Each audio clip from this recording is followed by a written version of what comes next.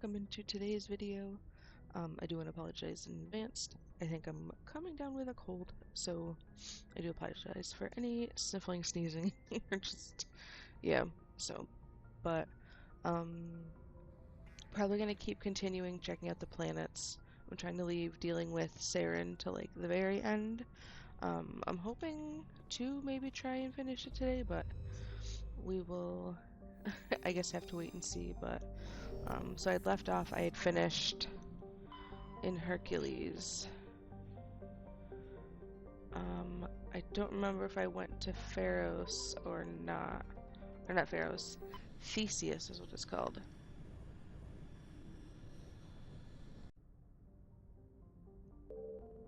You know, this is all new.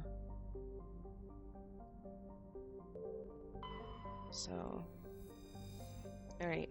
Quantum's frozen surface is rich with heavy metals, and the planet's higher than average density suggests further mineral richness in the depths.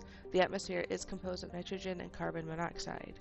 The remains of a well-developed Prothean mining infrastructure dot the planet.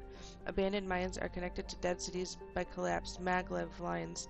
Unlike the crumbling skyscrapers of Pharos, Quana's ruins are reasonably intact. Unfortunately, this only made it easier for looters to strip the silent necropoli of anything valuable.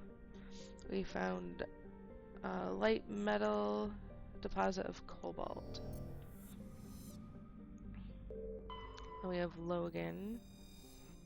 Logan is a standard hydrogen and helium gas giant. The survey team who charted the system 20 years ago reported many strange disturbances in Logan's cloud bands, suggesting many remarkably large solid objects were present beneath the cloud tops as the ship approached. However, they subsided one by one.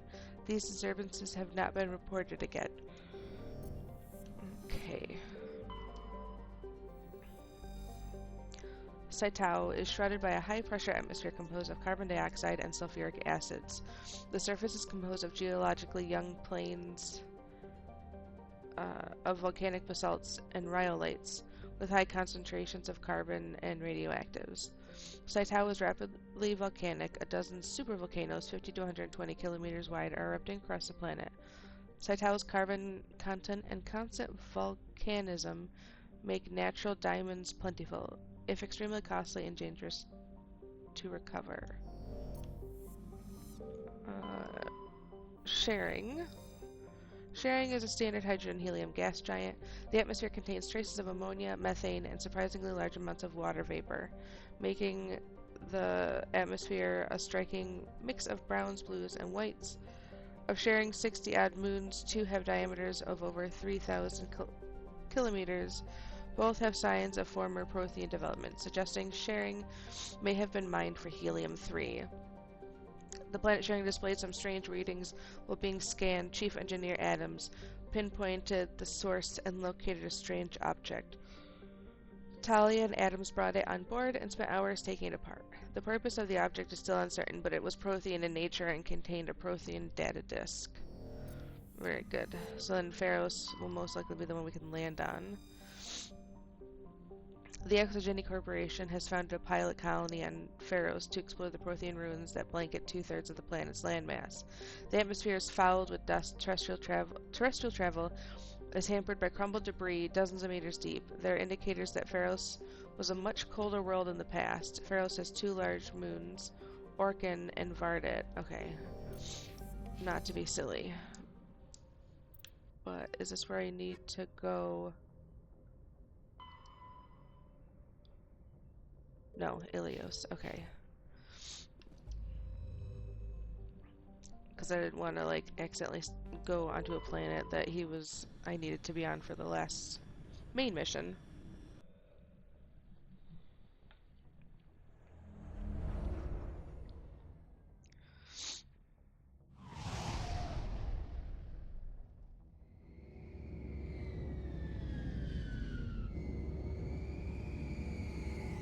Interesting, different landing point.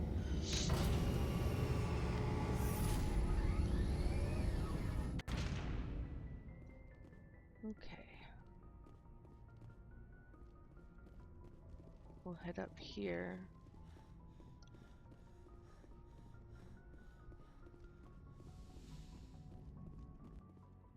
We'll take my tried and true too. Equalizing interior pressure with exterior atmosphere. Logged. The commanding officer is ashore. Exo Presley has the deck. Take care of my ship, Presley. Oh wait, haven't I been here already? Yeah, okay. We don't need to be here then.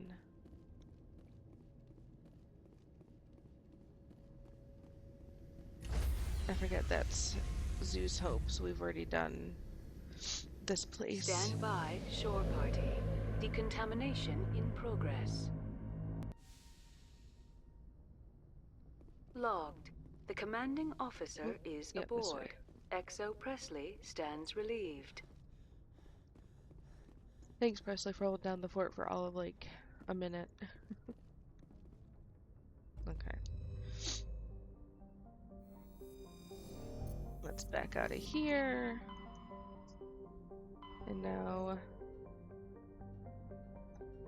I really should have like marked where I have and have not been yet. We're already there.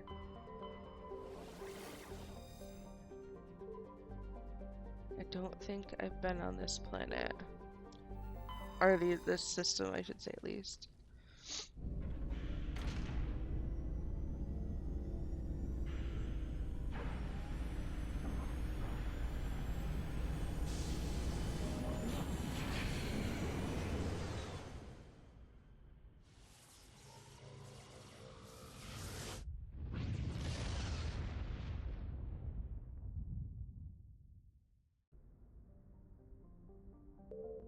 Oh, MSV Cornucopia. Cornucopia is a Kowloon-class modular conveyor of human design. Well, obviously, if the Cornucopia is not broadcasting any distress signal. Okay.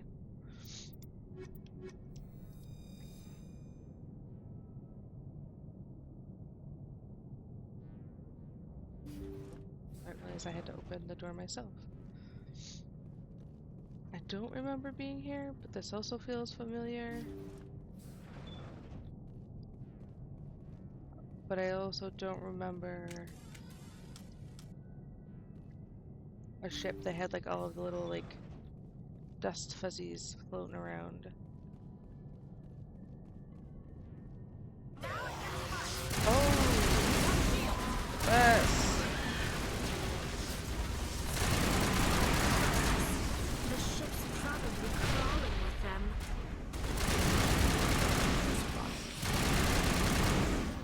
Hey. That's it. Bag 'em and tag 'em. Nah, I don't appreciate being jump scared like that.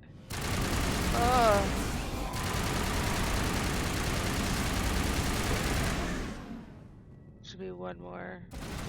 There it is.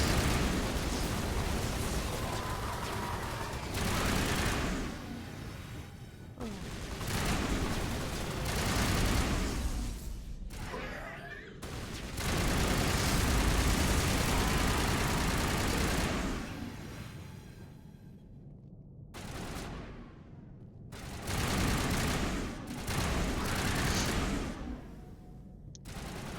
Oh, there he is. Lordy and a half. Okay. Where the hell am I going in this frickin' maze?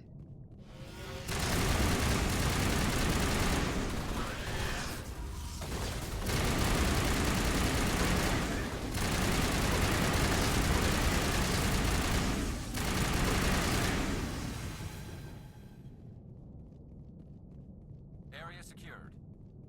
Is it though? Is it? Because you said that a couple times now, and I don't feel like it's secure.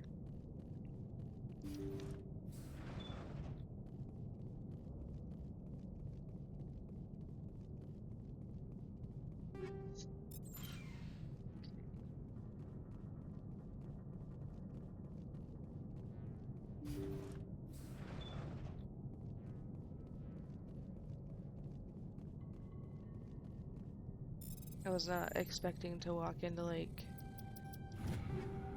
the husk things just being there. Oh, what am I stuck on?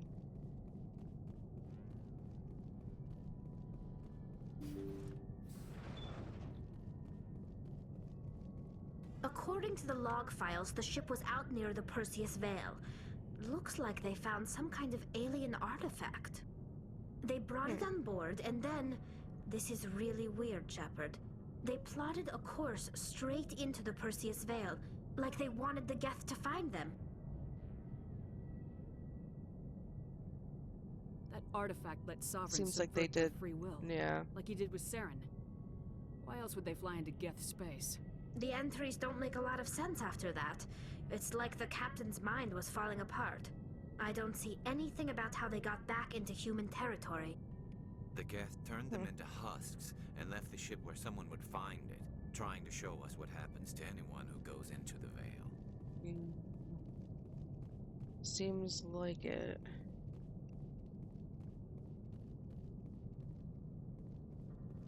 Let's find our fucking way out of here.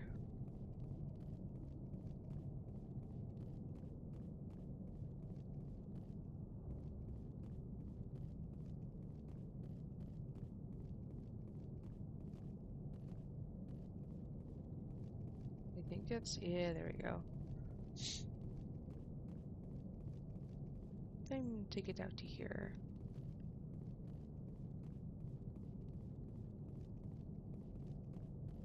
Alright, well, at least that's a good sign that I have not been here before, so this is new territory.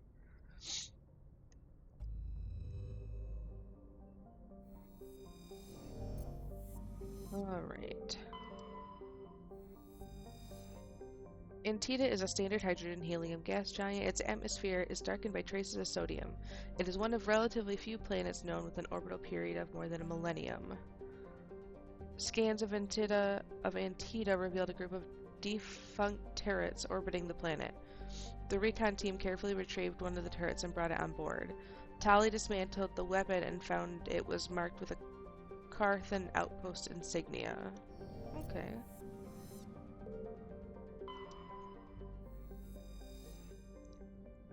Almacrux has an atmosphere of methane and ethane. Despite its great distance from Caspian, the energetic young star heats the surface almost temperate levels. Thick ground fogs are common at the Terminator, where water ice frozen during the long dark side night meets the warm air masses from the day side. The crust is mainly composed of copper with deposits of sodium. Almacrux's abundant water and relatively mild temperature and gravity have placed it on the short list of terraforming candidate worlds. However, there is a significant opposition from eco-ethic groups who assert that Almacrux's primitive methanthropic bacteria may be a precursor to a full-fledged native ecology. Okay. Do we have any asteroids here? No.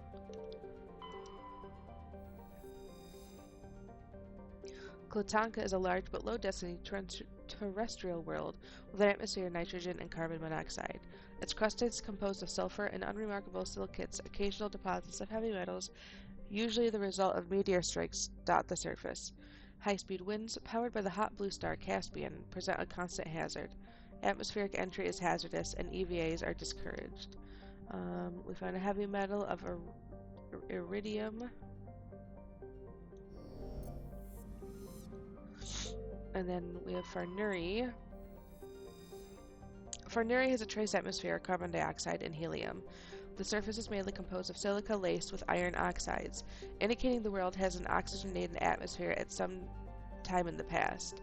Given the relative youth of the blue star Caspian and the significant gravity well of Farnuri, this must have occurred with astonishing swiftness, perhaps a result of some cataclysmic event. Further research is required. We found a large deposit of a heavy metal called gold. Alright. We'll go check out Vostok.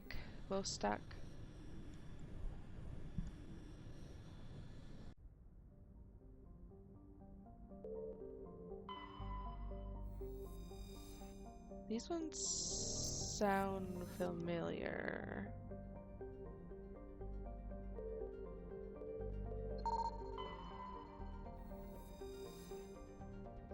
Yeah, I've definitely been here. Okay.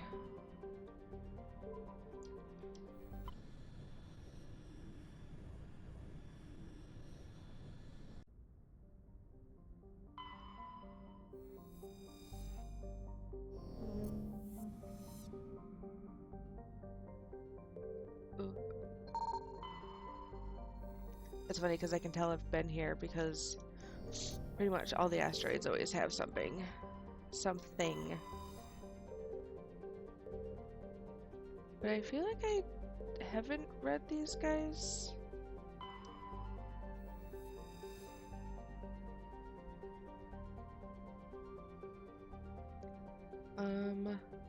So I do apologize if I've read these before, but I'm just going to go through them again. Supe has the composition of a nice dwarf planet, but is unusually large for such a body. It has trace atmosphere of krypton and xenon. The frozen surface is dotted with deposits composed of potassium and light metals brought to the surface by cryovolcanic processes. Supe's icy surface was often used as a source of potable water by passing merchant vessels. Since the Alliance claimed the inner system world of Chaska, satellites placed in orbit automatically bill any vessel landing on the world for the mass of water removed from the surface. Exogeny has had a difficult time keeping these satellites operational. They often meet with accidents caused by impact with jettisoned ship debris. And then Inti. Inti is a terrestrial planet with an atmosphere composed of ammonia and helium. Its surface is mainly composed of sodium oxide with deposits of magnesium. Its density is rather low, leaving the planet tide-locked to Metano. Inti is an unremarkable world, drawing little more than a cursory scan for surface pirate anchorages when Alliance patrols enter the system. Then we have Apo. Yeah, I really feel like I have... Oh, yeah, now I remember being here. Okay. I'm not going to finish reading those because I definitely have been here. So now it's just up the... Yeah. So we want to save Ilios for last. Wait, we have 6 Theta...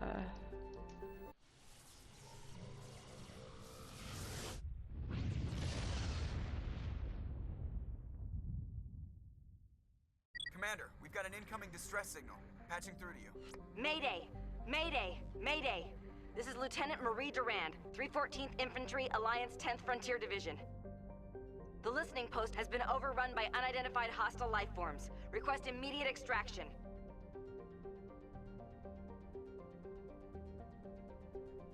Okay. So... What was that? Distress signal. Oop, wrong button.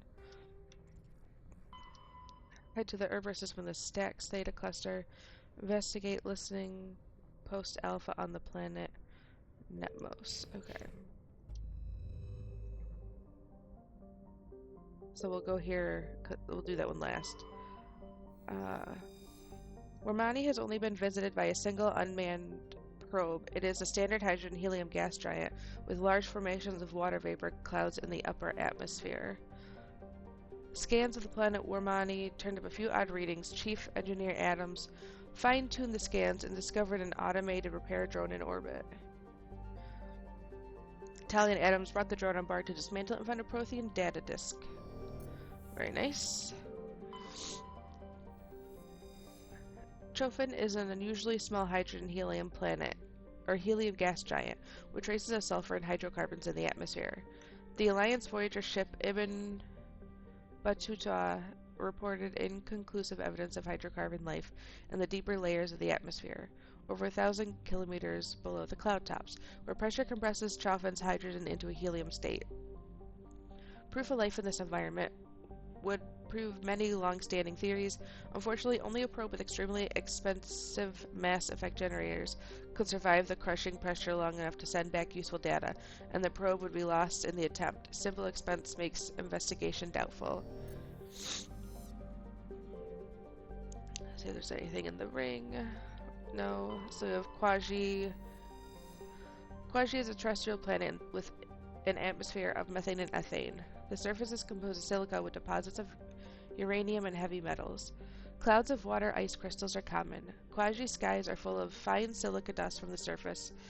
The sky has a pronounced salmon hue. The cursory initial scans from the Alliance surveyor ship Ibn Battuta show geometric patterns in the northern hemisphere deserts, visibly only in the ultraviolet band. Normandy sensors see nothing of the kind. And we find a heavy metal of plutonium. Alright. We'll head to Nepmos. Nepmos is a resource-rich terrestrial world somewhat larger than Earth. With a dense atmosphere of sulfur dioxide and argon, Nepmos' crust is very thin and unstable, not more than 8 kilometers deep in any location. Subsurface magma flows are a hazard to ground travel, and earthquakes are frequent. While heavy metals and radioactives are plentiful, this geological instability has deterred investment by mining concerns. An additional complication is that the Styx cluster lies uncomfortably close to the 5 kiloparsec ring around the galactic core. The ring contains a great deal of molecular hydrogen, fueling the majority of the galaxy's star formation. This area is too dangerous to safely travel. Okay. Well, but we're going on here apparently because someone needs our help, so...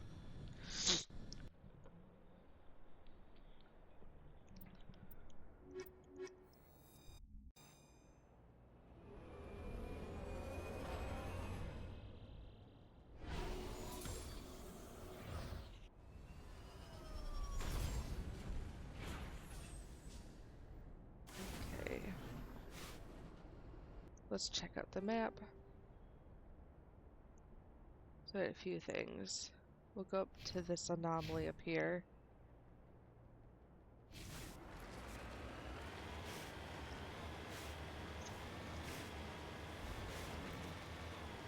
What's kind of cool, it's all like almost like smoky, foggy in like certain areas, and there's like ash falling from the sky. It said that there was like surface lava, so I don't know if I'll actually see like any of that. I mean, it'd be cool if there was like just random like flowing rivers.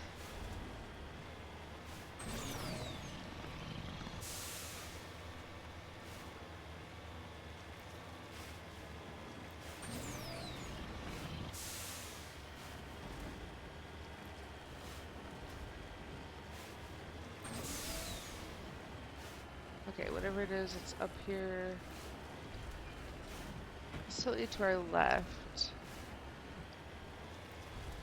But I'm gonna go for whatever this mineral is.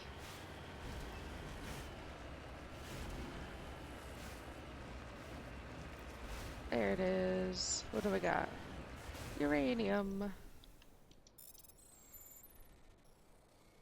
Just waiting for... There we go. Cool.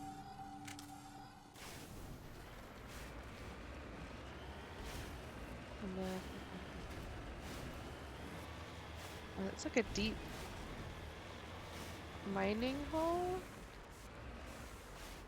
Oh, Jesus, the door opening made me freaking...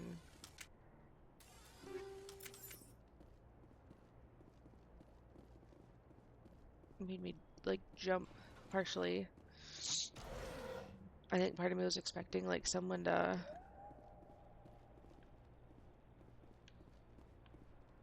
hello? It appears these particle bores were shut down after breaking through into tunnels just below the surface. The shacks and equipment are stenciled with the logo of the Tenkara Mining Consortium, but there is no trace of a mining crew. Oh. Listen, I want to get up close to these things. But...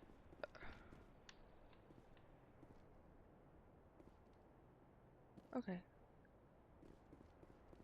I don't think they do anything.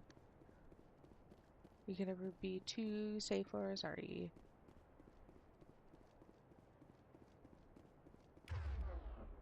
Oh no, I didn't... I meant to press A to run. I thought I saw like a container in there. But it's just a figment of my imagination. Jesus fucking again, why?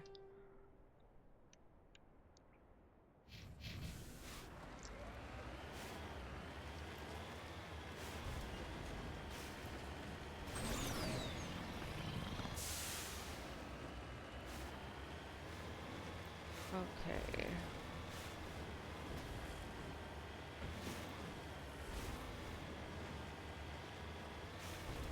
That was cool, found a mining thing. And then I'm curious as to what we'll find.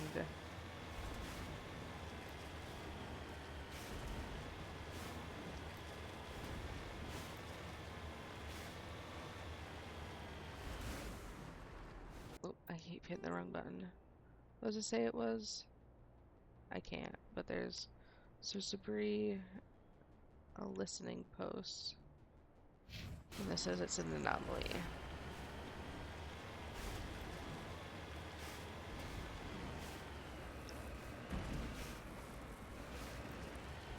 Whee!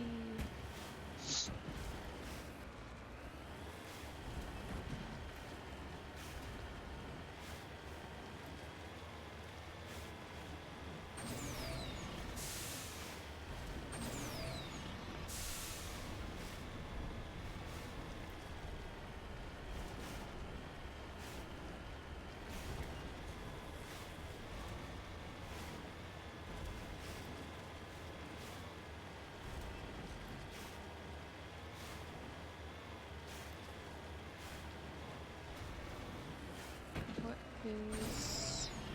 I probably didn't need to actually go up here.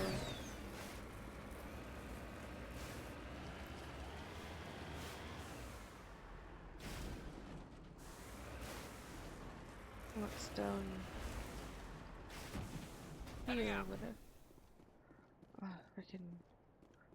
I don't know why I'm so jumpy today. A buried safe box. One of the miners had a Liga 1 medallion. It's possible I discovered it while they were digging, but there's no way to be certain. Okay. And then we'll head over to the debris.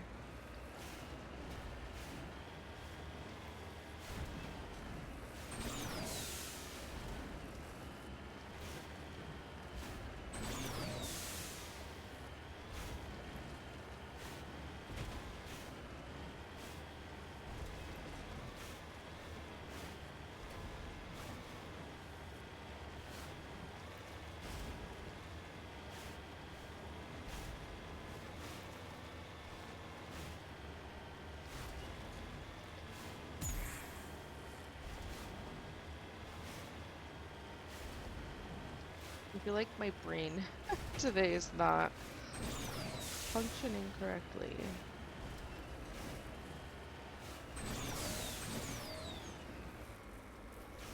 I also will apologize for the lack of talking. Come on. I've been wanting to play and finish the first one. Come on, Mako, turn around. But, feeling ill today, it just makes it, like, a little difficult.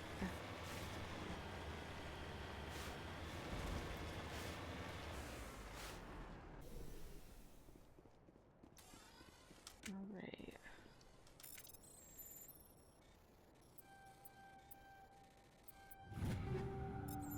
Just a couple things. And off to the listening post. Oh, there's a mineral up here too, so we'll grab that. Oh wait, there's a mining.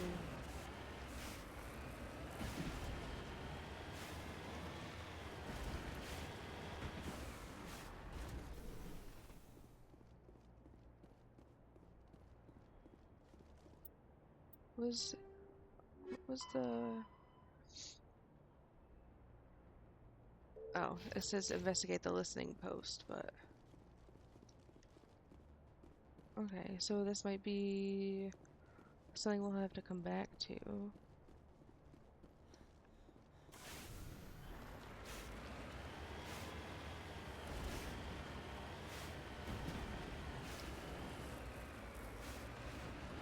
Where? There it is.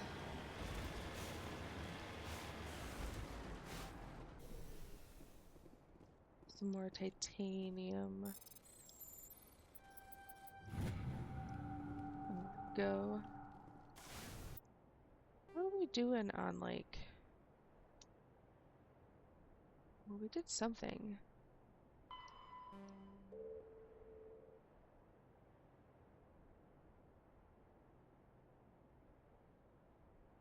I'm trying to see, like... But all I have left for, like, finding stuff is one more League medallion, a Solarian ID tag, and a few more medals, which isn't bad, to be honest.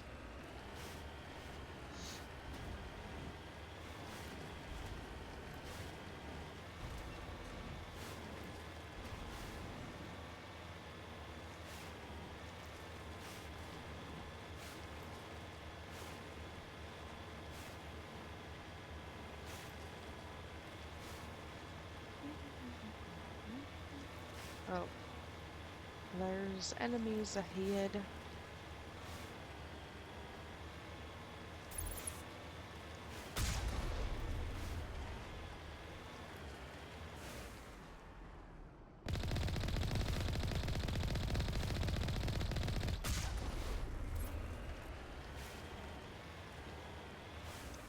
Oh, they're fighting like...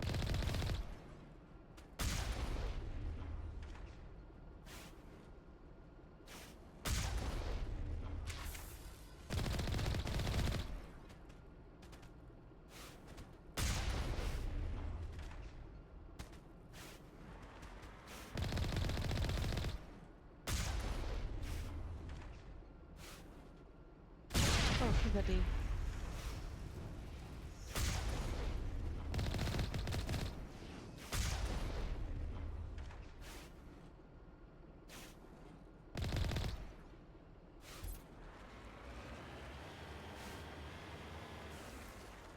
Oh, these were our guys. Oh, okay.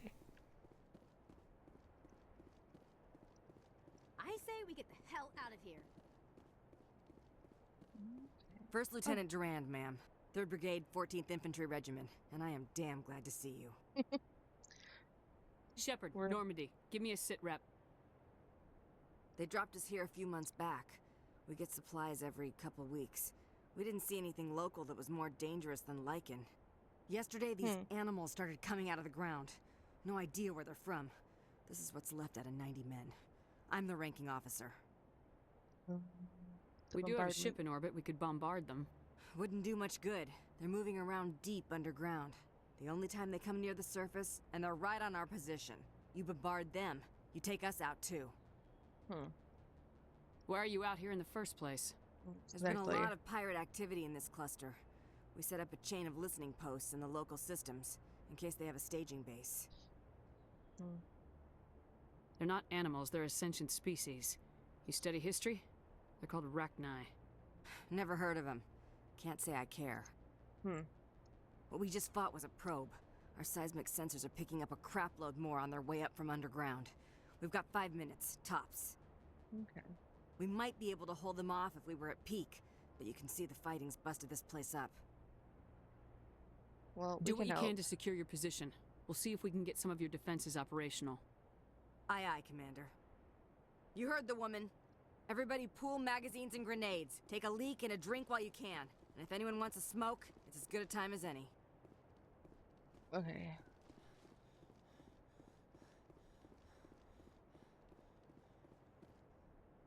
The generator has been ripped apart by Rachni claws, leaving the defensive turrets inoperative. It would be impossible to power the turrets off the Mako's engine, but this would make it impossible to drive or fire the Mako's. We'll connect the Mako to the generator.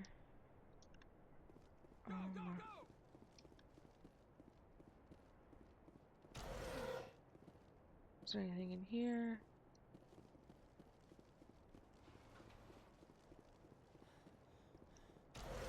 I just need...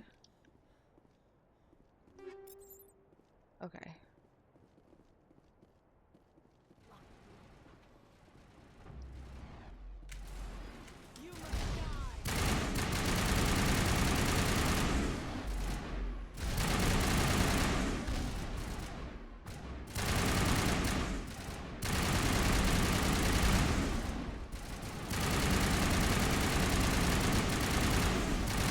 Oh, why do they walk in front of me?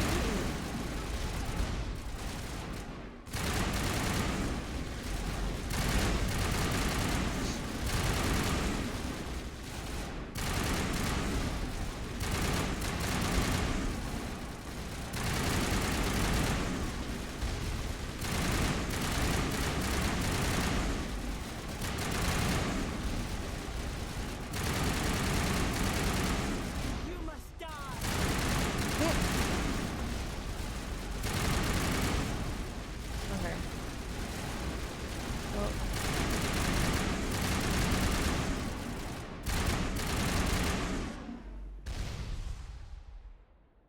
Okay. Perimeter clear. Got any extra ammo, ma'am? Go, go, go! Not much time left, Commander. Guess we won't be leaving, huh?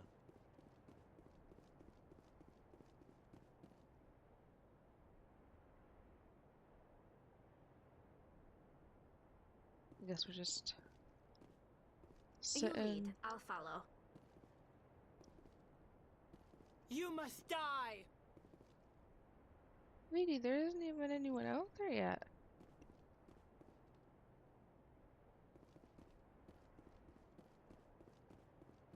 Oh, so don't tell me I need to like. Okay, no.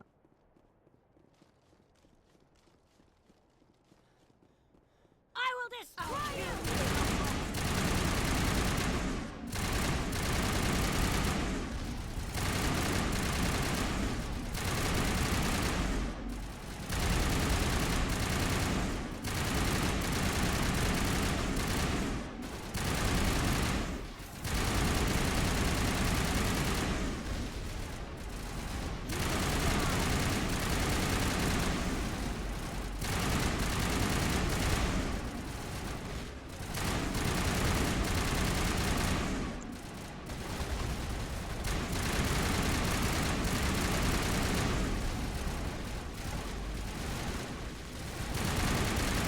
I know there's that other one to my right.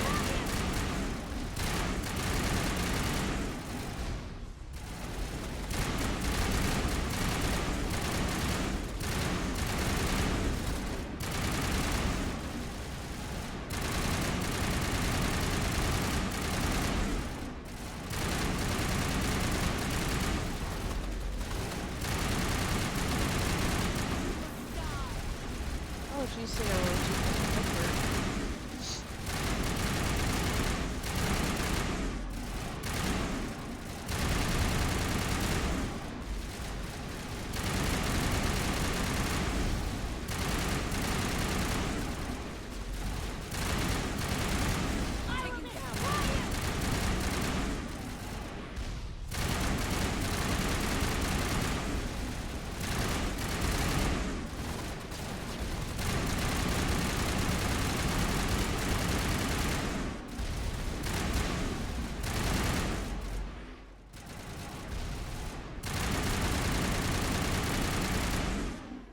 You must die! Was that it? Perimeter clear. Holy hell, ma'am. Talk about a near-run thing. You alright? Apologies. Never mind I'm me, are alright. you alright? How are you? Still on my feet. But we've been fighting for almost 26 hours straight. None of us will be standing for long. There's one other thing I should mention. One of our other listening posts went offline 3 days ago. I don't know if it's coincidence, a pirate raid, or what. But if you want to check in on them. I'll check swing on by. 'em. I don't know why there are arachni loose out here, but I intend to find out. Ma'am, we're getting a signal from one of the ground scan UAVs. A big hollow space about 500 meters under the surface. Right. That must be it. That must be where they're coming from. My people aren't in any condition for a clearing operation, though. Just can point take us care in of the it, right though. direction. You don't have to do that, Commander. We've bled them. We can probably hold until a bigger ship arrives to get us off-world. If you want to take a throw at it, we'll give you the coordinates. But it's your call. You saved our asses, Commander. Thanks. You're welcome. So, yeah, that's the mine that we had seen. Go, go, go!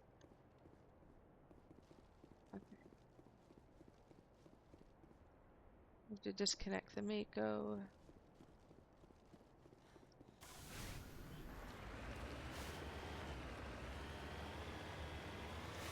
Oh wait, there's... I see minerals on the map. I'm gonna go get that first.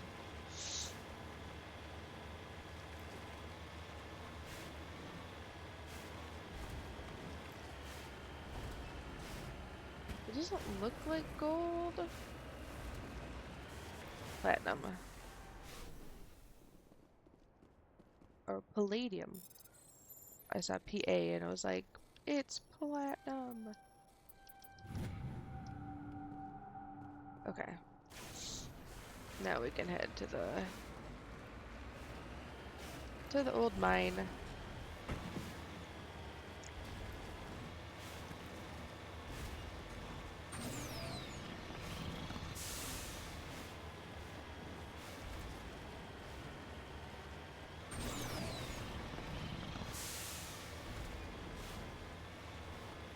I do like how it keeps you like locked out of the mine until you get the quest. Here to the left. Because I've played some games where you go into an area and it like almost it'll give you the quest but it like jumps you ahead and it's weird.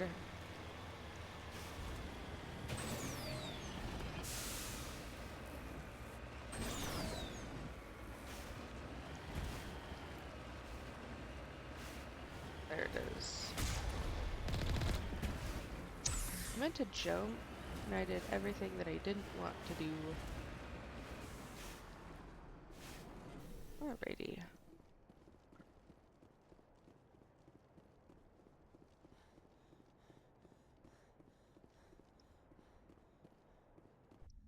Alright, let's head in.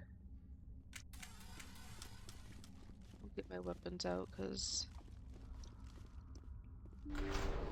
this is full of arachne.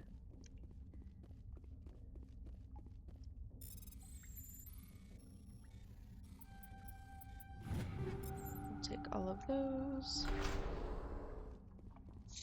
I was curious how infested.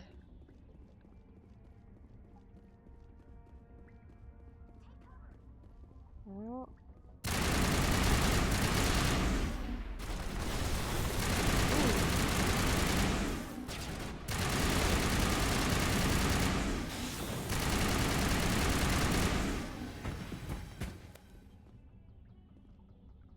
That's it. Bag 'em and tag.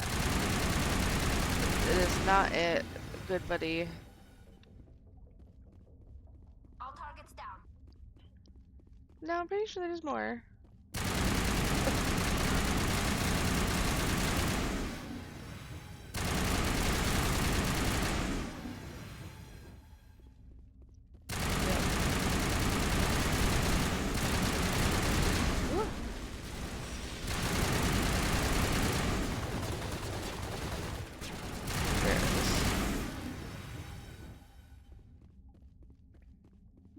Area secured.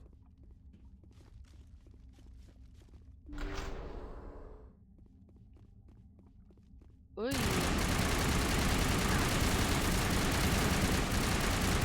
Oh my god.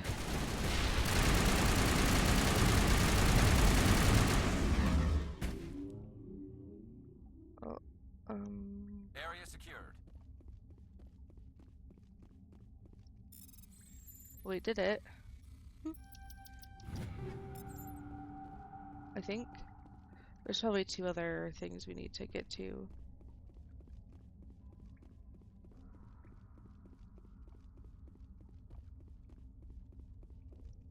in here. Probably be another big one of the sorts. Yep.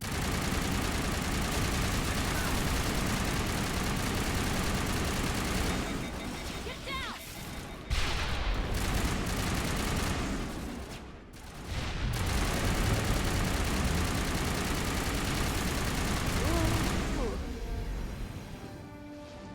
Records of the Rachni War suggest brood warriors. The male-gendered Rachni only fight when a hive is severely pressed.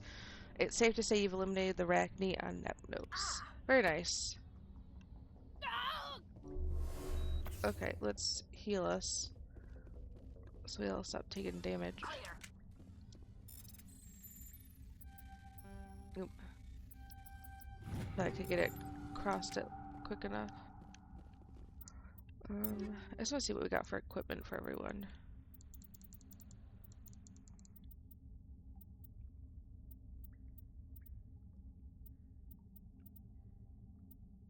$322, $360. Nope.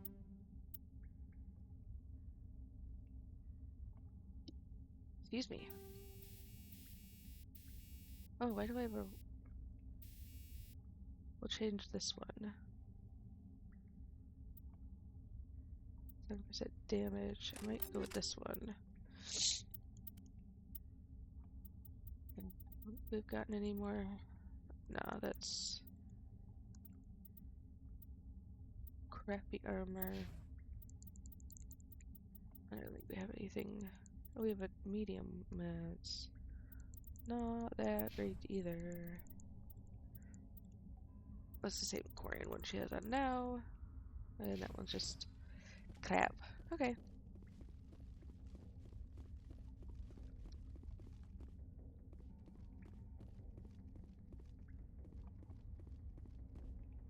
I don't feel like exploring and finding out if there's more of them down here, but we definitely took out the ones we needed to.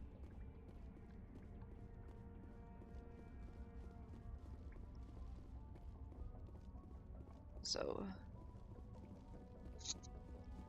oh wait, we leveled up and I didn't even realize it? What in the world? What's my fitness one get me? Reduces health damage by 85%. I will take that. We'll give him his 2 decryption. We'll give her more armor. Oh, I was meant to check that. Okay, we did already then, so I don't need to report back to them, I'm going to assume.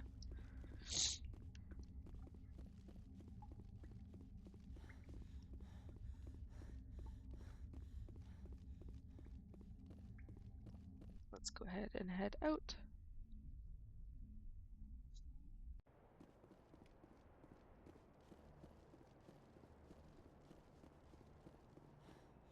And then we can just return, oops, back to Normandy because we did what we needed to here.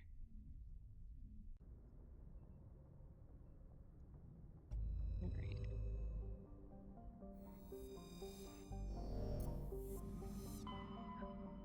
Back out of here. We'll head over to Acheron.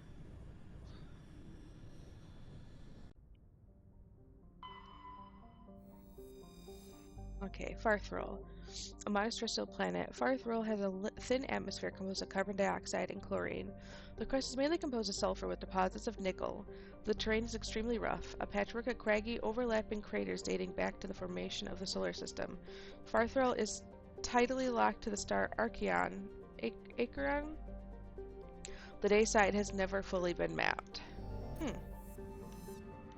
Do we have an asteroid in the belt? Ooh. A carbonaceous asteroid.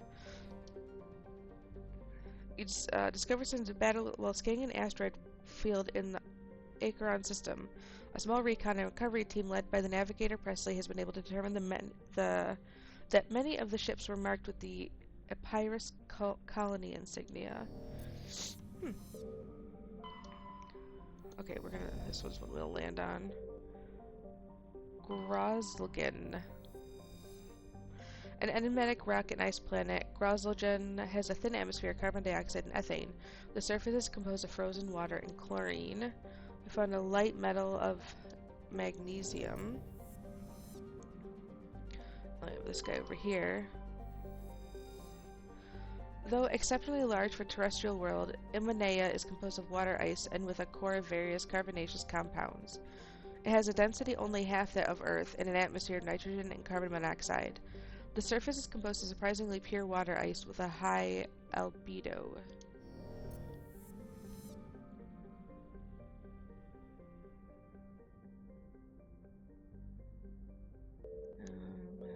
Oh yeah, this one. Altair is an exceptional form of planet called a Roche world. Put simply, it is one half of a pair of small and unusually dense terrestrial worlds, Altair and Antair, that orbit each other so closely they effectively share a single atmosphere. This does not mean that it shouldn't be here. This does not mean that the one could fly from one to another, but both have identical atmospheres, and dust from one often can be found on the other.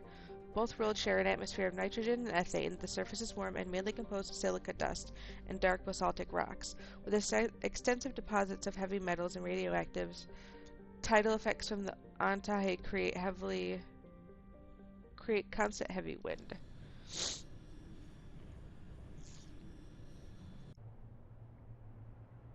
Okay.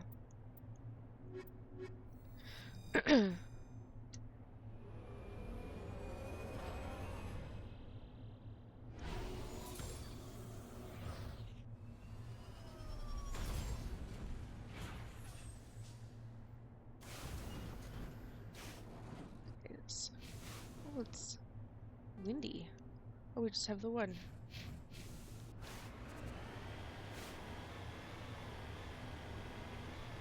Is this where I just nonchalantly, as I'm... Oh, there's a mineral. Oop. Excuse me. Oh, I apologize. I thought there was another one coming.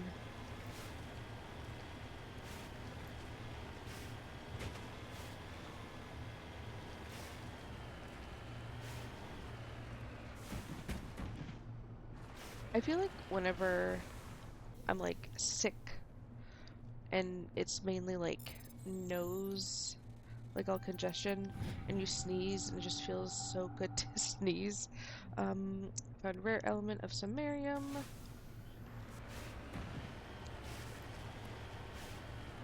Okay, let's get back on track.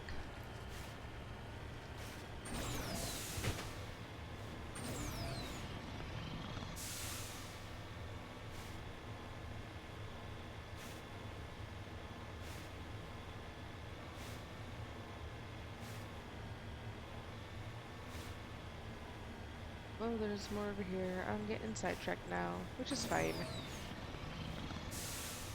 Because this planet only had one thing. So. Ooh, gold.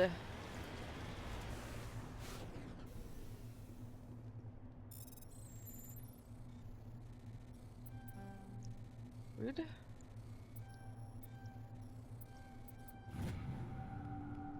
Okay. In the Mako.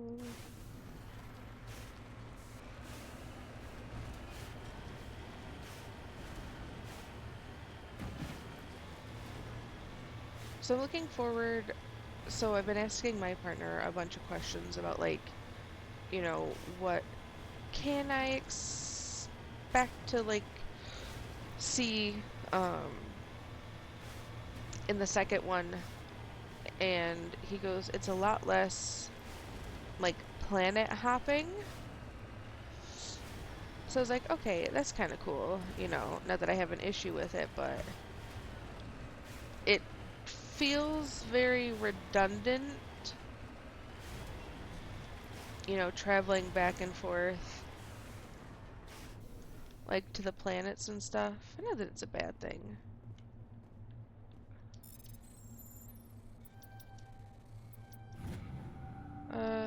We found one of Matriarch Delanaga's writings.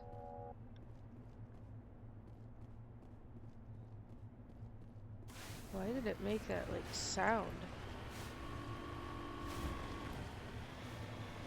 Ooh.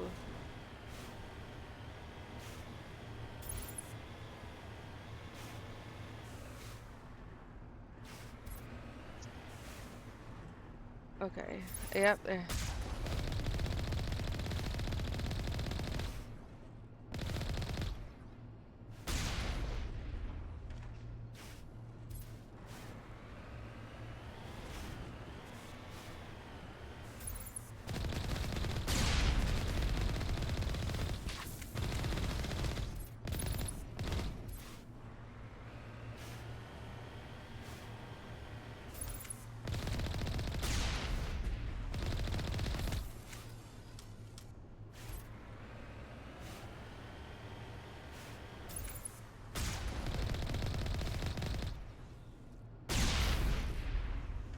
Oh, did I get both of them? Oh no, this one's still alive. There we go.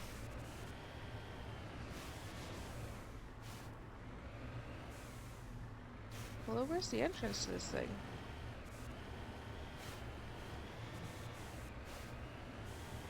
There it is.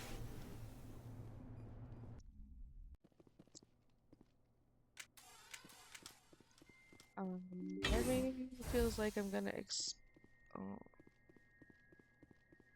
Well, of course I'm gonna be killing stuff.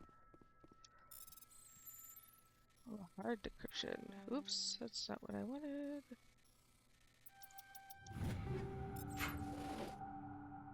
Oh, freaking Garrus scared the crap out of me. Do do do do do do do do. The little sound that it makes. It's just in my head.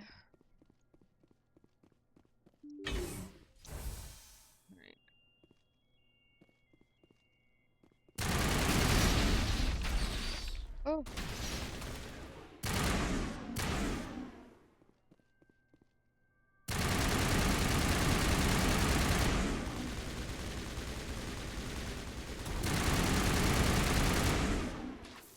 Was that it? Was it just the two of them? Or three of them? I think I killed one with an explosion.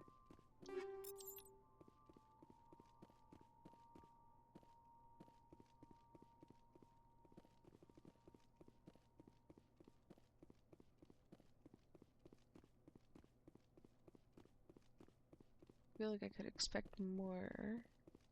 Just checking to make sure I didn't leave anything behind container-wise.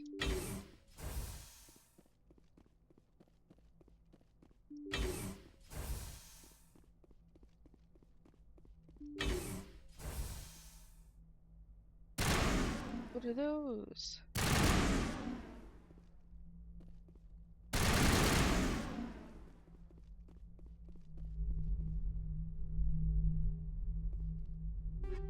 Things making some weird...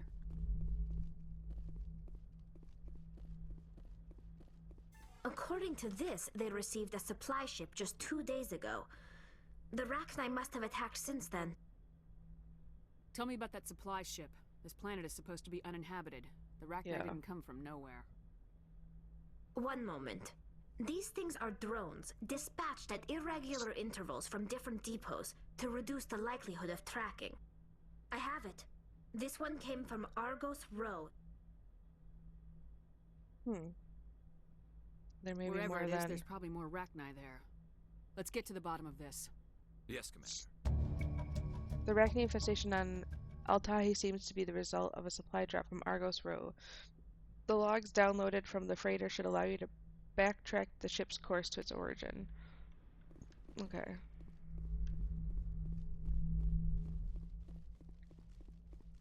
I'm just curious as to what's over here.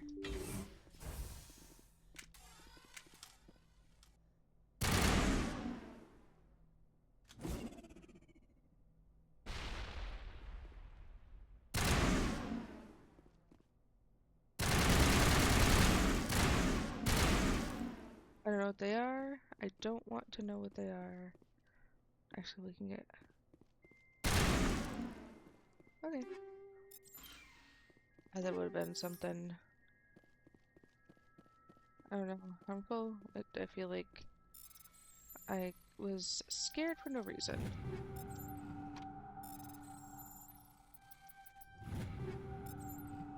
Alright, well, we can go ahead and head out here then. So...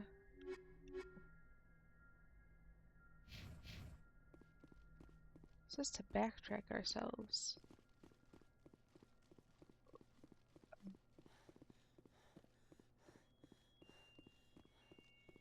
Maybe I already went there and did what I needed to? I'm surprised.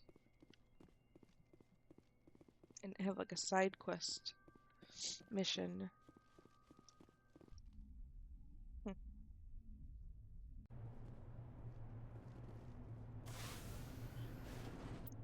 Alright, well we did what we needed to here. So we can head back to Normandy then.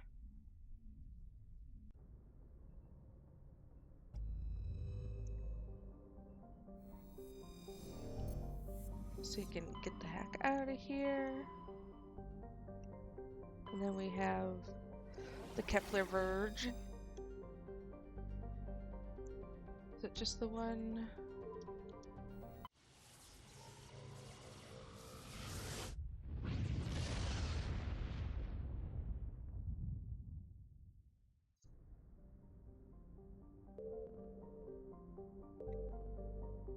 I feel like I've been here before. I was gonna check them all real quick. Yeah, because there's another grassy one. Okay, yeah, no, I remember these. So back out of here. The Armstrong Nebula. Oh yeah. Patching it through. Patching it through. Normandy? Admiral Hackett here. We're getting reports of a marked increase in Geth activity in the Skillian Verge. Surveillance drones have identified Geth outposts on 4 different planets in the Armstrong cluster. We need someone to take them out. Do you have any more information on it? Any idea what they're after? Hard to say. They may be just gathering intel on us. Or maybe they're setting up staging grounds for hit-and-run attacks on human colonies. Or worse. It could be the first wave of an invasion. Let's hope not. We need someone to investigate this, Shepard. Finding Saren is still your top priority, but you've got experience fighting the Geth. You're the logical choice to take out these outposts. We're transmitting all the locations of known Geth outposts in the Armstrong cluster to the Normandy now. Admiral Hackett out.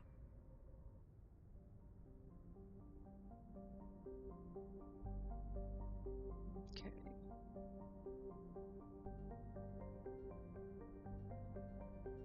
So we have 1, 2, 3, there's 4. Okay. So the Gagarin.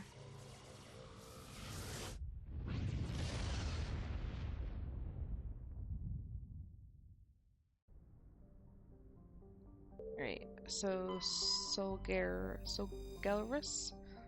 Solgaris is a small terrestrial planet with a thin atmosphere of nitrogen and argon. The frigid surface is mainly composed of water ice, which can be plainly seen in the bottoms of recent craters. The dark coloration of the surface is caused by a carbon and ferrous material pushed up from the denser core by cryovolcanic processes.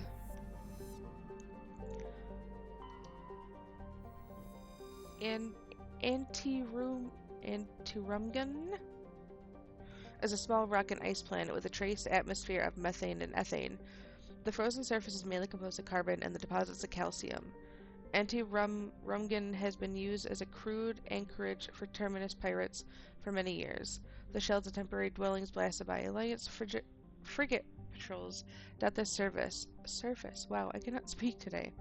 But always, the pirates return to ground their ships, drive charges, chip out some water ice, and trade slaves and stories. The deep layers of Antirumgan's interior are semi-liquid slush due to the presence of methanol. It is thought that bacterium in the deep core create this natural antifreeze. Subspecies of Terminus pyrite drill through the ice crust to recover this natural alcohol. And we found a light metal of cobalt.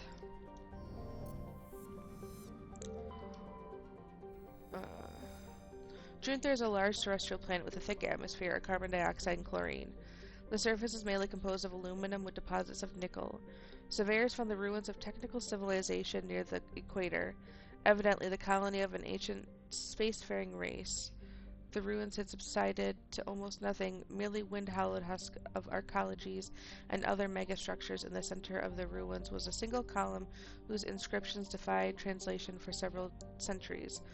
When Asari linguists finally managed a translation, the elaborate relief carvings said merely, Walk among these works and know our greatness. The crude scratches on base of the reverse side said monsters from the id. And we found one of Matriarch Dilnaga's writings. Okay, this is the one we can land on, so we'll go to this other guy. Prussia is a relatively small hydrogen helium gas giant with a large amounts of hydrocarbons in the middle layers of the atmosphere. When the Krogan rebellions ended 3 millennia ago, the Turian chief of naval operations, a distinguished soldier named Mercury, declared his immediate retirement. He disappeared into what was the uncharted territory. It was only 200 years ago that the ship was found on the surface of Prussia's largest moon. It had landed gently and been deliberately shut down. Of Admiral Mercury, however, no trace was ever found. Okay. Let's back to the red one. There wasn't anything down here, no. Ray is a small barren terrestrial world. While it possesses a reasonably temperate climate and number of useful resources, no mining corporation is willing to risk investment. A rogue planetoid dubbed VOTS by the initial Solarian surveyor team entered the system approximately 10,000 years ago and was trapped in a decaying orbit around Ray. It is nearing the end of the slow spiral inwards, and earthquakes and cyclonic windstorms are increasingly common on Ray. Within a few hundred years, the planets will rip each other apart. Some Asari travel consortiums have already announced sponsorship of cruises to observe the spectacle. Interesting. Alright.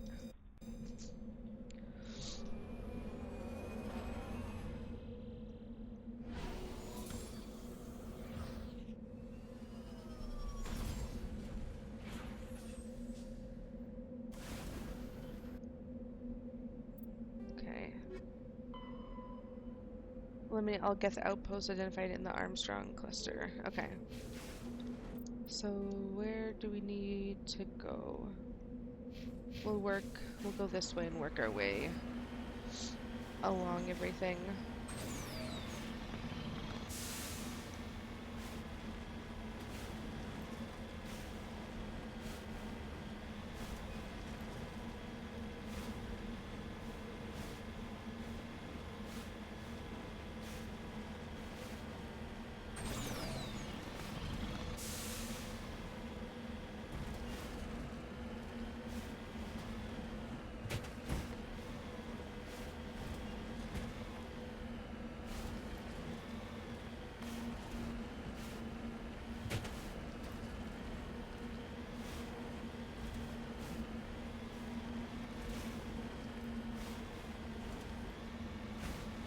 I need like a green planet to go on, because I feel like I've been traveling amongst a lot of dusty, dry, barren lands.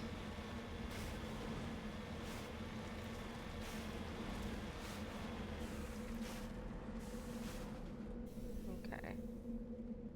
A crashed probe.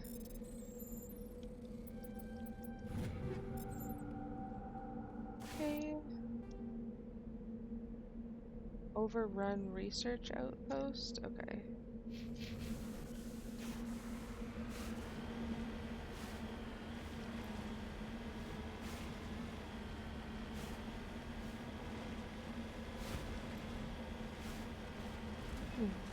I must have just come along the edge of it because I don't remember seeing it.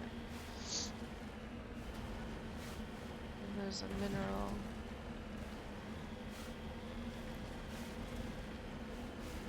Watch, you're gonna tell me it's like all the way at the top of here or something.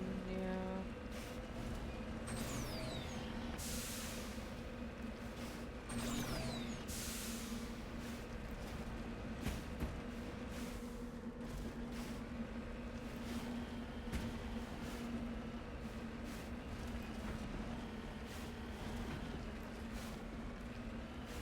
There it is.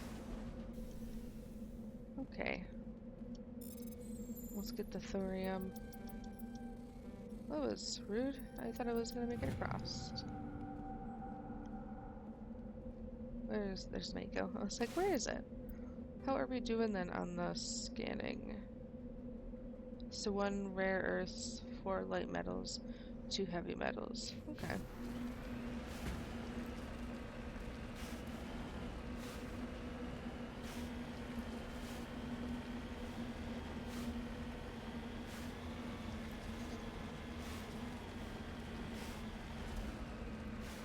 Up there, see if I can get a better.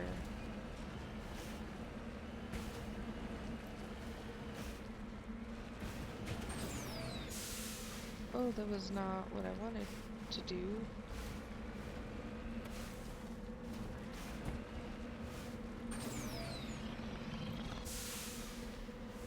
Oops. Is there a better way? Maybe over here?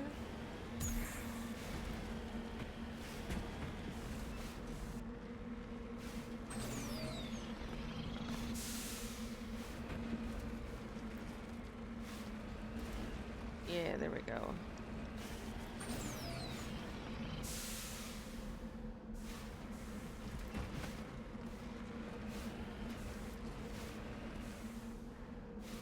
This is so hard to get up.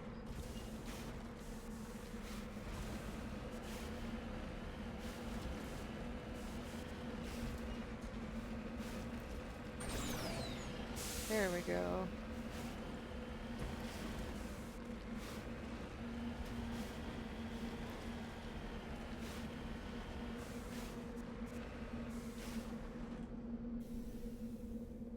Okay, so I have a feeling once we go in here, it'll be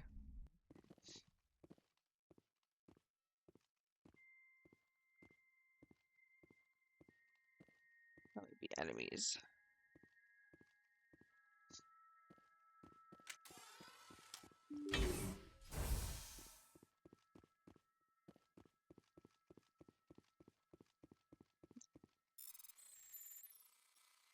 I love when I go in somewhere there's like a bunch of containers. Well, I can't search any of those ones.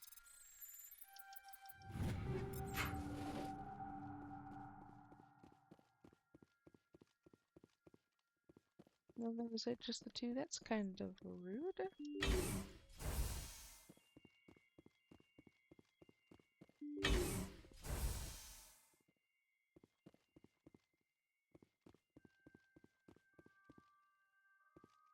Oh, that's okay.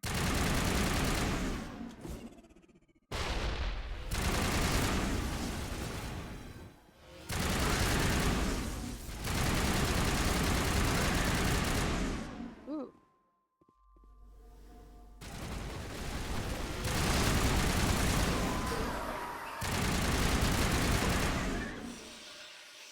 Okay then.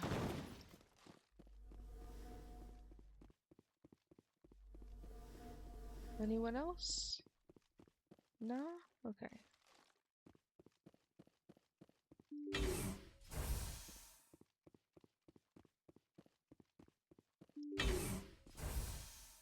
And of course.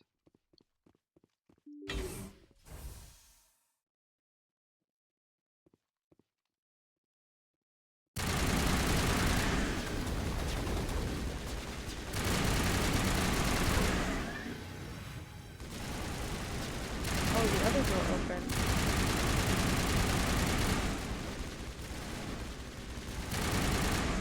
Okay.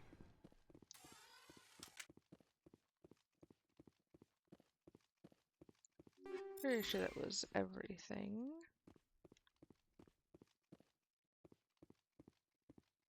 Check that. Let's see what we can loot.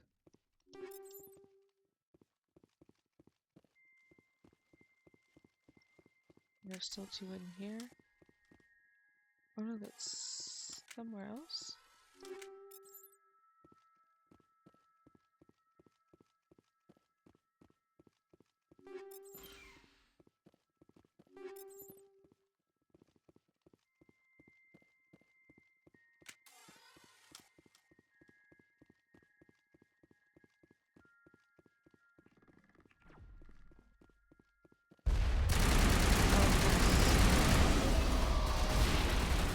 Oh!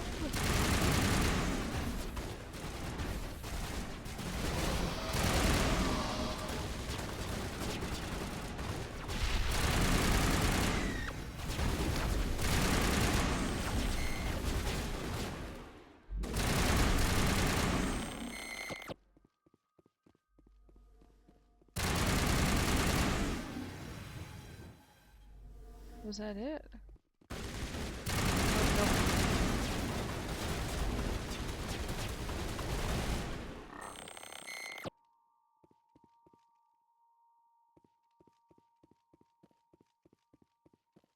Was that everyone? No one's saying it's all clear.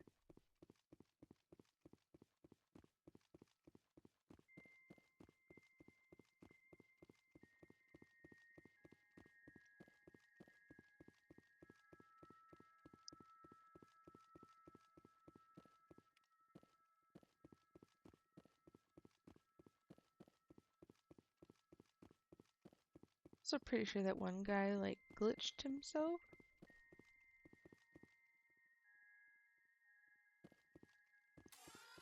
Okay.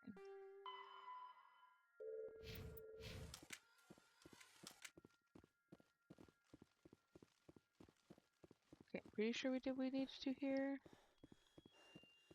If not, that would be quite rude.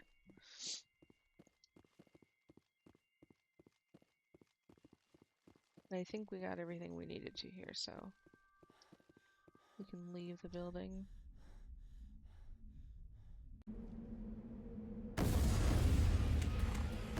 Oh, that's not great.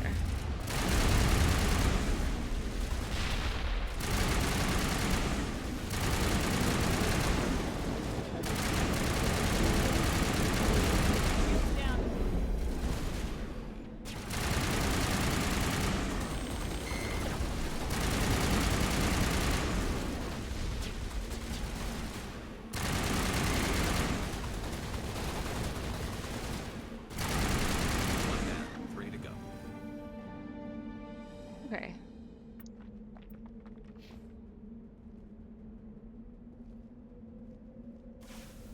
So we did what we needed to.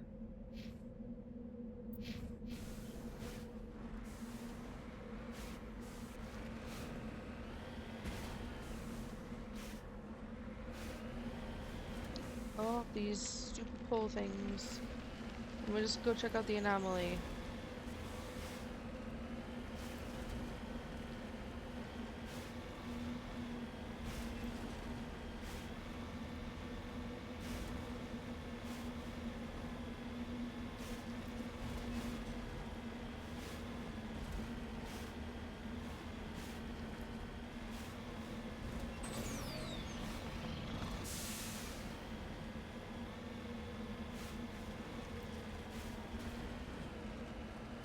There's a mineral over here.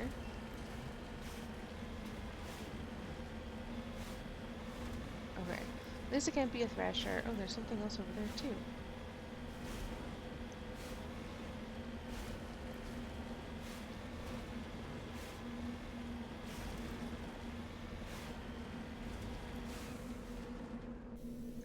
What do we got? Polonium.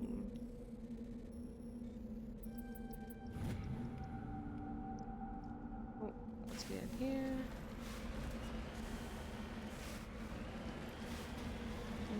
What exactly?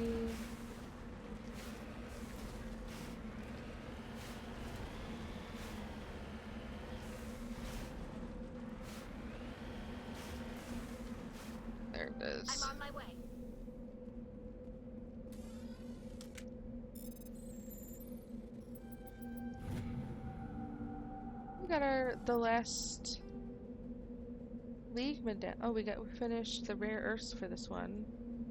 And we got all the League medallions.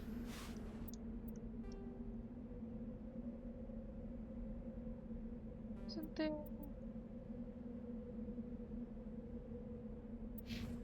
There was definitely another X.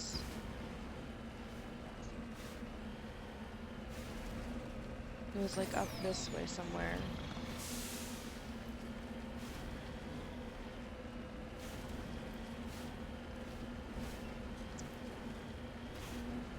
Oh, it wasn't an X, it was like a question mark.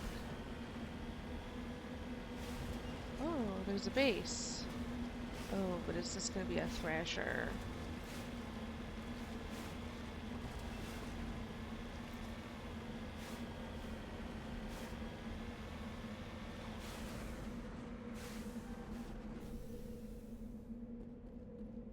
No?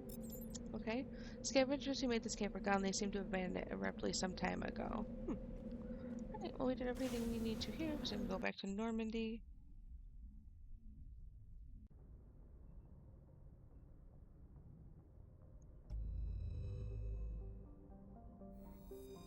Let's get out of here, and let's head to Tereshkova.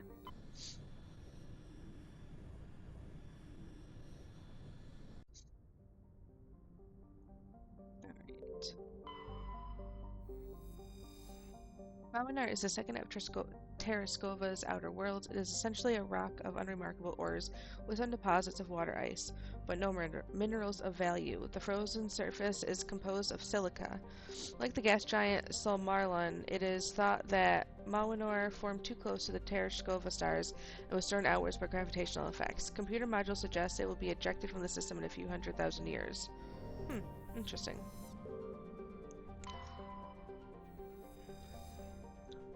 Solmarlon is one of Tereskova's two outer worlds, significantly removed from the rest of the system, and with unstable elliptical orbits. It is thought they may have formed within 3 AU of the binary stars and were hurled outwards due to the instability of such an orbit. Solmarlon is a hydrogen-helium gas giant with significant quantities of sodium in the upper atmosphere, giving it a distinct gray color. That's what we need to land on.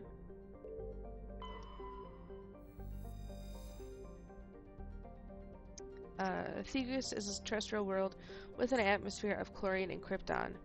The surface is mainly composed of silicates with deposits of carbon. Thegus is a low mass for its size, and it's tidally locked to the star Tereshkova A. The temperature difference between the sunward hot pole and the dark side cold pole creates constant gale force winds across the Terminator. We found a heavy metal, large deposit of mercury.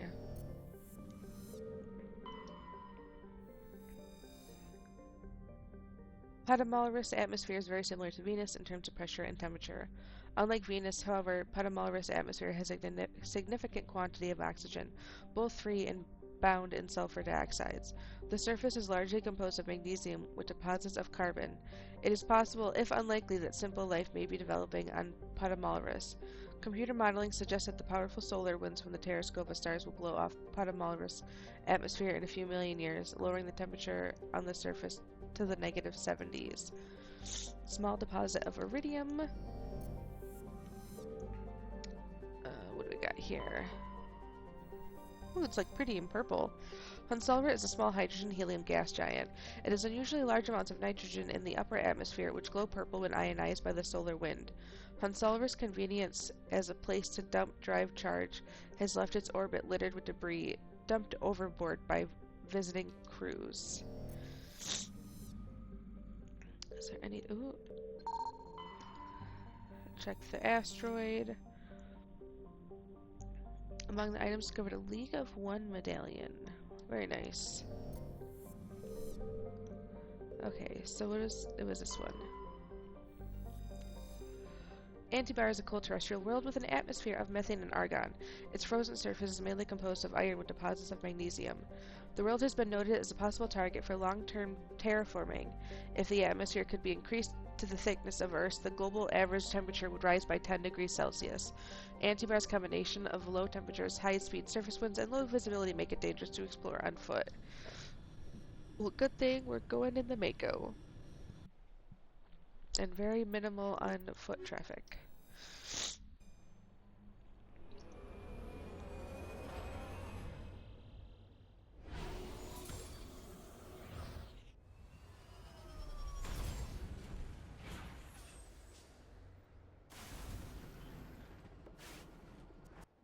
Okay, what do we have? We'll head to this anomaly first.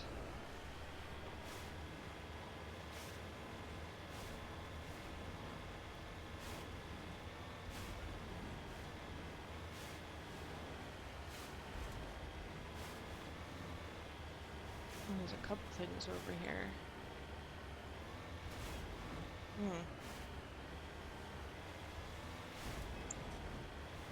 Is this a Thrasher Maw? Hi, buddy.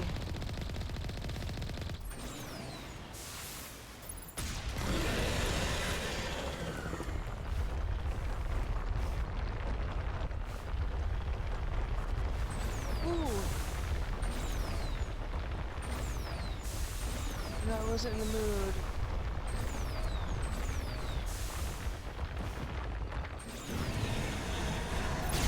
Hey, buddy. That's quite rude, you know.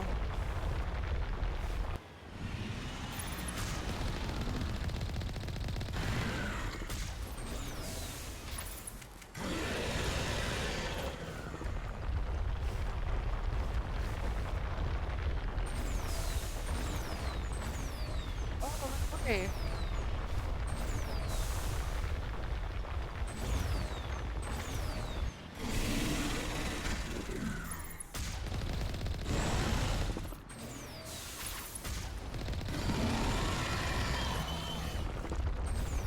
You're coming after me again. Don't be a dick.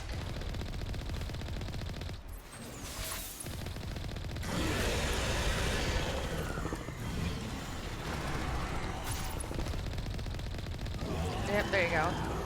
Bye, buddy! Okay.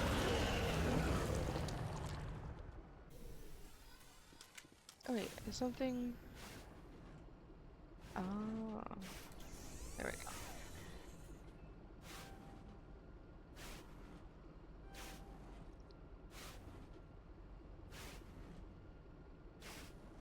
Okay, there we go.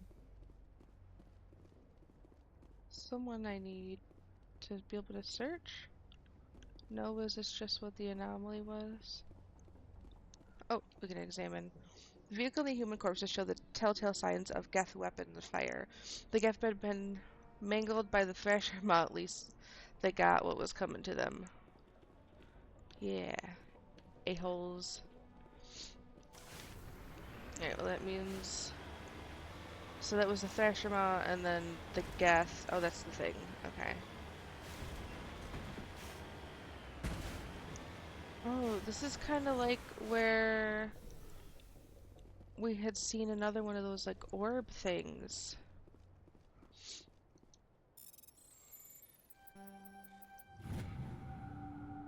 Searching the ruins to discover a Prothean data disk.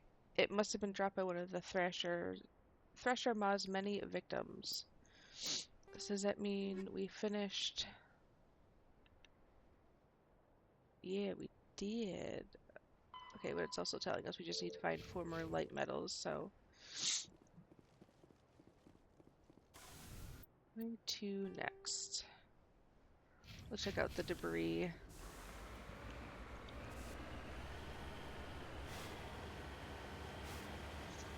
Remember in the beginning when I was so scared of the things, I didn't know how to take care of them, and now I just don't even have a care in the world.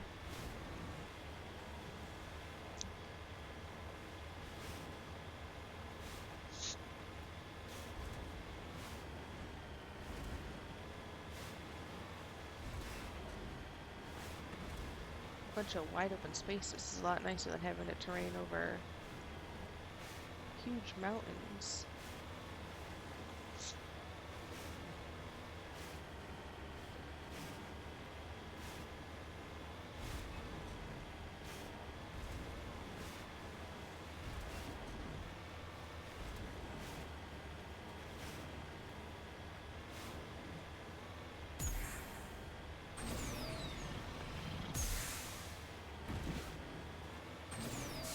Let's see. What was over here?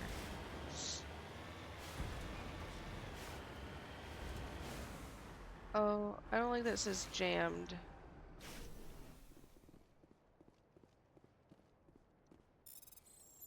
Usually when it says that, it's like something's...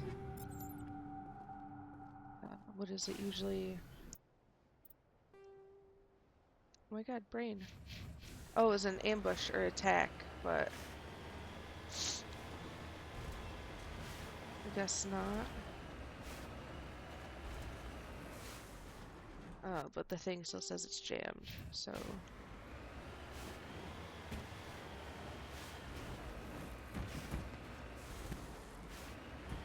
I feel like we're going in the right direction. Why I chose to go over all these bumps and stuff is beyond me.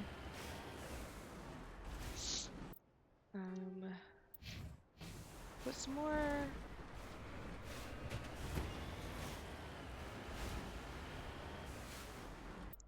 this direction?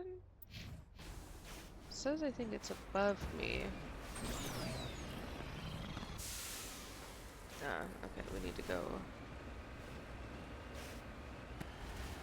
around.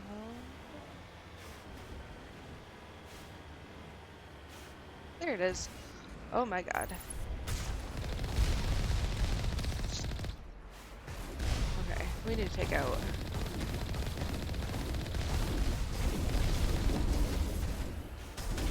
Oh my god.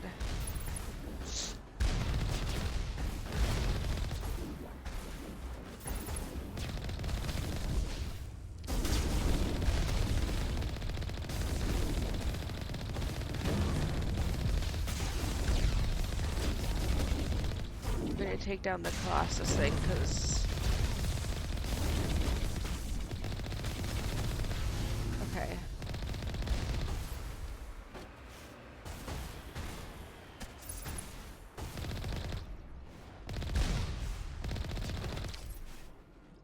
Excuse me. Oh no.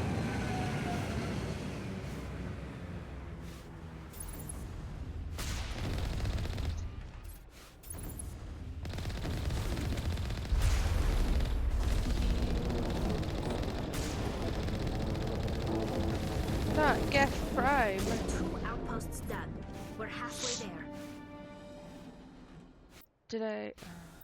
we still haven't leveled up.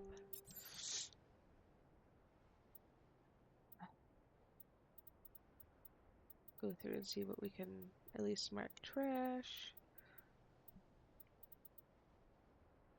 It's a 370.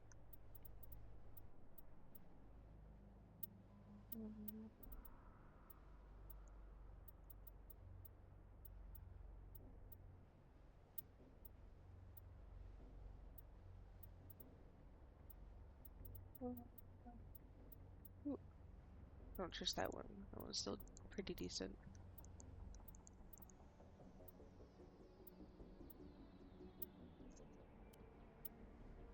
Any difference in armors? No.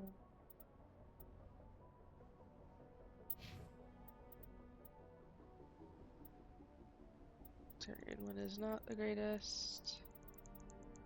And I don't think we have any new Quarian armor either. Okay. Alright, we can head back to the Normandy and go to the next place.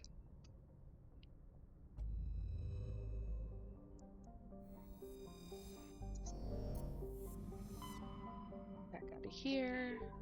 Now we have Hong.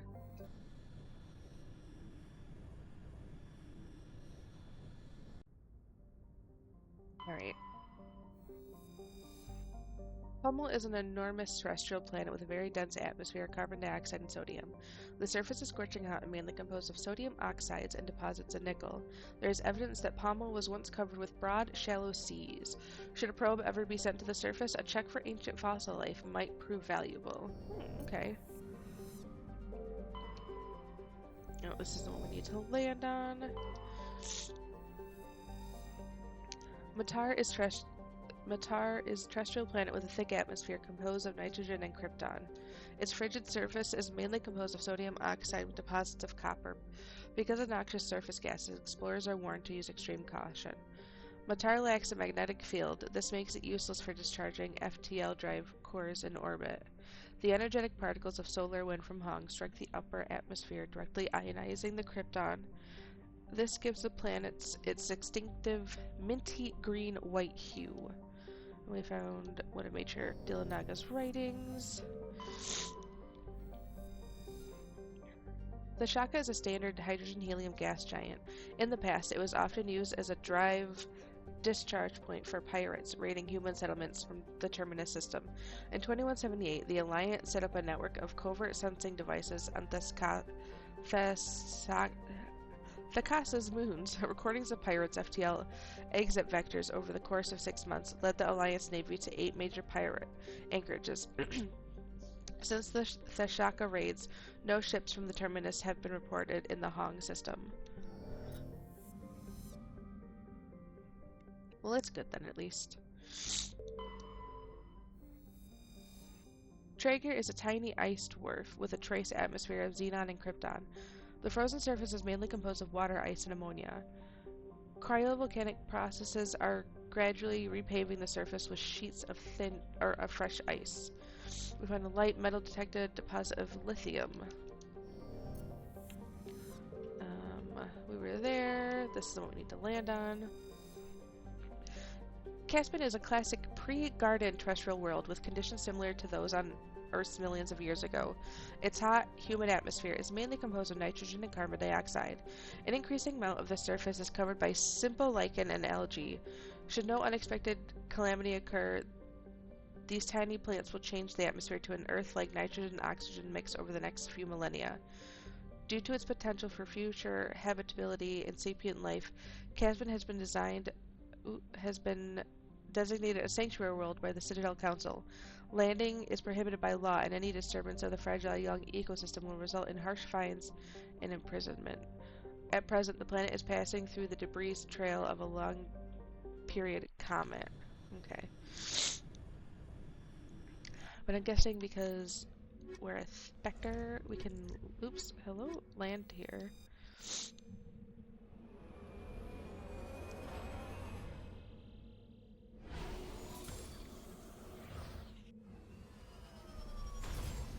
Ooh. Go to that lush greenery. Okay. Let's head over to this first. Oh, there's shit falling from the sky. Actually, if we work our way... No, we'll go to this one, because I feel like if we can work our way around, maybe it'll be easier to get to that one on the outer edge.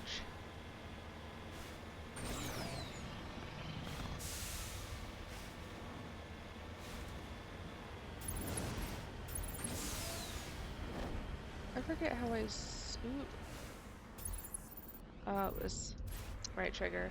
I was like, I know I learned how to zoom the last time. I can't remember what exactly button I needed to press for it.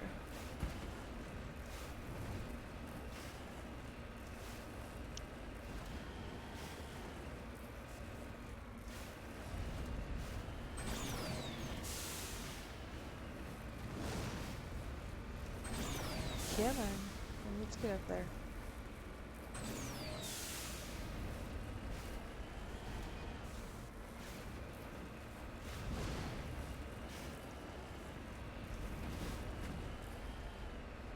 Ooh. Please no. Please no. Oh, why? Well, that was actually quite very rude. You know, I'm gonna be honest.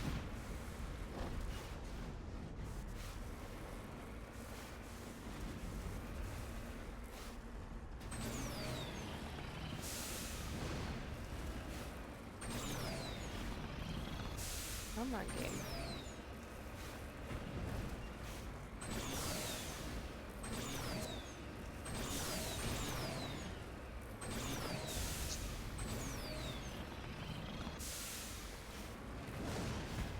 There we go.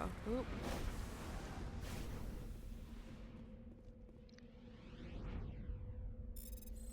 Examine the beacon. Ooh, an ID tag buried under the beacon was an identification tag for Captain Thien. There's no indication of why it was hidden here or who buried it in the first place. Well, now we finished that one, so we just have to do the light metals, and when I get back to the Citadel, try and finish finding all of the dudes. I can't even remember what they're called.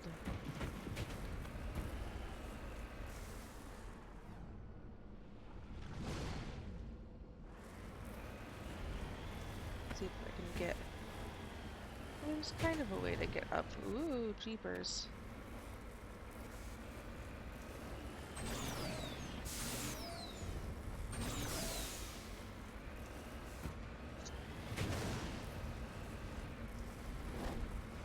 There probably is a very much better and easier way to get up here, but you know, I really just sometimes...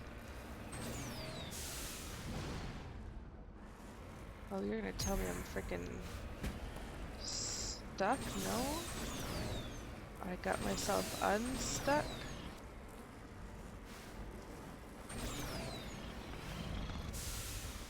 Okay, yeah, you're not going that way. Don't you do it.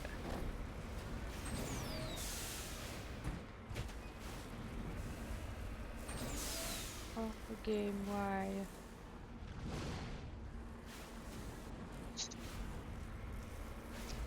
I just want up the mountainside.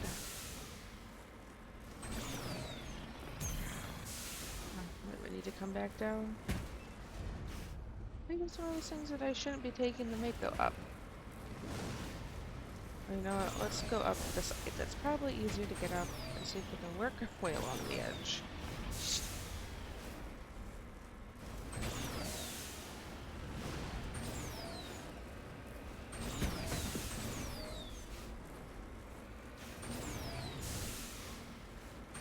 Come on. Oh, I know you can get up there.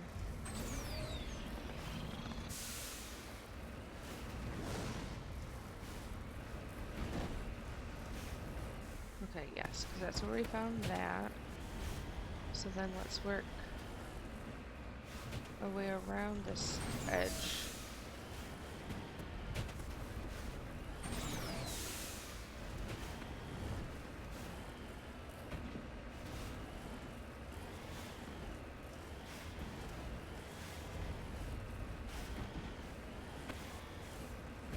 Yep, this way.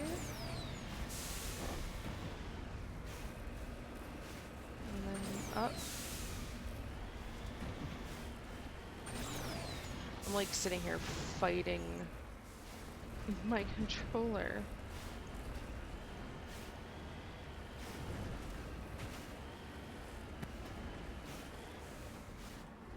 Well, let me guess. All of that just to go down here.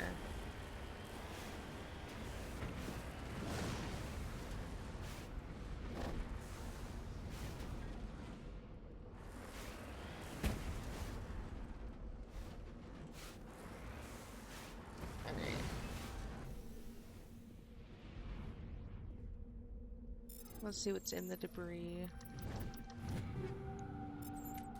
Okay. And now where to?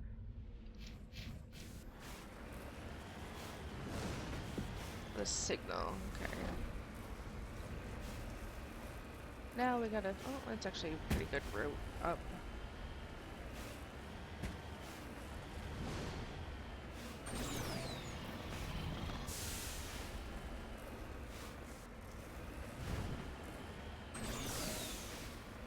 Get up here.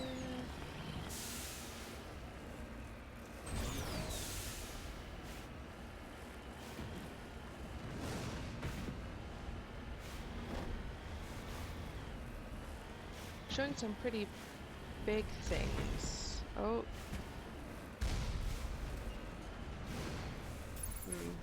There they are.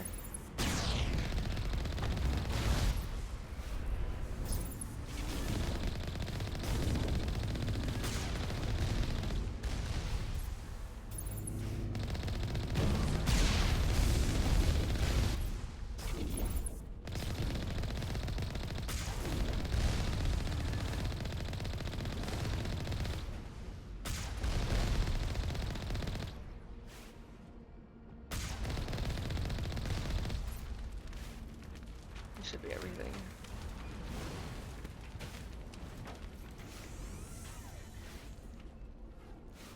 Gotta wait for this to repair itself.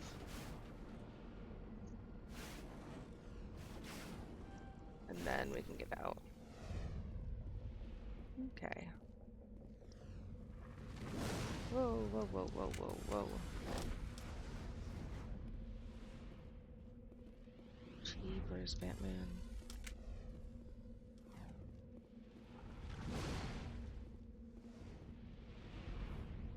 Well, did we deactivate it like we needed to? Okay.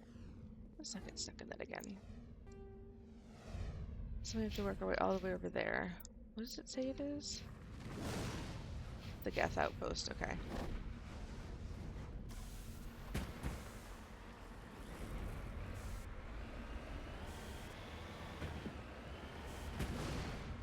Ooh, jeepers.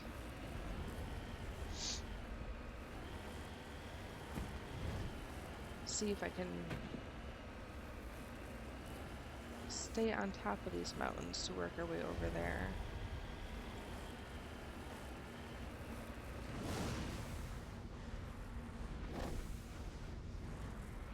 Maybe not.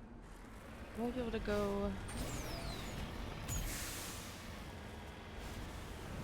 We did like a 360.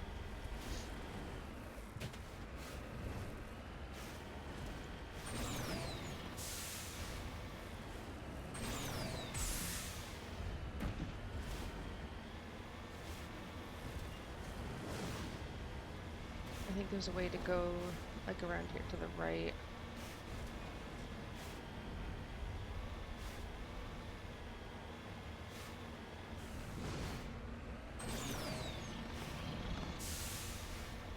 See, giving me a jam signal.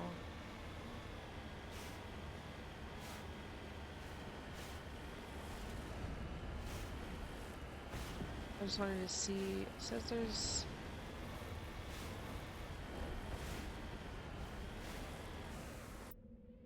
a mineral.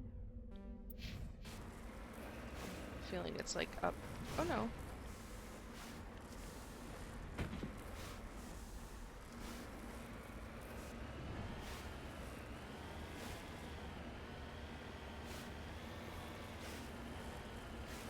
Says it's over here.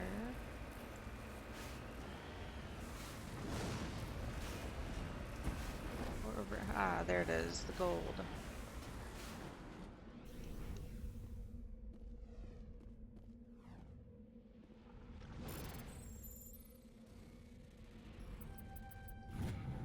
There we go.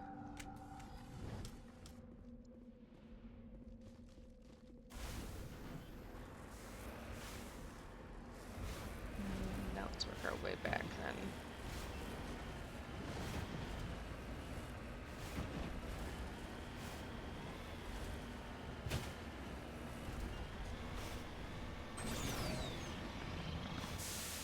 This feels easier than trying to get to it from the other way.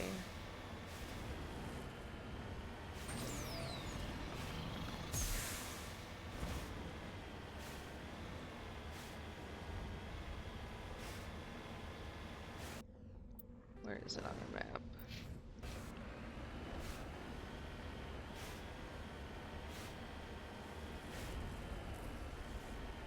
There it is.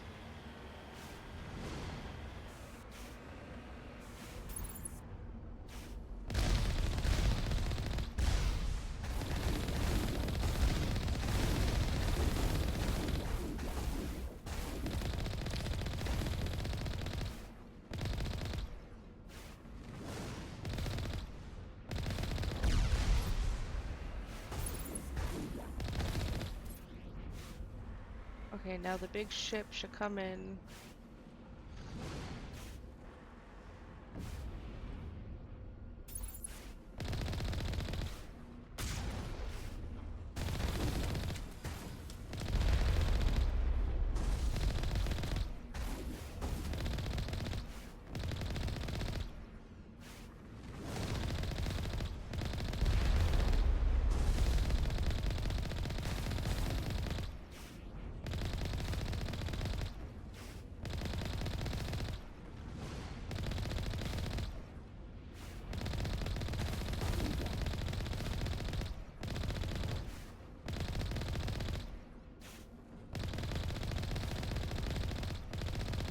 One more outpost left.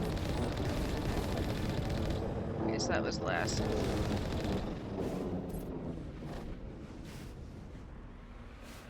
Alrighty.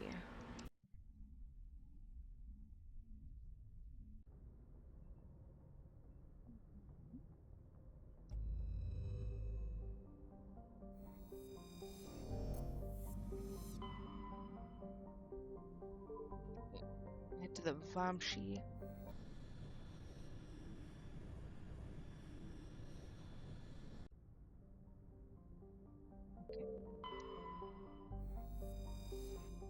Elmos is a hydrogen helium gas giant with traces of sodium darkening its atmosphere. Oh, this is what we're gonna land on.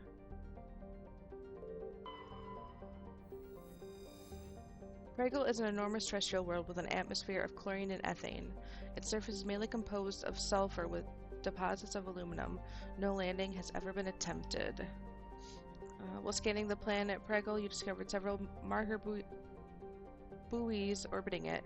Chief Engineer Adams secured some high-res optical images of the buoys, which appeared to have been neglected for some time. Each one was marked with the Baetica colony insignia.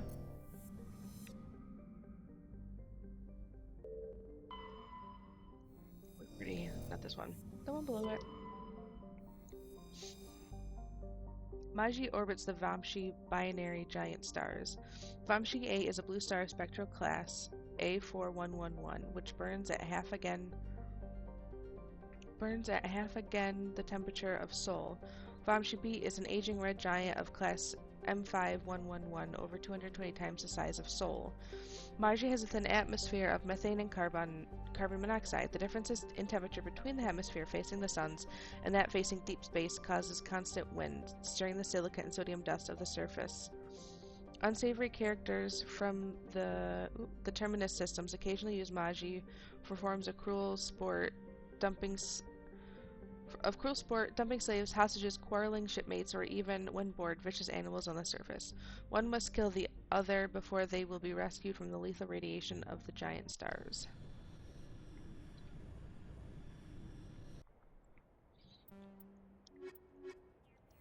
Alright, take these two.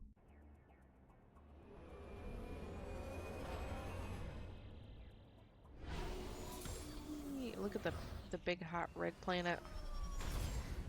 Or the sun? Okay, that's the Geth outpost. There's an anomaly and then a debris. So we'll go get this first.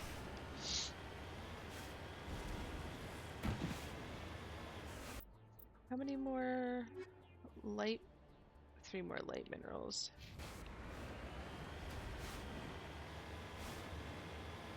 Hopefully we find it and get it from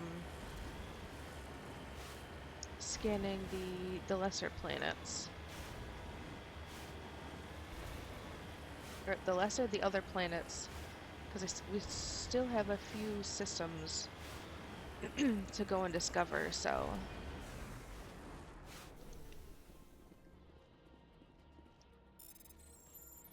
Get some of the thorium. There we go.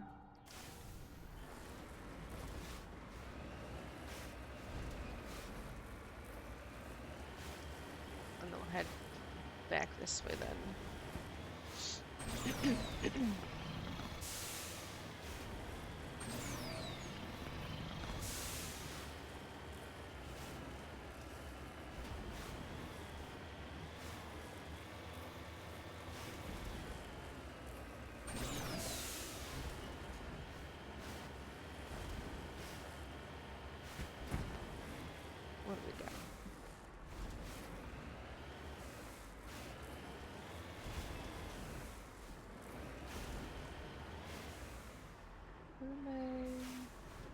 Oh.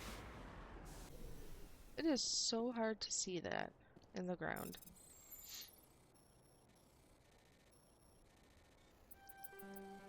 I got stuck. There we go. Strange looking sensor has some ancient graffiti scribbled on it. It appears to be marked with an Edison colony insignia. Okay.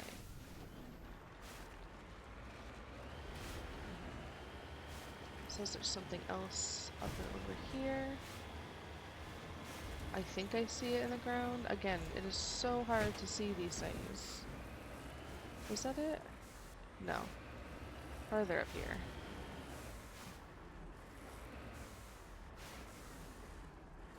Oh.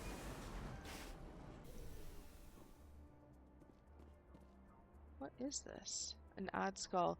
The massive skull is scored by deflected mass accelerator shots. The xenobiology files in your hardsuit computer can't identify the species. It must have been brought here from an unknown world. Okay. You lead. I'll follow. Alright, well we did what I needed to. So we need to head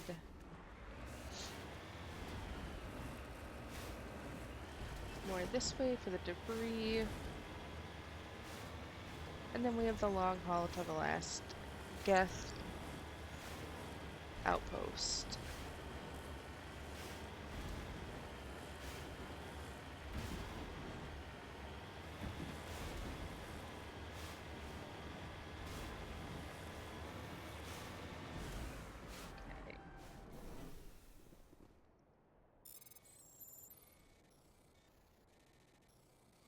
This is a more difficult. Just a few things. And now all the way to the Geth outpost.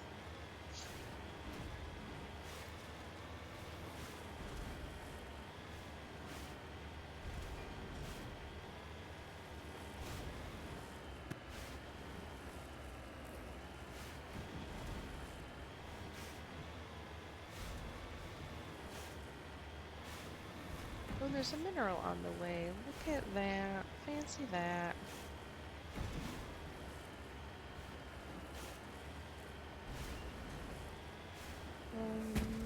Seems like it might be higher up on this hill, maybe.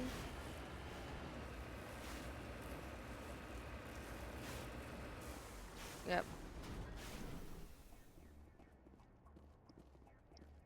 Beryllium. So did that get me? Yeah, it did. Okay. I wasn't sure if it like counted the ones that I scan from like when I'm in Normandy, or if it counts. No, buddy, I need you to go across. Or if it even counted the ones like on the planets that I found. I wasn't really paying attention. Probably should have, but it makes sense that it would be both, you know.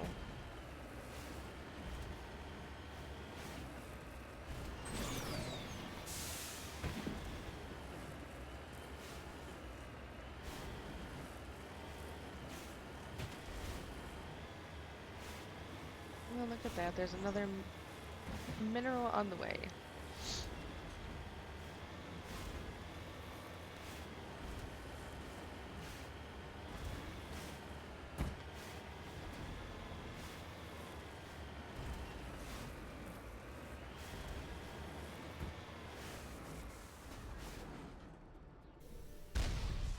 Yeah, I already hear the thing shooting at me.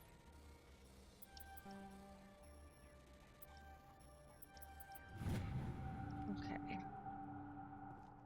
Let's get back in the Mako.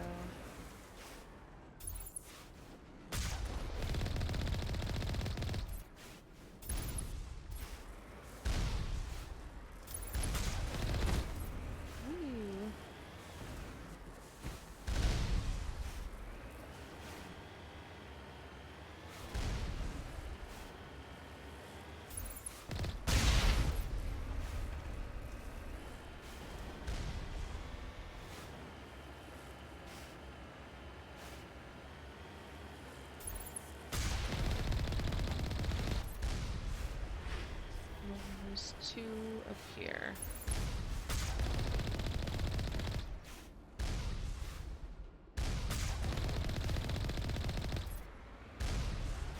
Where do we go? At least this is a nice zigzag path. We don't gotta go all the way up the mountains.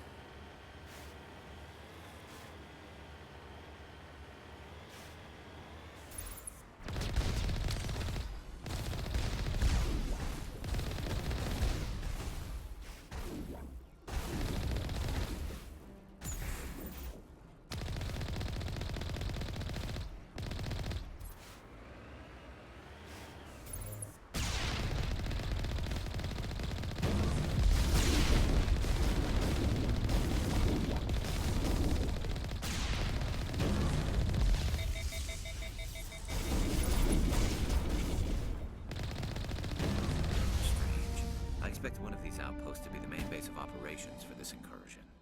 Hold on. This receiver's picking up some kind of transmission. Based on the signal strength, I'd say it's coming from inside this star cluster. It must be a message from the Primera Geth base. We can use the signal to lock onto its location and take them out. Okay. So, find and destroy the main Geth base of operations in the Grissom system of the Armstrong Nebula. Okay. So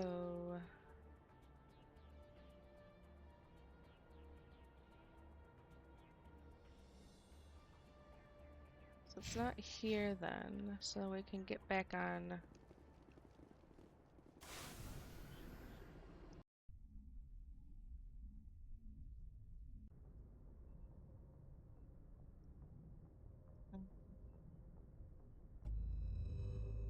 Let's check and see.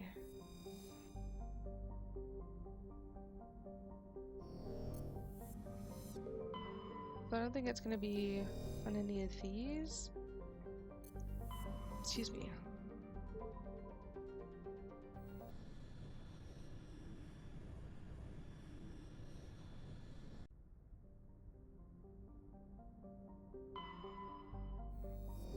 No, I think it was this one. Oh.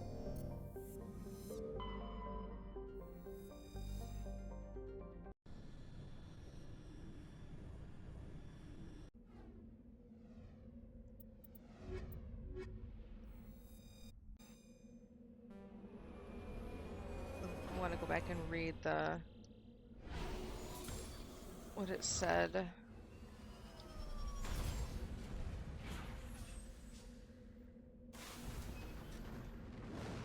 Is there anything new? Mummified Solarian, engine debris, Geth communications array, and that was the Geth outpost.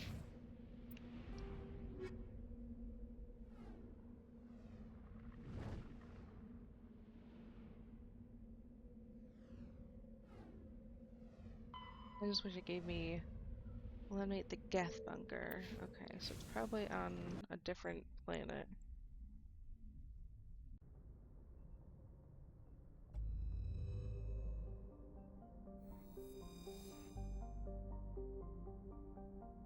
Let's get out of here.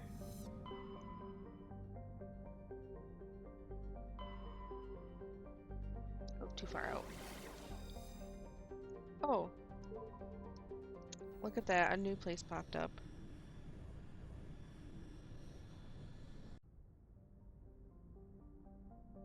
Alrighty. Zaharix's nitrogen argon atmosphere is being blasted away by the solar wind of the blue giant Grissom. Its surface consists of seas of loose silica dust some kilometers deep, which periodically swirl into global sandstorms. Many unmade probes to Zaharix have been lost over the years through investigation. Though investigation has attributed all to mechanical failure or computational error, a popular extranet meme insists the entire planet is composed of dormant nanotechnology, created millennia ago by a race even more advanced than the Protheans. According to the story, Zaharix silica dust is actually disassembler robots, which periodically awaken to defend themselves. Though discounted by every reputable scientist, this theory has been popularized by a series of sensational texts by Asari author Dulce Orthiza from the light metal of beryllium. Very good. Benda has a dense atmosphere of sulfur dioxide and chlorine. Though technically classified as a terrestrial world, but the surface of the planet has never cooled enough for a crust to form. It is a global sea of molten rock. Like Zerahux, its atmosphere is being blasted away by the solar wind. Once its thick atmosphere is gone, Benda's surface will be a mere 400 degrees Celsius. And we found a Liga 1 medallion. Is there anything in these asteroid belts? Gotta go all... Oh! There we go. Rare element of polonium.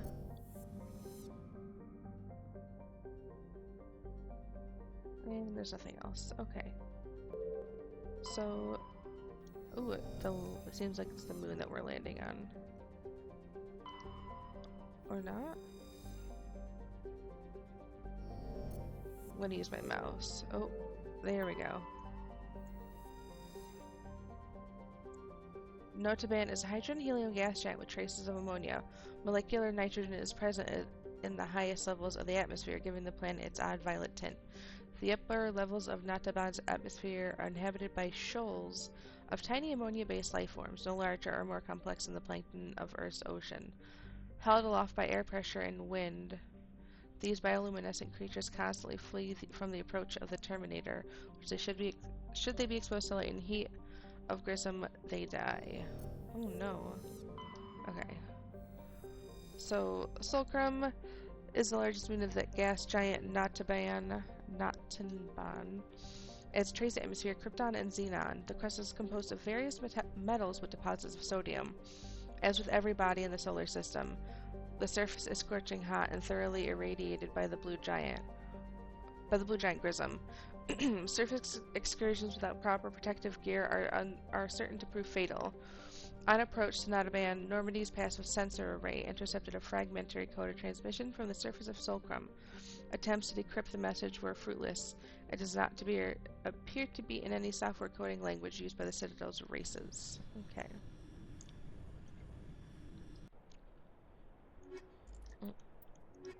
These two again.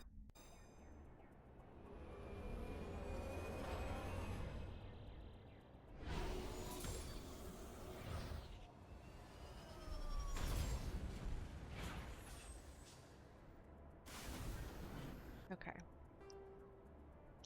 So that's where we need to go. Debris and the anomaly. So we'll go to the anomaly and do the Geth bunker after.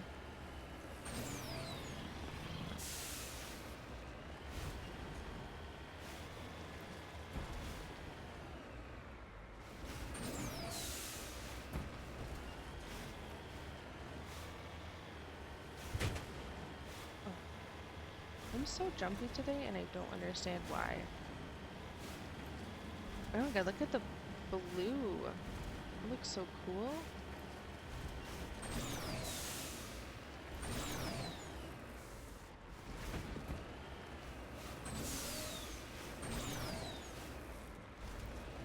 Oh, this is weird.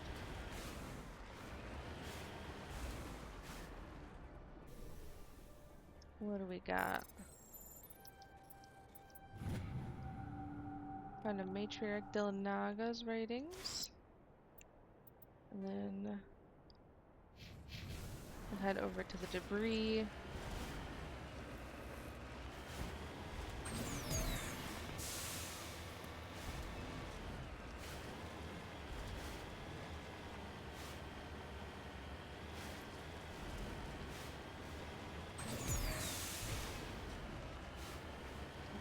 Come on.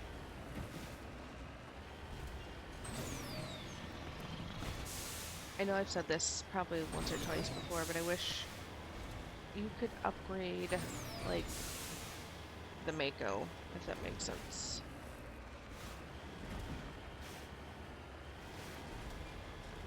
But, oh, there's the debris.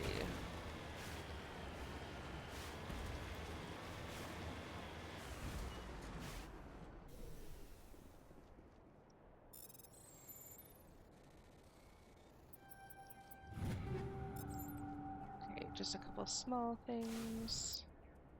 And then we can head to the base.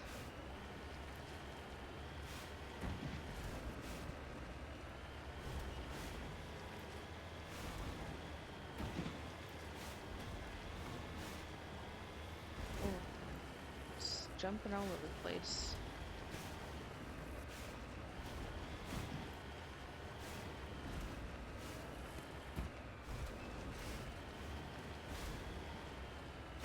There's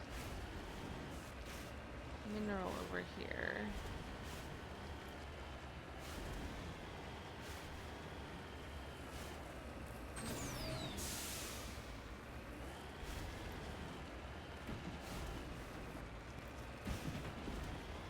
Is it...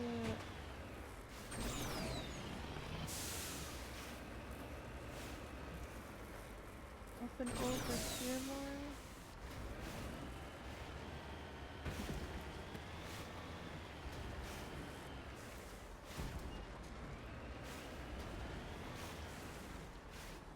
Oh, there it is.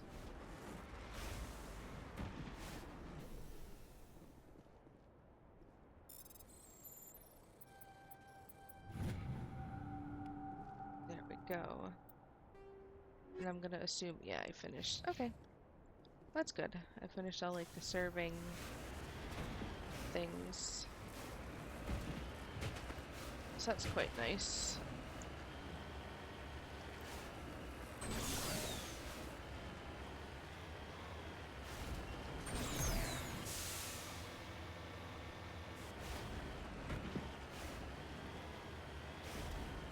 We'll stay on top of here. This will be much easier to get across than going down there.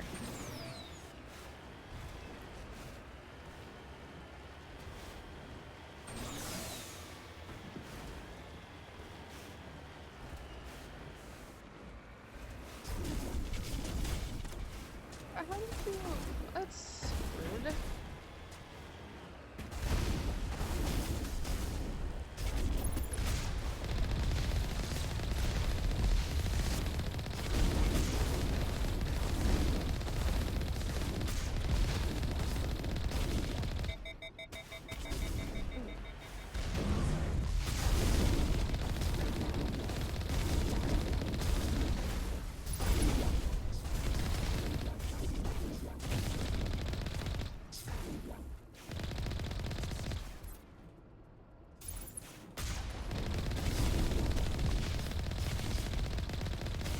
Yeah, I see you, buddy.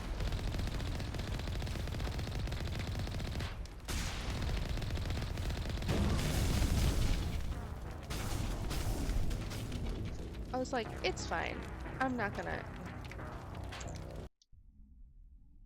It's been a while since I've died. I feel like it was bound to happen eventually.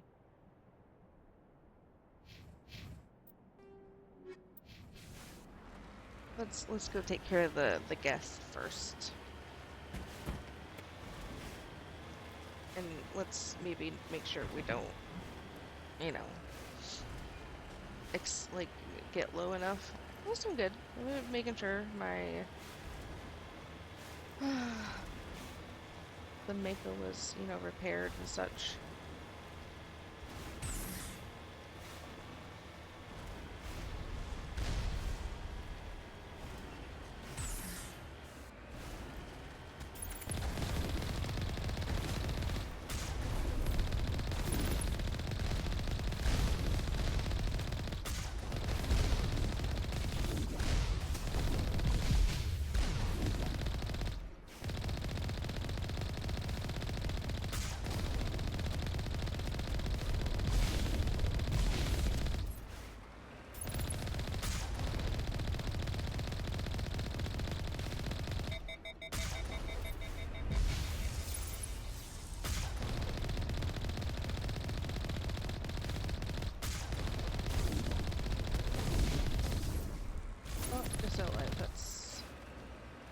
then there should be one more guy. Okay. Let's get out and head in here. And be prepared for another fight.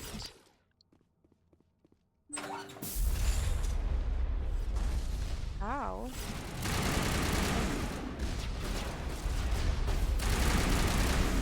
Oh!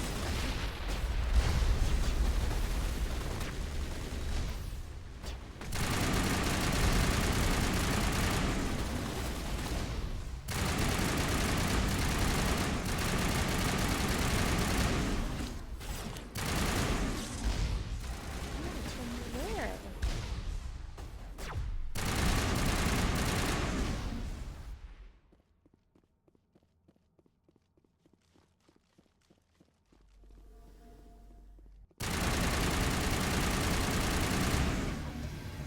As Last Geth falls, you hear music from across the room. On the monitor, Aquarian stands before a hushed crowd, warbling a mournful a cappella of words and innocence lost.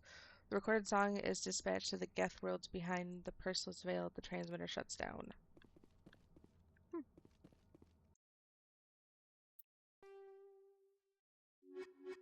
Well, we did it. So that's good. I was expecting maybe a little bit more. I don't know. But I do feel like I'm getting to a point again where I need to sell a few things.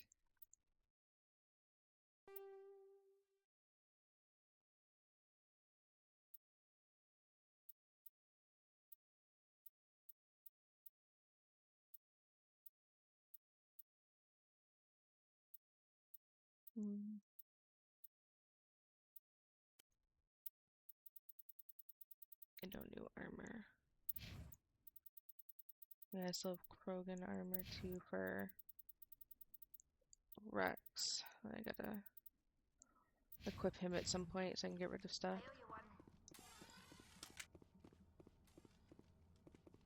Okay. Well, there's nothing up here, so we can head back out and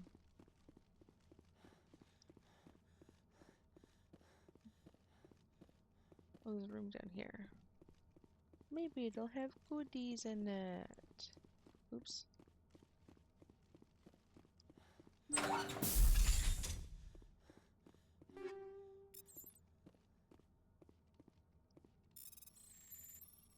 Let's see. Well, you discovered a number of encrypted Geth data files. In the proper hands, they could reveal much about the evolution of the Geth since the banishment of the Quarians.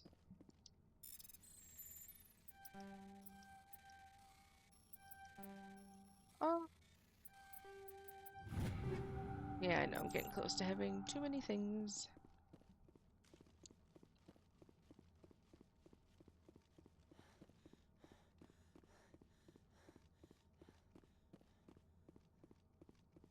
Go check out those other two things that were on this planet too.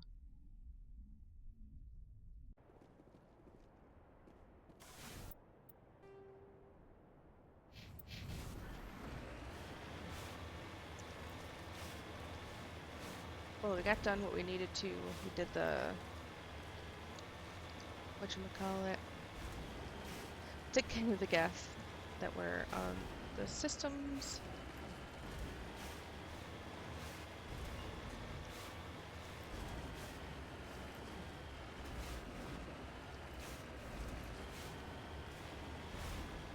Is this the one that's like up there? Yeah.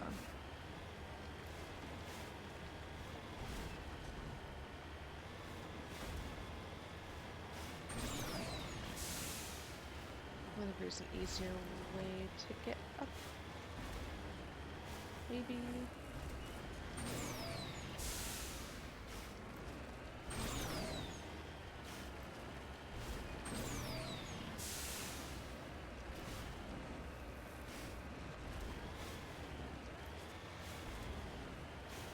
If it was easier to get up this side. Or what?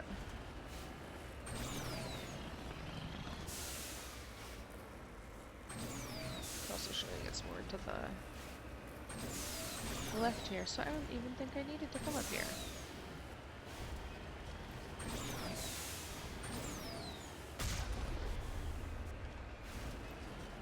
There it is.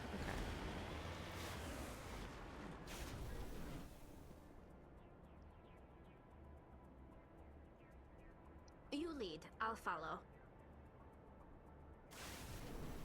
That was weird.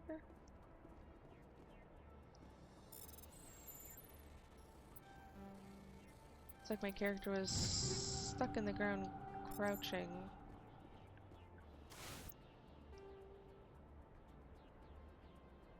Let me just have the anomaly.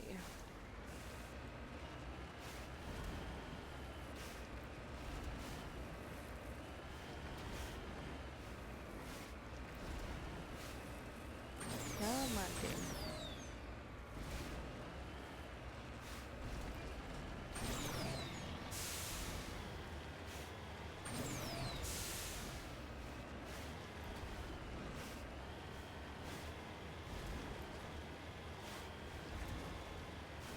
I think it's up here.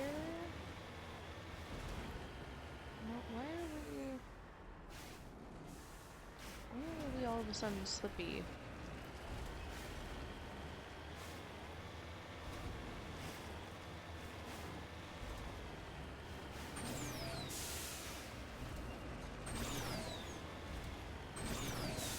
There we go.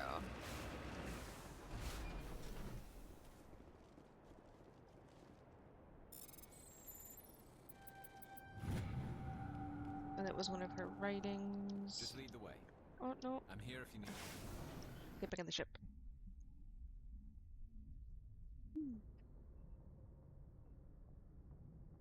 Message from Admiral Hackett, Commander. Okay. Patching it through.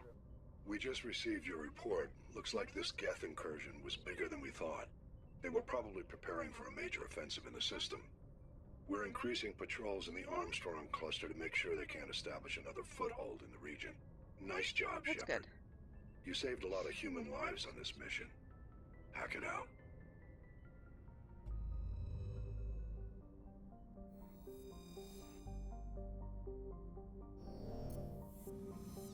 Alright, well, we can leave here.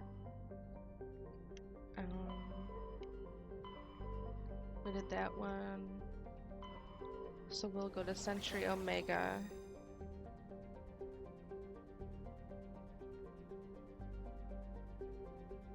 Part of me wants to say I think I've been here.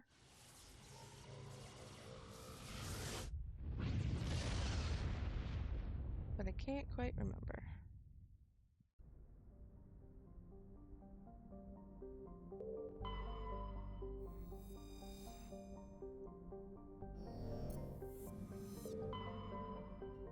This definitely feels...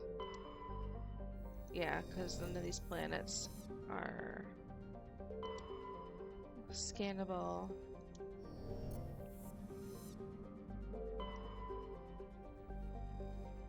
Oh yeah, we were here already. Okay. So we can leave that. We've done this, this, and this. I don't know if we've been...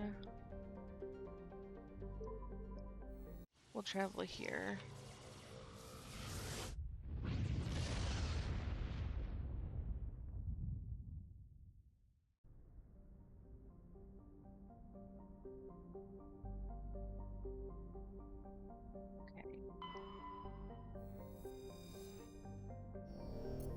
I'm just gonna go around.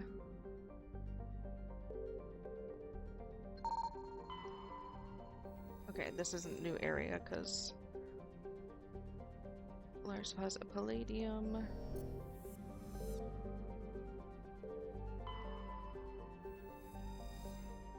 Klendagon is an aeroterrestrial slightly larger than Earth but with lower density that reflects its relative lack of heavier elements.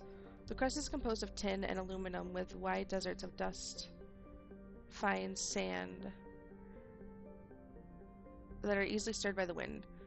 Klindagon's most striking feature is, of course, the Great Rift Valley that stretches across the southern hemisphere.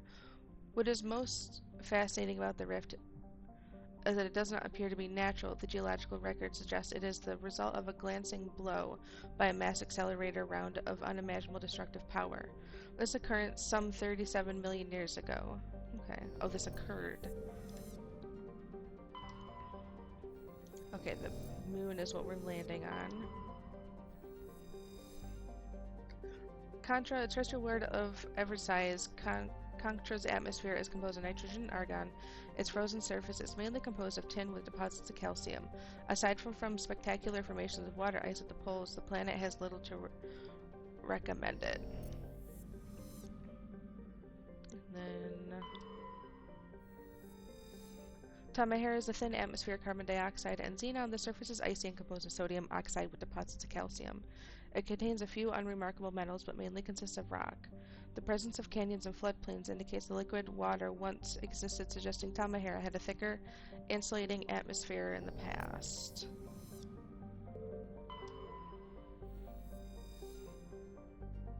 Thrapto is a typical hydrogen-helium gas giant with traces of chlorine and sulfur in its atmosphere.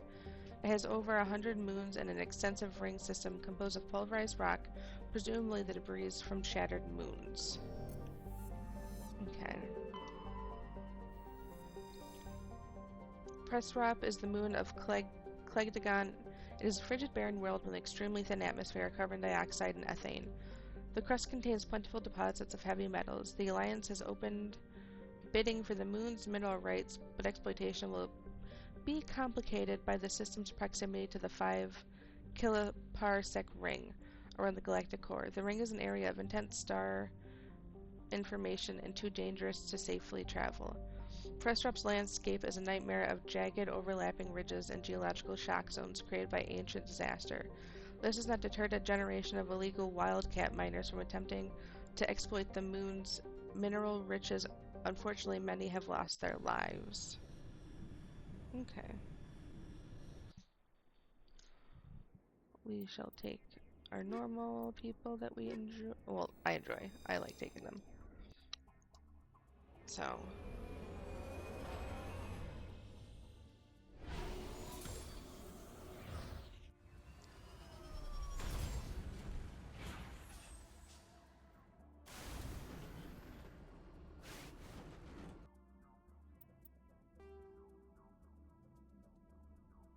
Oh, so, okay, we already have been here.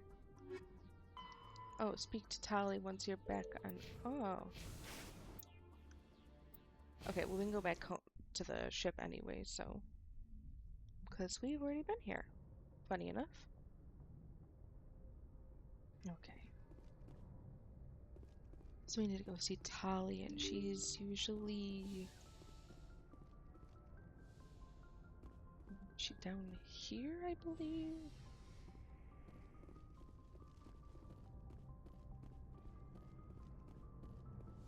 Is it this side? No, that's... This is... I forget that my locker's up here. And I gotta level up. I didn't even realize that I could take stuff from there. Interesting. What is this one?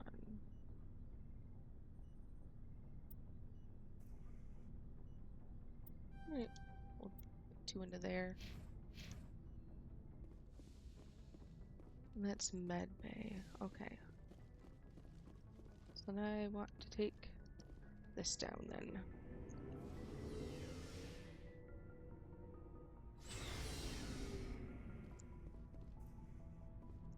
We actually Looking speak for to supplies? him. Yes, I am. I need to get Let's see rid what of you've got. stuff. You bet, Commander. Okay. Sell. Pretty sure I'm at max credits, which is kind of funny.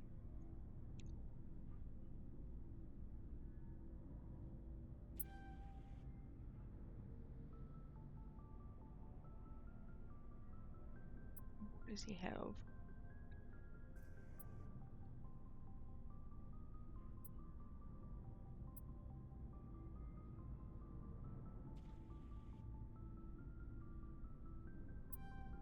Take that armor.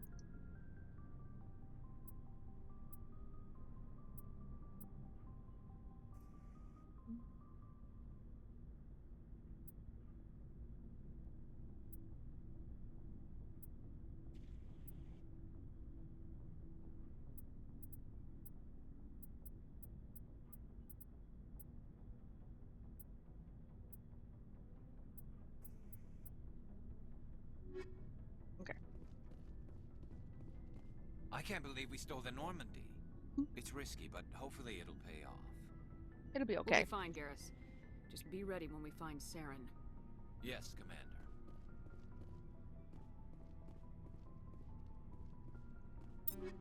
Okay, so I can go in here.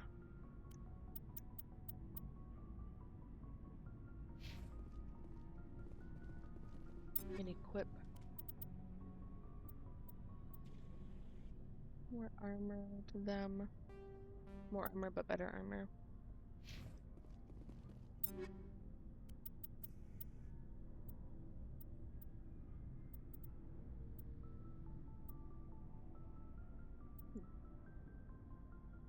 Okay, so his armor he has on is better.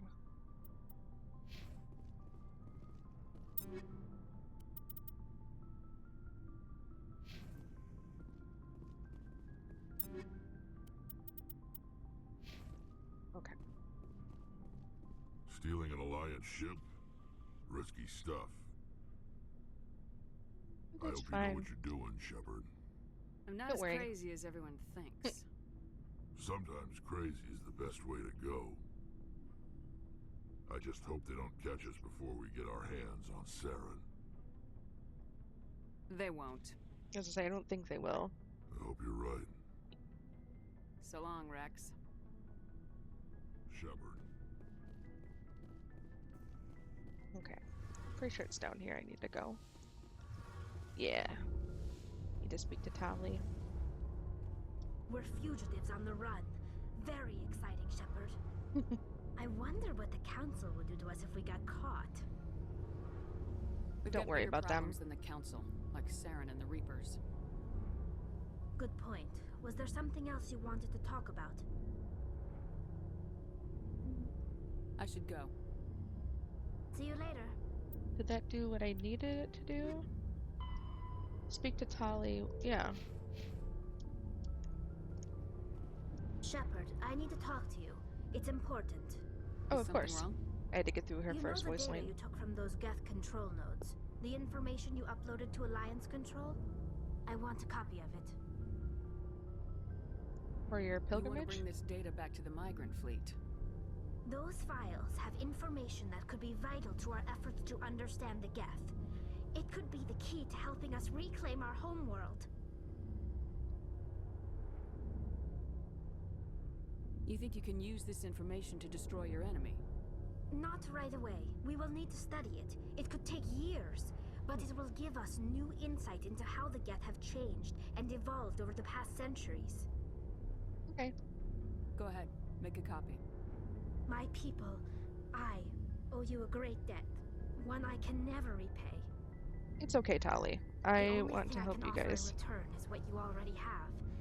My solemn promise to stay with you until Saren and his Geth armies are defeated. That's good enough Never for wanted me. Anything more? Thank you, Shepard. So what's my Paragon at? Oh, full. Very nice. So we spoke to Tali, did what we needed to, so at this point we can go after Saren now.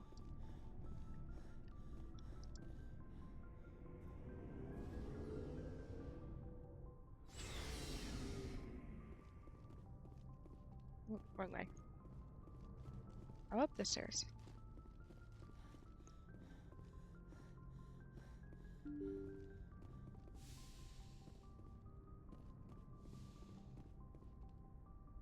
Okay.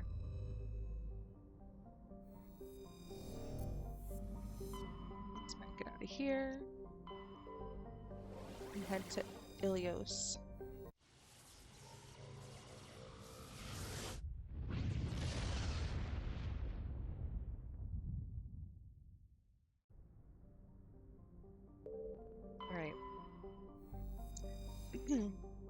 Ekataten has a pressure cooker atmosphere composed of carbon dioxide and ethane. Its scorching hot surface is mainly composed of sulfur with deposits of gold. Surface gravity is comfortable at 1.0 standard Gs. There are several areas of debris that may be the wreckage of downed Prothean aerostat colonies. Based on the size of the debris fields, a population of over 100,000 was likely. Okay. Zephae is a relatively small hydrogen and helium gas giant. There are several tenuous belts of debris in equatorial orbit. Spectral analysis of the material suggests artificial origin, perhaps the remains of stations that once mined Zephae for helium-3. Okay.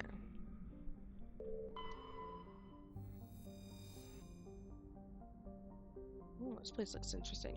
In the golden age of the Protheans, Ilos was a verdant world dotted with the spires and arches of magnificent cities.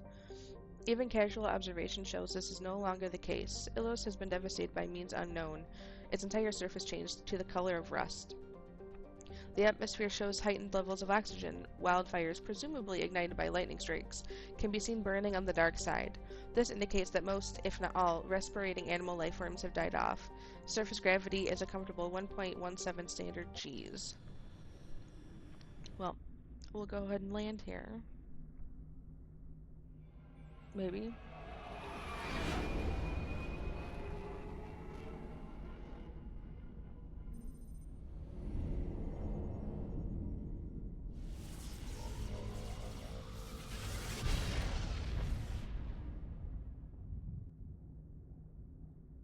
Oh boy.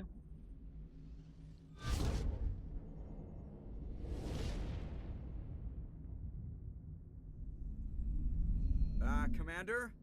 We've got company. Have their sensors picked us up yet? Well, stealth systems are engaged.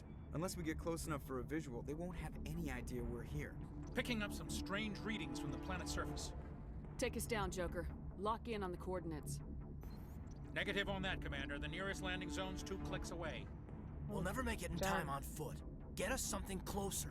There is nowhere closer. I've looked. Drop us in the Mako. You need at least 100 meters of open terrain to pull off a drop like that. The most I can find near Saren is 20. 20 meters? We'll never get in close enough for a drop. We have to try. Find another landing zone. There is no other landing zone! The descent angle's too steep. It's our only option. It's not an option. It's a suicide run. We don't... I can do it. Joker? I can do it.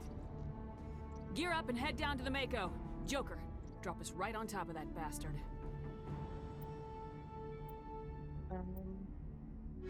I want Rex and Garrus for this one.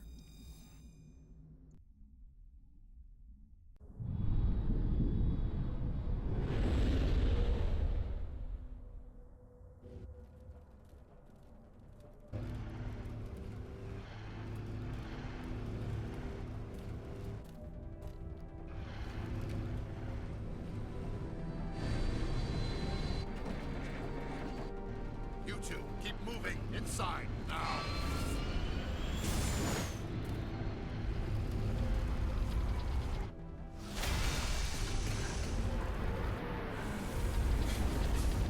Damn.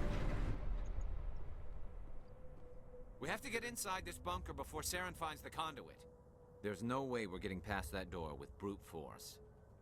Saren found some way to open it. There must be some kind of security override somewhere in this complex. We'll have to find some way to get it up and running again. Okay. So Garrus has 2 points.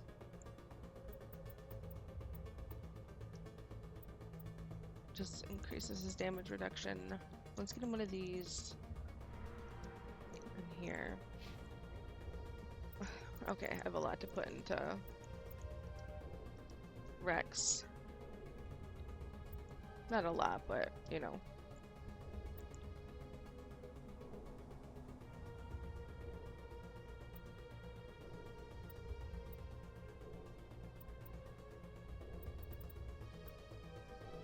We'll get his, yeah.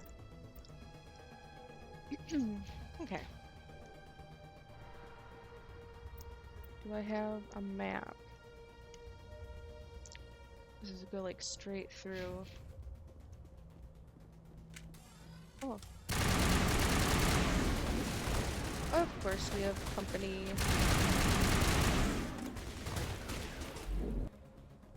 So could it never just be so simple? I'm stuck. There we go.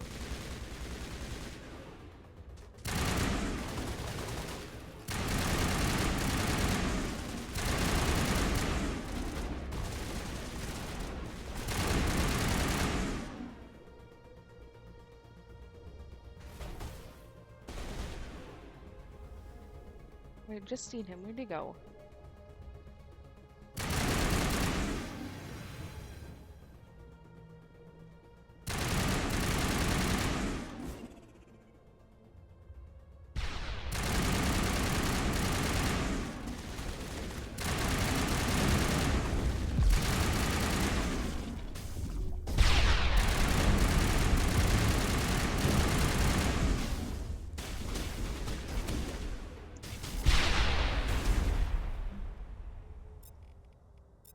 These are overkill. Oh! Christmas sake.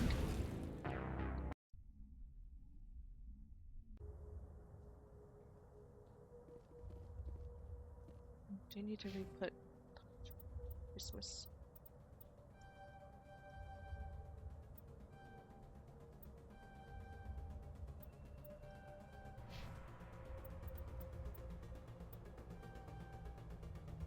Okay. So let's save. Ooh.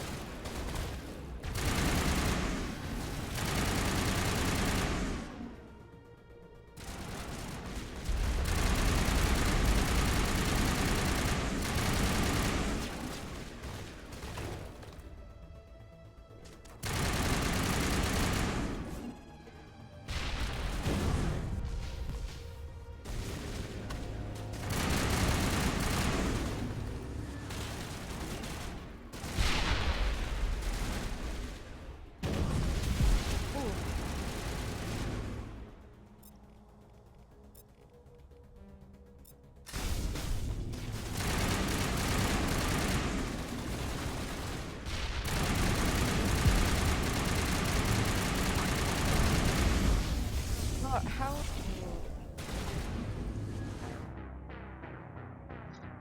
Okay.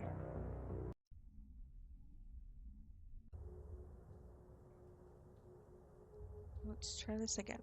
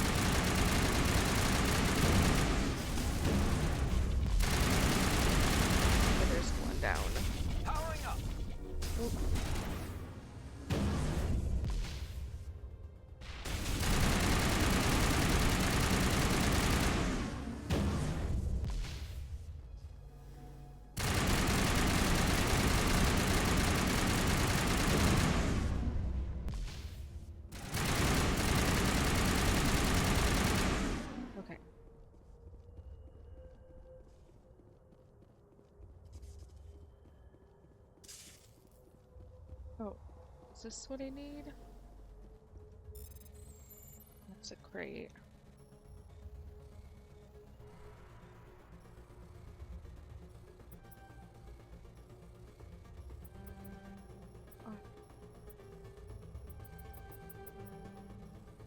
I was like stuck there.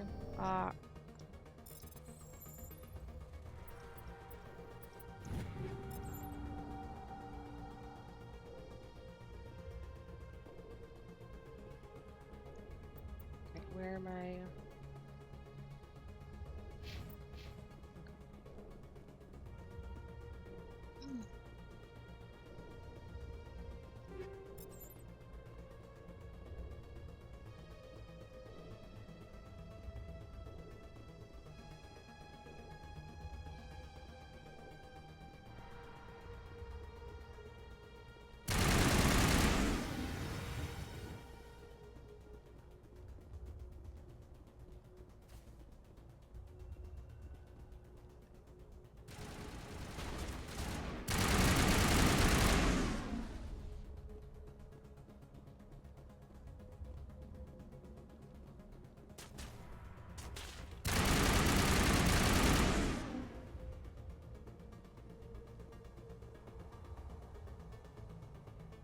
What are we waiting on? Rex. Let's go.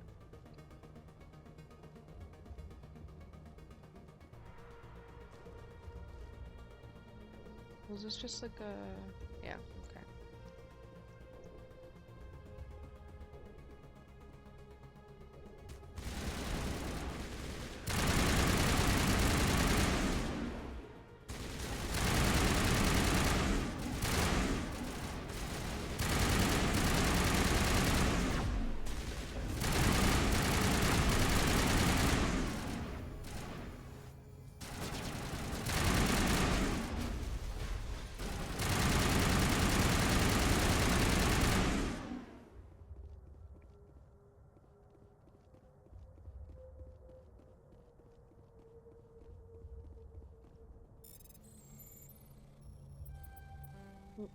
Need to do that.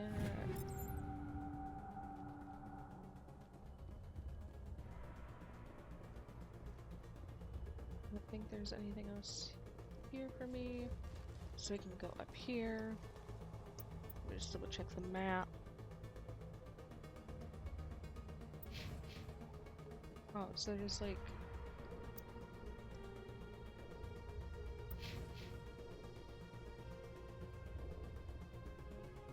It says it's a trench area, but there isn't. Just going up this way.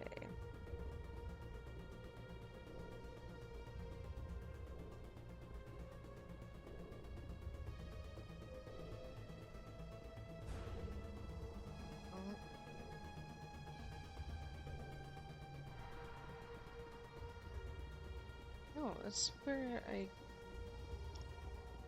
just made a big ol' loop-de-loop. Okay.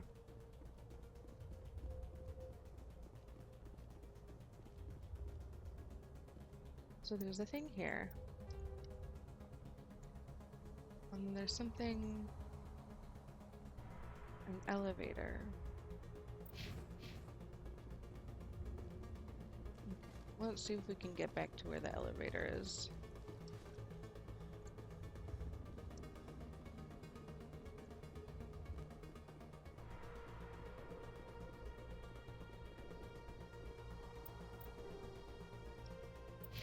Maybe this is where I need to go?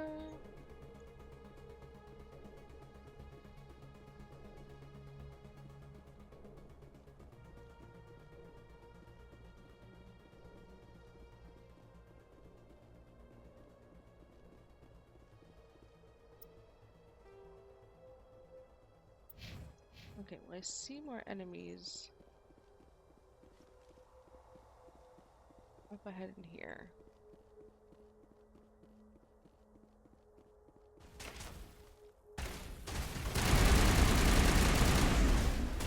Oh.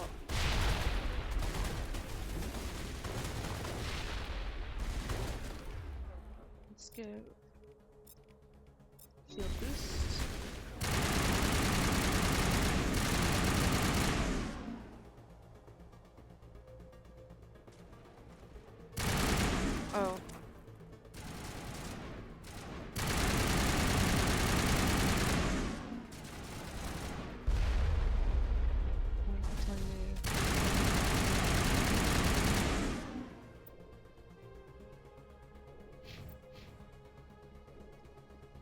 we want to go...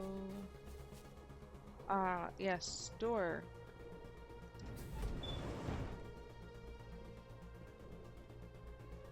Everybody in.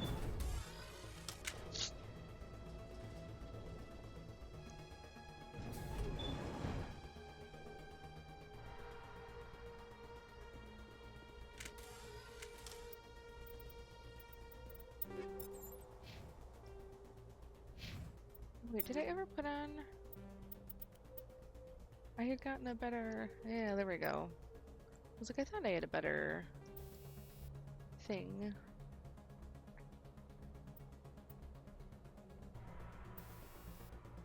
Medical exoskeleton.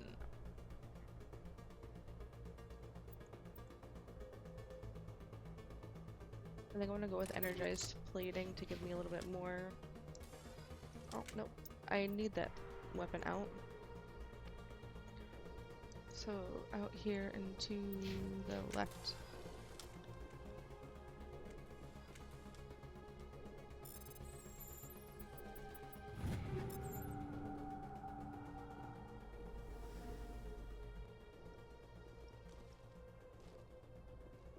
I can't just simply jump down, that's quite rude.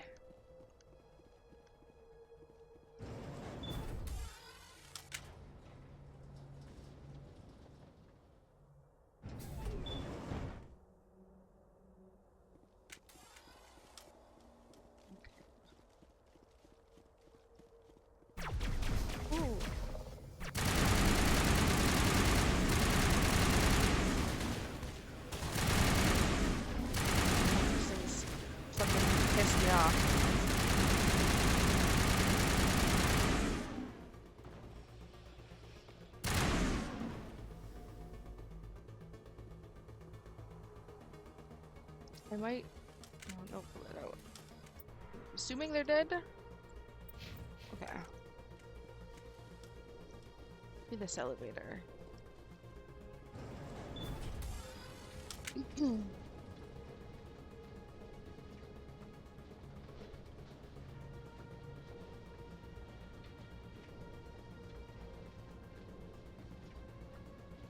This place still has power. It must be running off its own generator.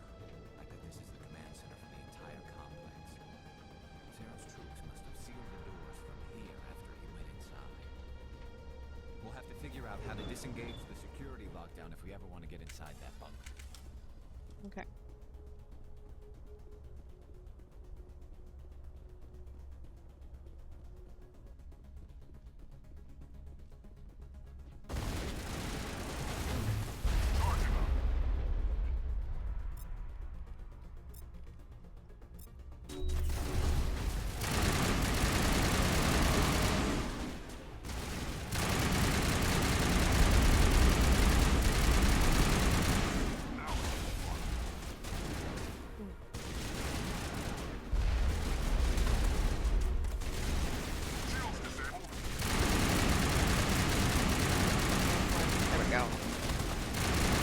Another one.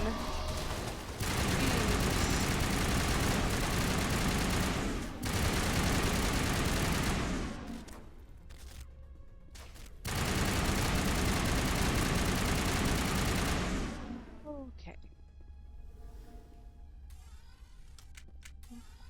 Stop. I need to stop doing that. So we need to head straight up. There's a security. Oh.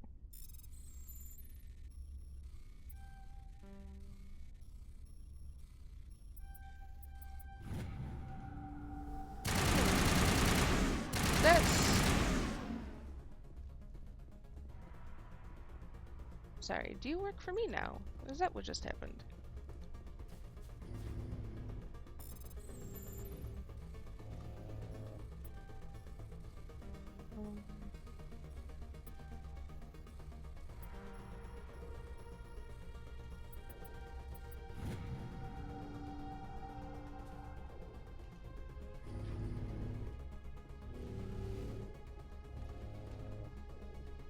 Okay, I need to get up there.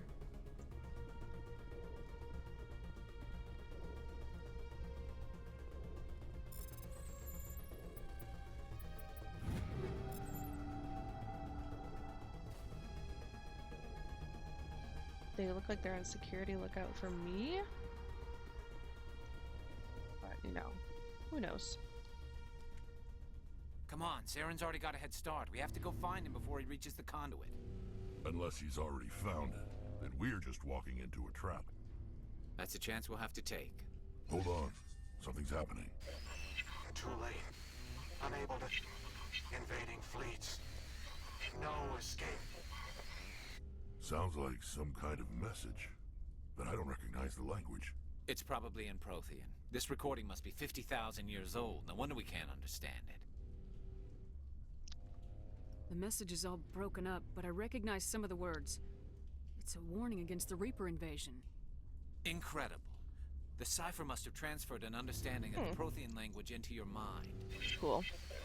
Unsafe. Seek refuge. Inside the archives. What's it saying? Can you make out anything useful? Fought Reapers. The Citadel. Overwhelmed. Only hope.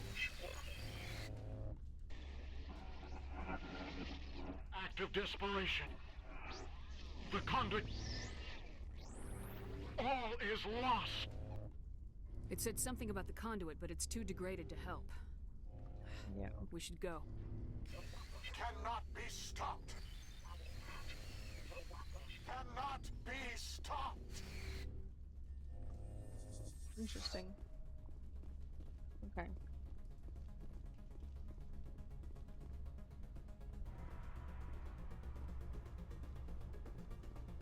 Okay, this just goes around. Okie dokie. That's kind of cool though that me touching the conduits and stuff was basically like giving me another language to understand, which is pretty neat.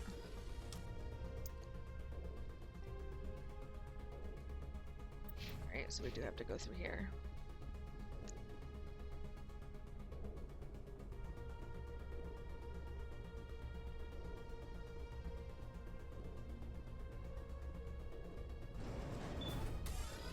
Going up. Oh,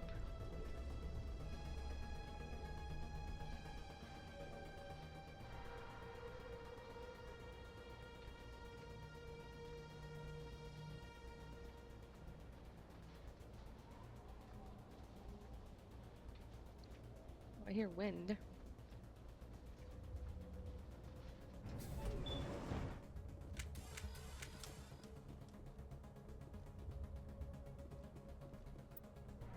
Okay, so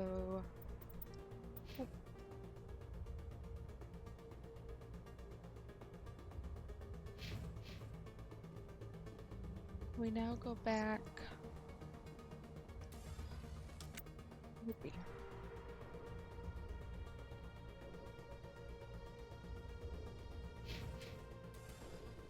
Do we need to go back the way?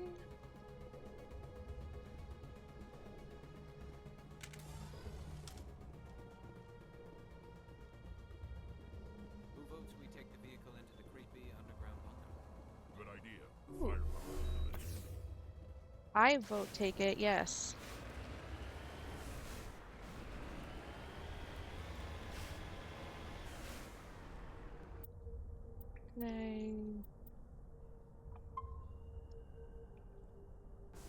We'll save in here too. I thought Saren would have set some kind of trap or ambush for us. They must have been in too much of a hurry. Or we just haven't run into it yet. Are you joking me?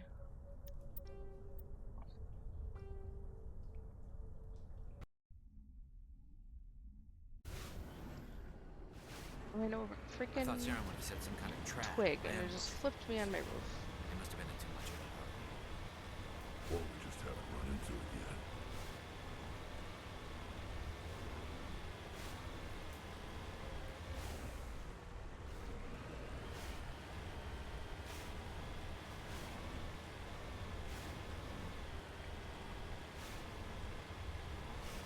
I mean, it's probably a little bit of both. Like, he's trying to run away. So something's probably set, but... What are all those things on the wall? Some kind of containers? They look like...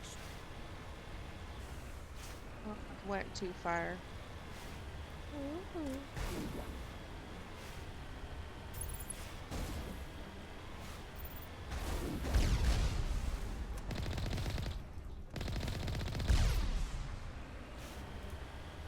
There's a third one down here. Where is he hiding?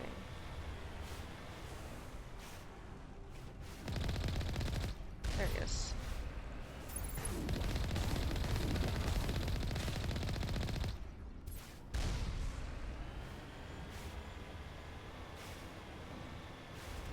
Saren probably sent his men to, like, take care of us.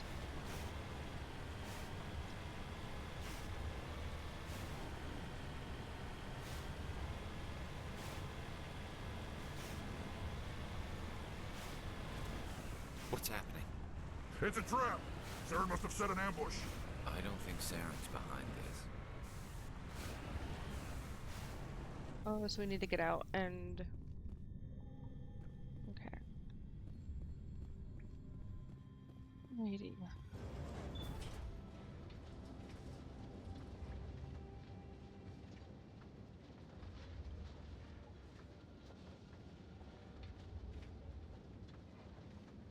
What do you think down we're gonna after find we went up. It has to be useful if it specifically targeted us. Don't get your hopes up. The only thing we can depend on right now is ourselves.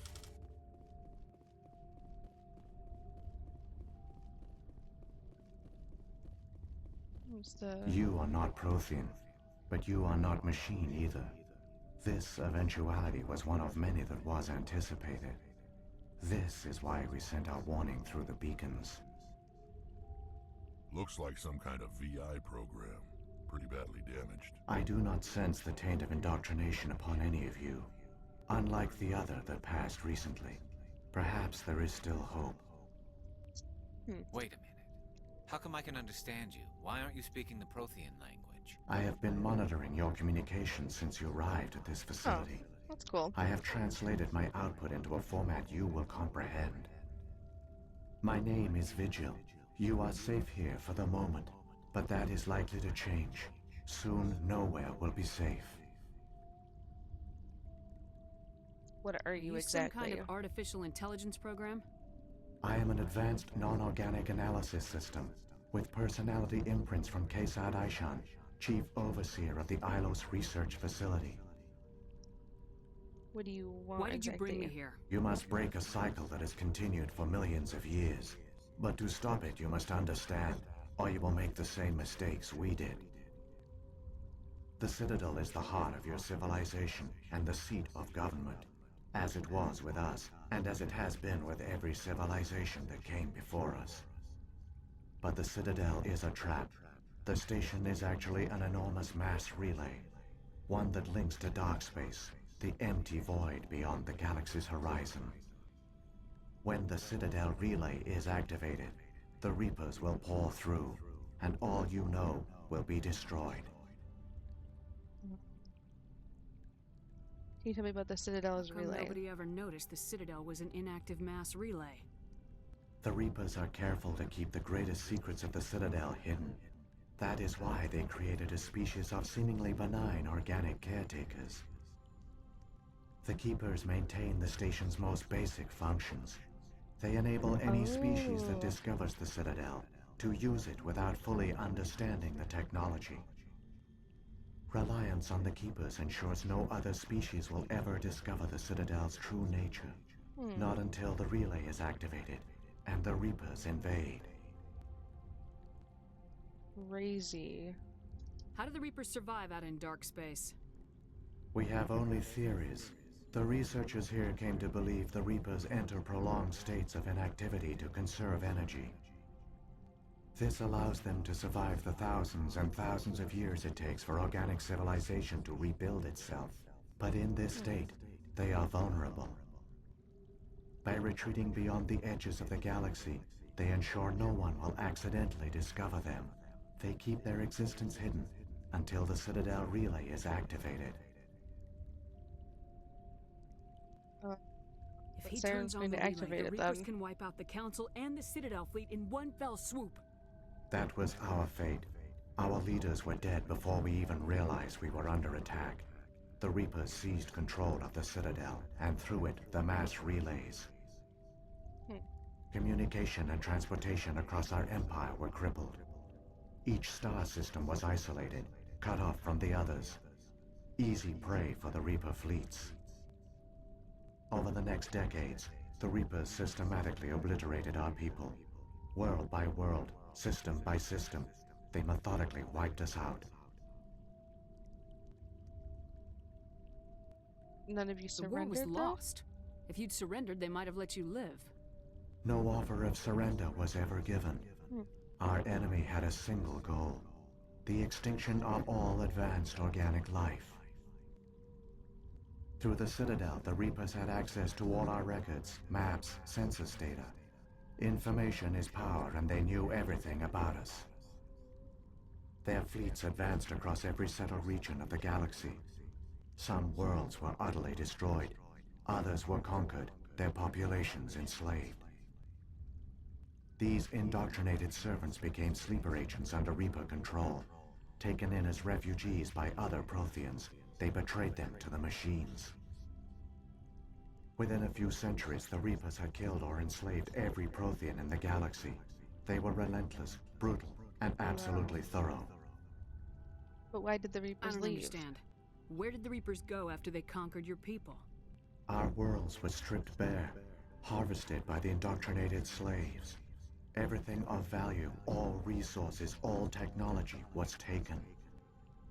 Certain that all advanced organic life had been extinguished, the Reapers retreated back through the Citadel relay into dark space, sealing it behind them. All evidence of the Reaper invasion had been wiped away. Only their indoctrinated slaves were left behind, abandoned.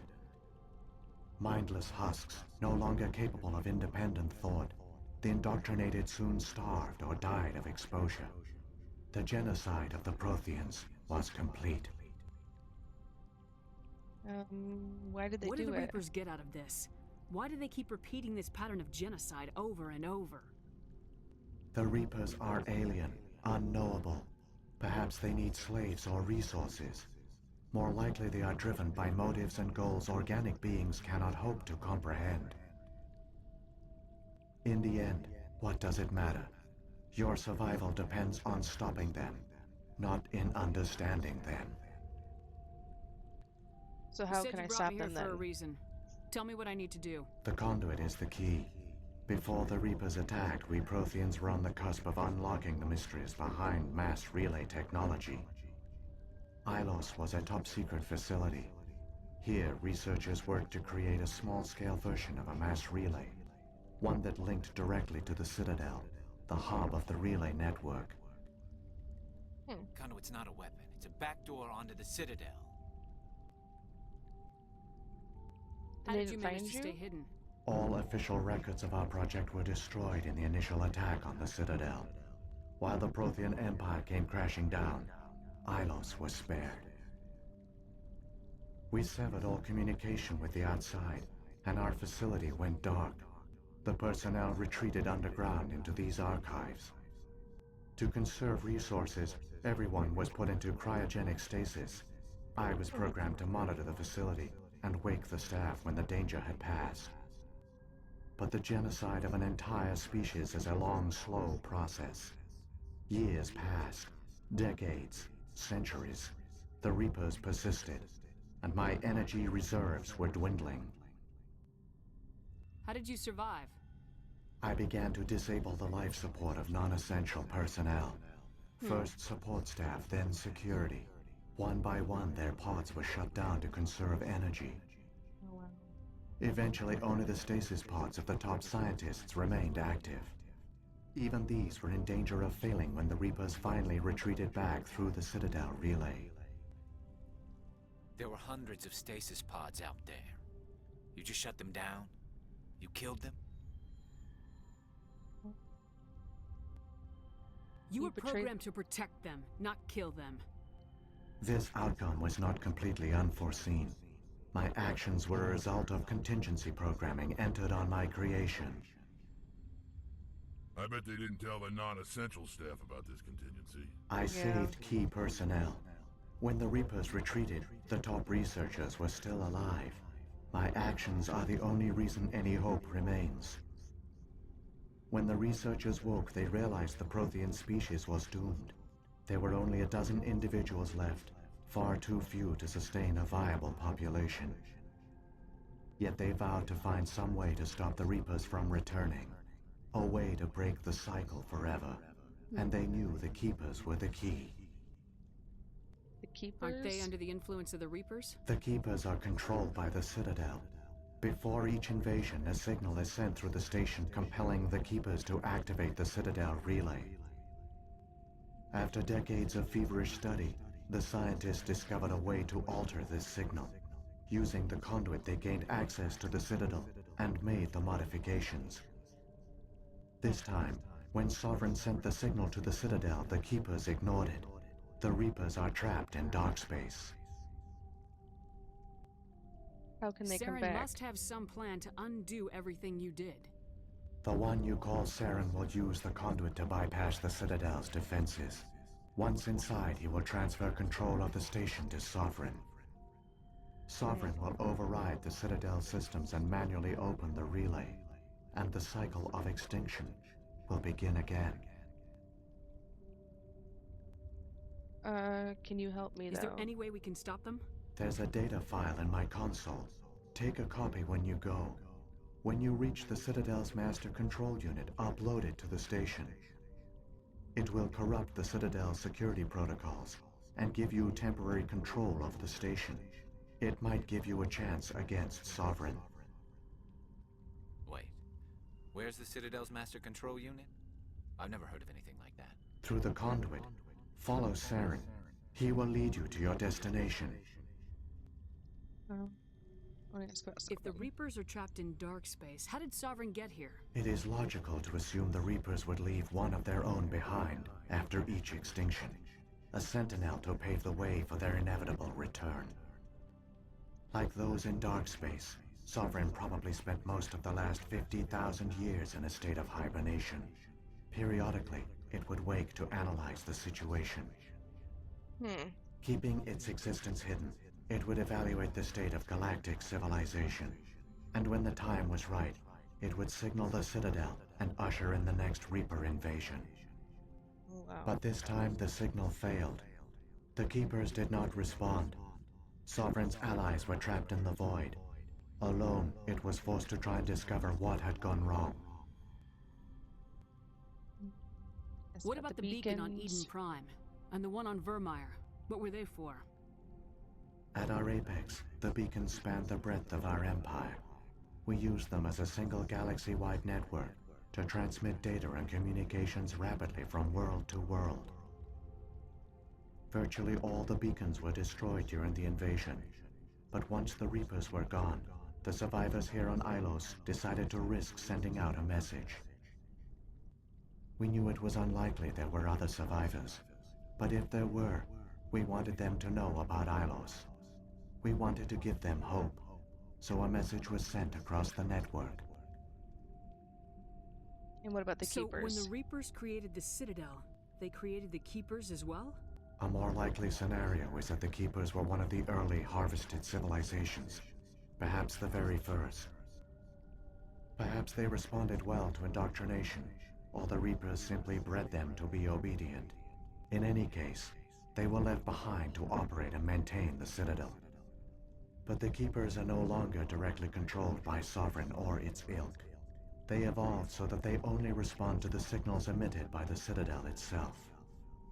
When the Protheans altered the Citadel's signals, they broke Sovereign's hold over the Keepers. Now, they are completely harmless. Sovereign must have realized organic races were difficult to control. A likely hypothesis. The Keepers evolved in an unanticipated direction. Non-organic servants like the Geth would be more predictable. Yeah, okay. But the Keepers just look so cute. I can't... What happened to the survivors from the Conduit project? They used the conduit to gain access to the Citadel, but the conduit is only a prototype. The portal only links in one direction, so they were trapped on the station. I do not know what became of them then. It is unlikely they found any food or water on the station. I fear they suffered a slow, grim death. I only know they succeeded in their mission to seal the relay, Your presence here proves their sacrifice was not in vain. Well, that's good then. Saren's got enough of a head start. Grab that data file and let's go. The one you call Saren has not reached the conduit. Not yet. There is still hope if you hurry. Well, then we're gonna make a freaking break for it. Saren has used the conduit to get into the Citadel to stop him from transferring control of the city to Sovereign. Okay.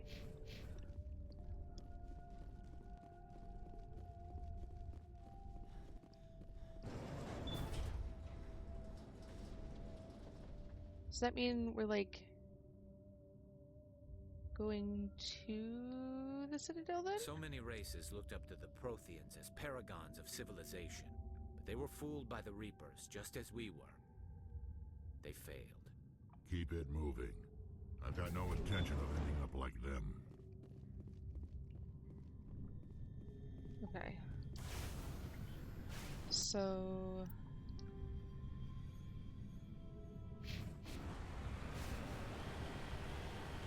I'm gonna assume we just keep going. Yeah, I see enemies. Okay.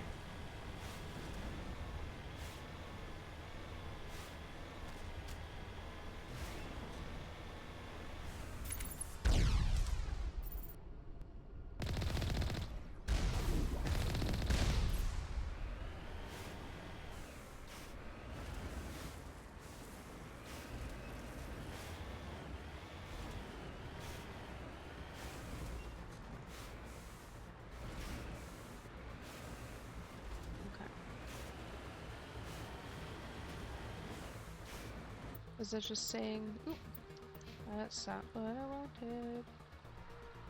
Okay, just saying this is where we needed to go. Alrighty then.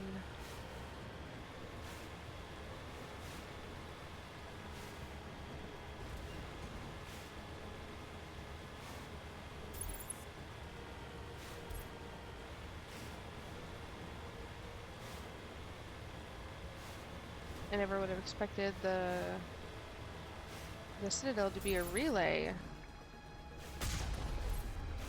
You know?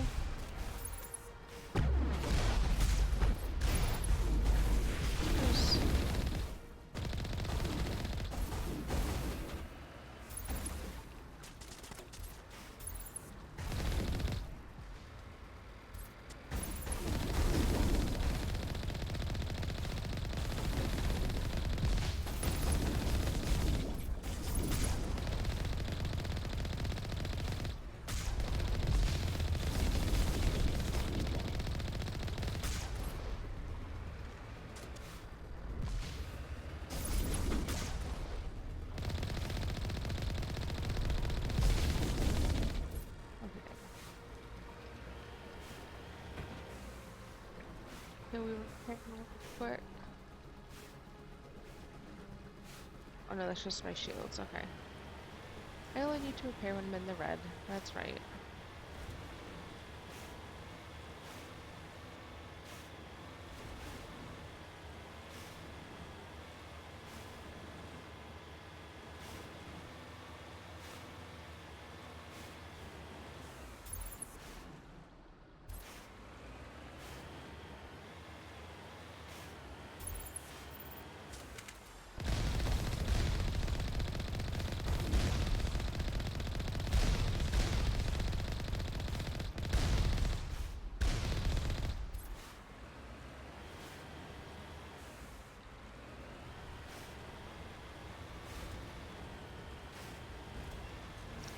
We're gonna take you down, and we're gonna kick your butt, Geth.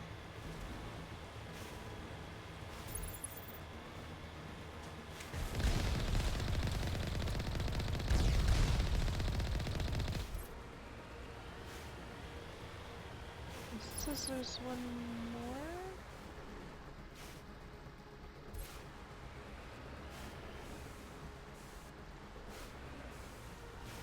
Oh, there he is.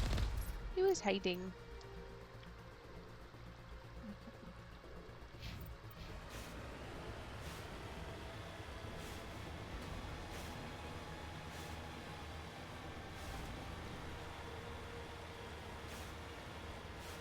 And we'll Ooh. There, the conduit. It's incredible. We don't have time to admire the view. We have to get through that relay, and these Geth aren't gonna make it easy on us. No, they won't.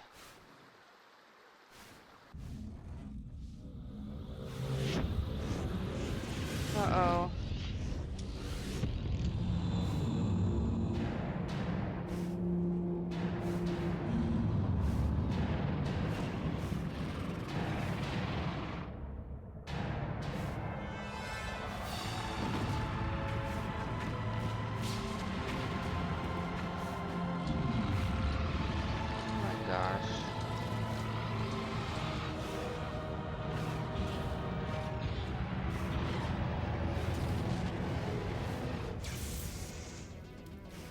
Activate the defenses! Seal the station! The arms aren't moving. System's not responding. Abandon the Citadel! Evacuate the Council! Citadel Control! Citadel Control, do you copy? Oh no.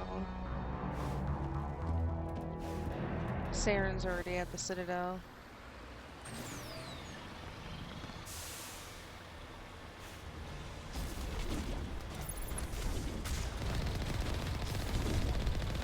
Hang on, things are gonna get a little rough. Oh, time to worry about them guys.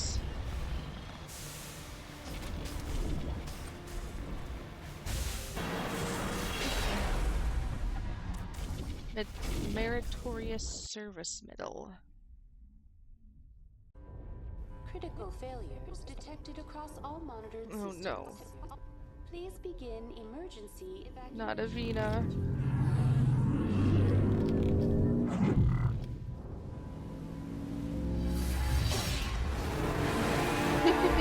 Incoming!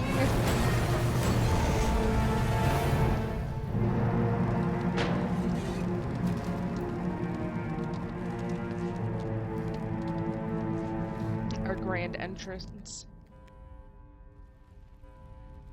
Okay.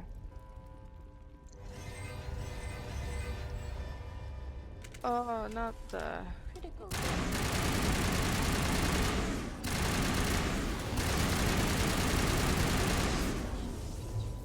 This is not a drill. Okay. Talk to The Avina. Presidium is experiencing severe system malfunctions across the entire level. All non-emergency personnel must evacuate immediately. Give me the status report. Give me a rundown of the damage. We have lost all primary power to the level. Environmental controls are not responding. Class 3 fires are burning in sectors 2, 3, 6, and 7. Civilian casualties are high. Oh no. I am also detecting numerous unauthorized synthetic life forms throughout the station. They are believed to be hostile. Please approach with caution. Come on! We need to stop Saren before it's too late. Thanks, Please Avina. begin emergency evacuation procedures. This is not a drill. Critical failures detected across all monitored systems. Please begin. Let's go. Go kick some Geth and Saren Wute.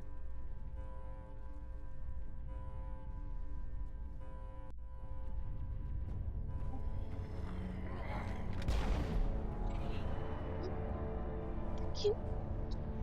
You.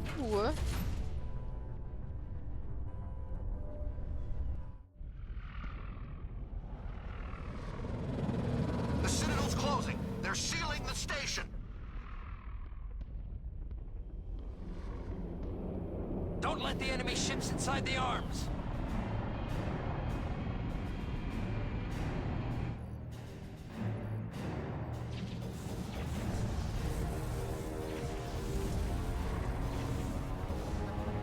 Be able to. Oh my god, this thing's just gonna plow right through them.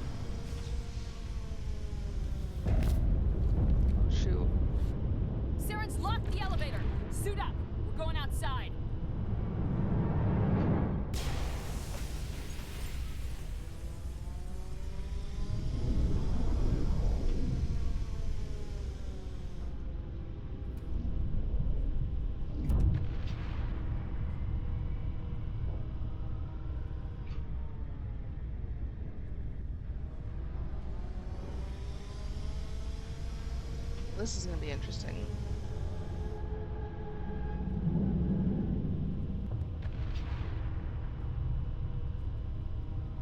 Okay.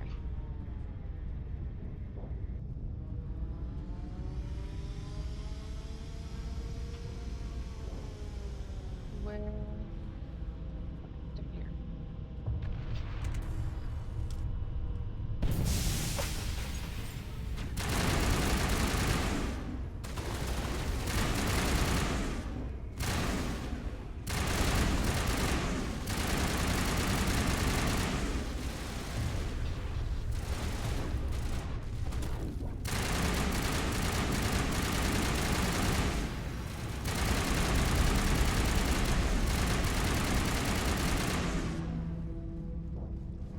Okay.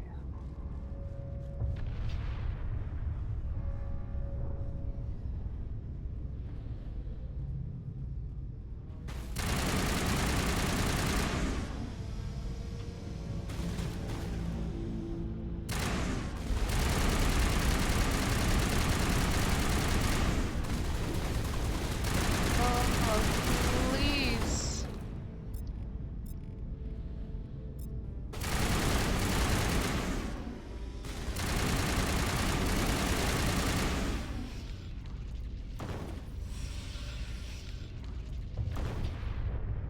Okay.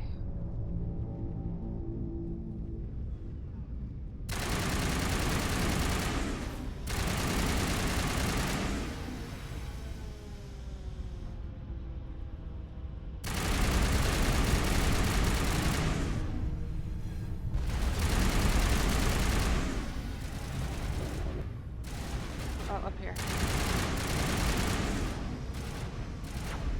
Oh, there's another one. None on that side. Okay. So we need to go up here, it looks like.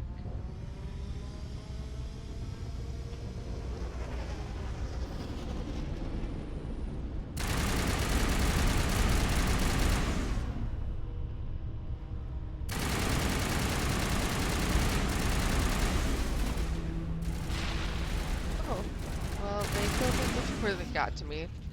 Fantastic. Oh, there's another one. Ow, that's my shields.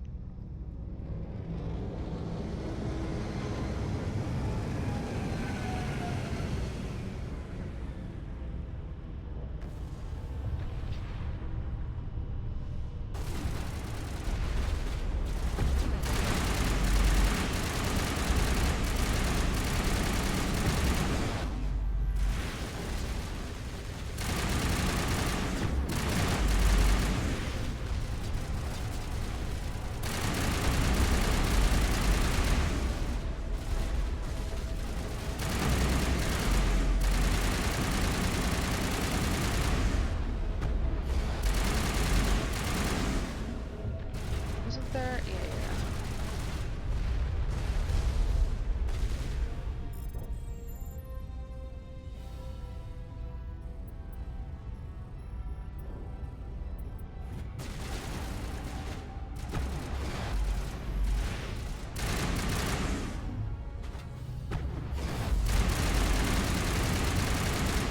Oh, that's my guy. Who's behind?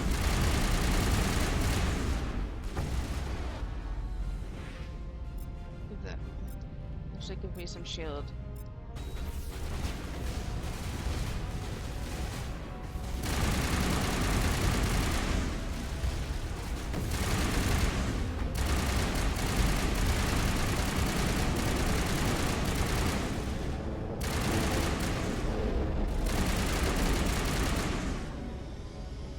Okay.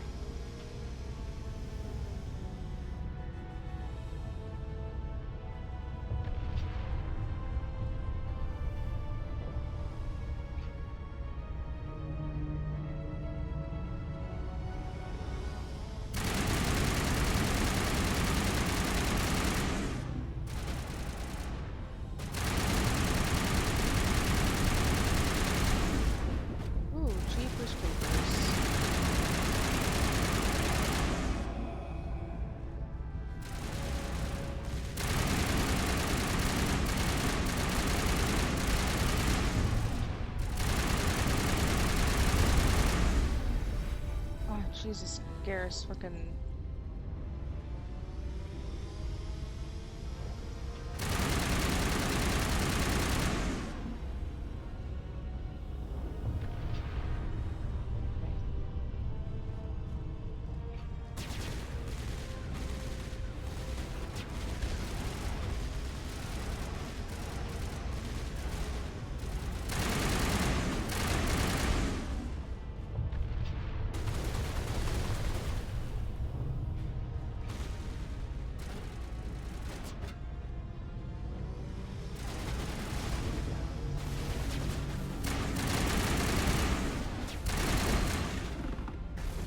Down here.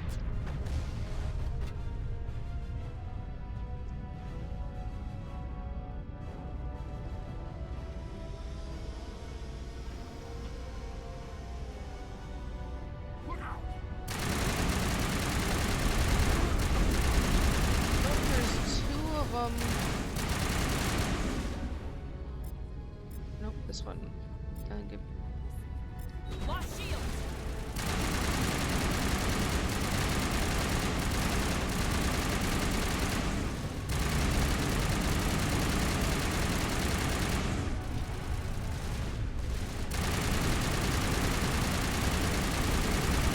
It's a warlord.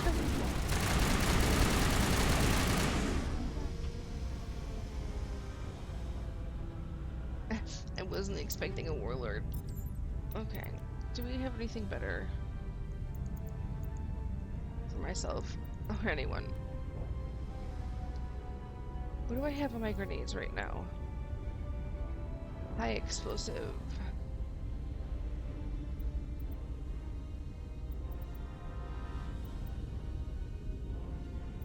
Do I have a better high explosive one? I do.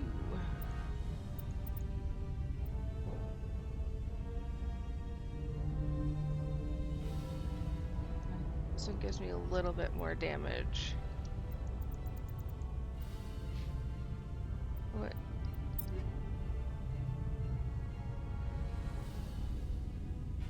Oh, pulse rifle.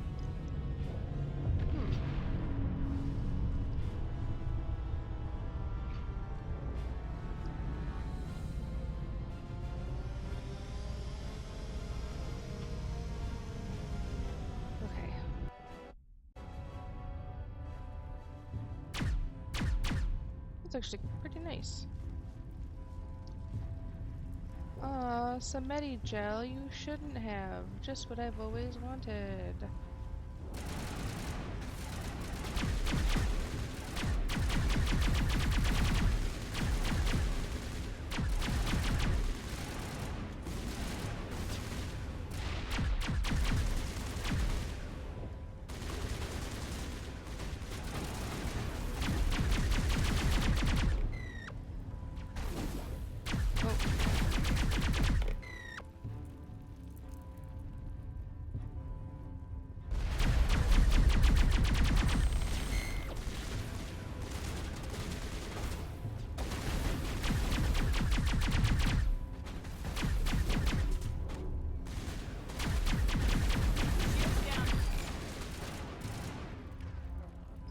Shields. Let's give them some bullet punch.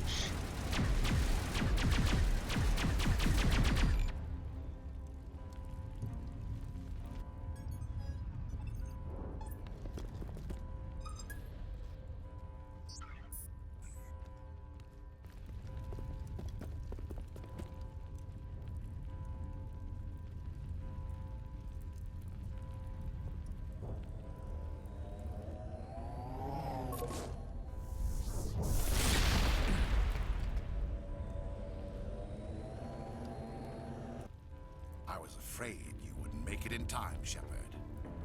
In time for what? The final confrontation. I think we both expected it would end like this. You've lost. You know that, don't you? In a few minutes, Sovereign will have full control of all the Citadel systems. The relay will open. The Reapers will return. Now this time. I've still got a few tricks up my sleeve. You survived our encounter on Vermeer, but I've changed since then. Improved. Sovereign has upgraded me. Fancy hardware's not gonna save you. You don't understand, Shepard. There is a place for organics in the New Order. The Reapers need men and women of action. People like us. Sovereign recognizes your value. You've impressed it. Surrender to the Reapers, and you will be spared. Join us, and we can find a place for you. Enough talking. No more stalling, Saren. Let's finish this. Ooh, can we... I don't want a sniper. How about we...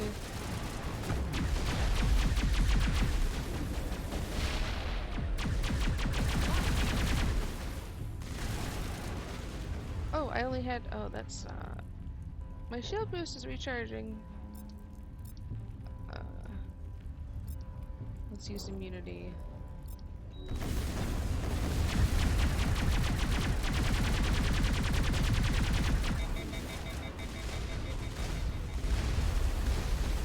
Oh, and there's shit behind me too. Oh, this is...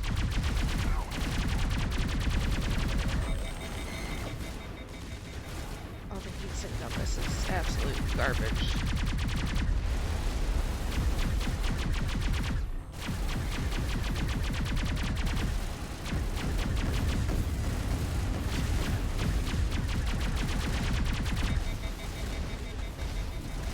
Can I use... Thank goodness. Okay.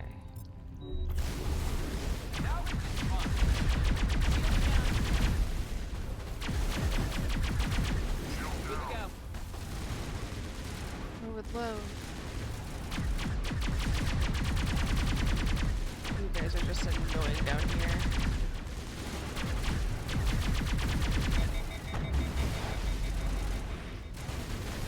Can we stop hugging the wall, please? That'd be really great.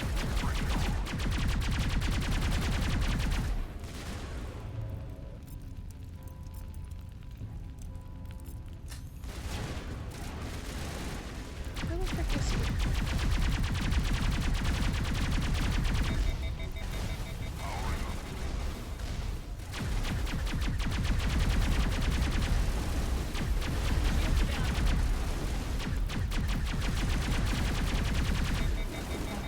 Joking, he's literally dead.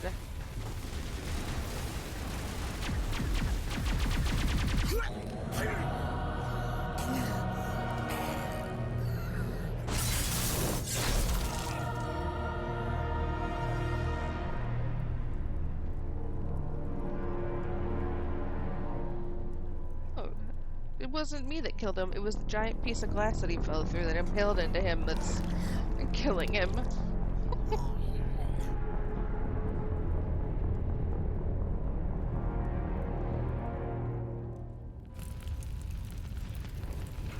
Alrighty, let's get back up here and get this thing shut off.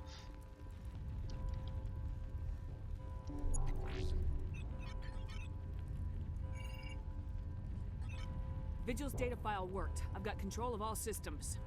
Quick, open the station's arms. Maybe the fleet can take Sovereign down. See if you can open a communications channel. The Destiny Ascension. Main drives offline. Kinetic barriers down 40%. The Council is on board. I repeat, the Council is on board. Normandy to the Citadel. Normandy to the Citadel. Please tell me that's you, Commander. I read you, Joker. We caught that distress call, Commander. I'm sitting here in the Endura sector with the entire Arcturus fleet. We can save the Ascension. Just unlock the relays around the Citadel and we'll send the cavalry in. You'd sacrifice human lives to save the Council? What have they ever done for your kind? This is bigger than humanity. Sovereign's a threat to every organic species in the galaxy. That's why you can't throw away reinforcements trying to save the Council. Hold them back until the Citadel arms open up and the human fleet can go after Sovereign. What's the order, Commander? Come in now to save the Ascension, or hold back?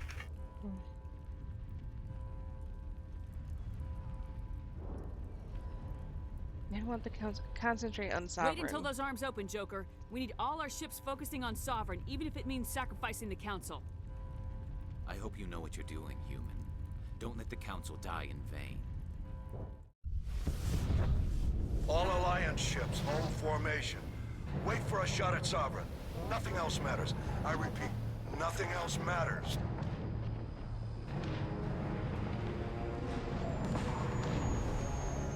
I hope the council doesn't die, but I don't want to just be like, let him die! Like... Commander, we're picking up reinforcements. It's the Alliance! Open a comm channel! This is the Ascension. We're taking heavy damage. Guardian defenses are over... Kinetic barriers are offline. Commander, they closed the channel.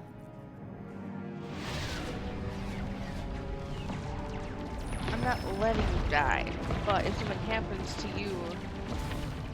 Well, we're trying to save, like, my Sovereign. Like, I'm not gonna...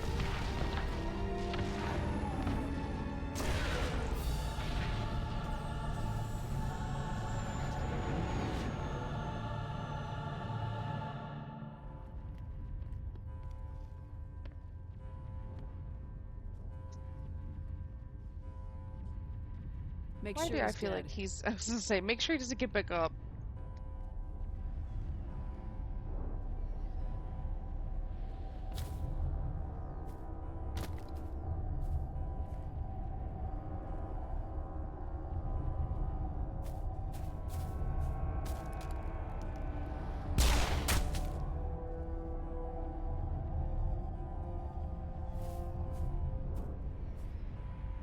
He's dead.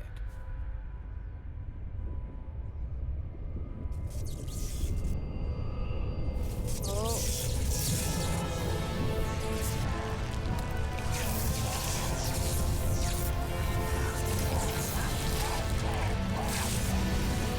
What is happening? Oh my god, he exploded?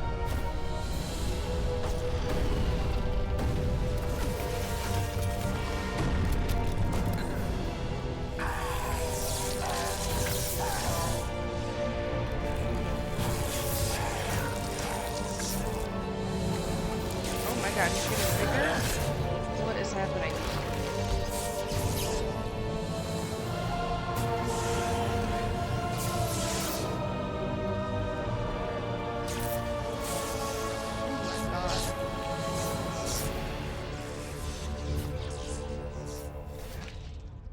I am Sovereign, and this station is mine.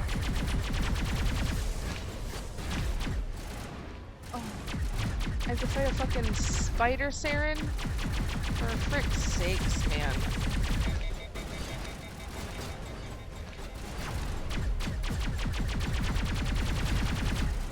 Can we give...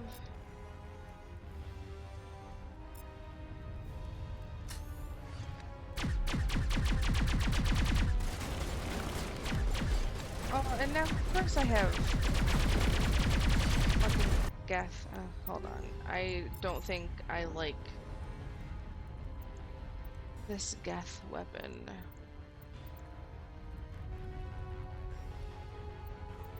Even though it does more damage. We'll do high explosive rounds. Give me more damage.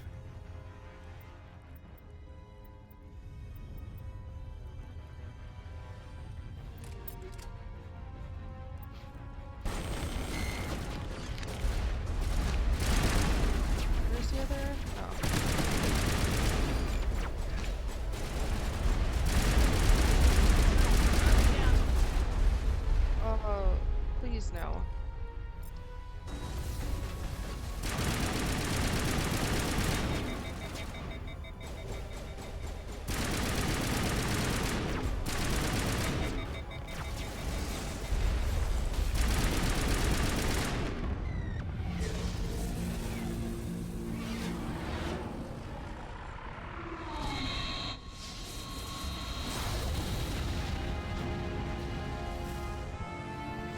That's not good.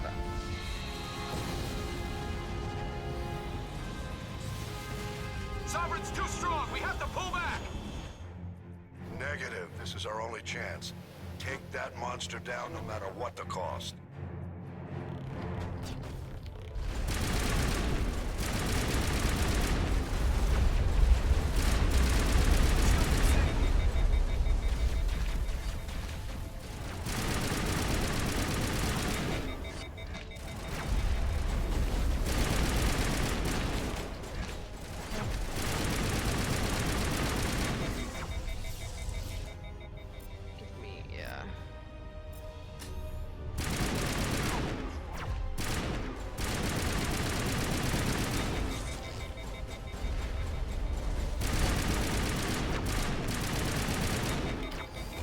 Where's the others?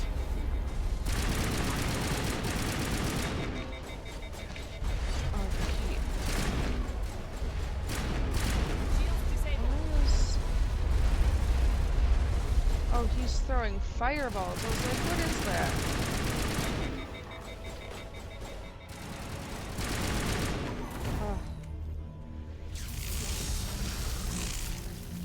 Oh. Was that it?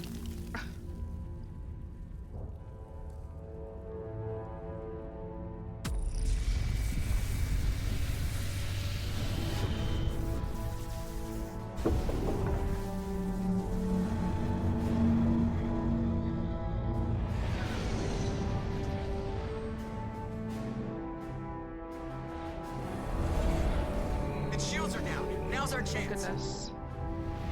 Hit it with everything we got.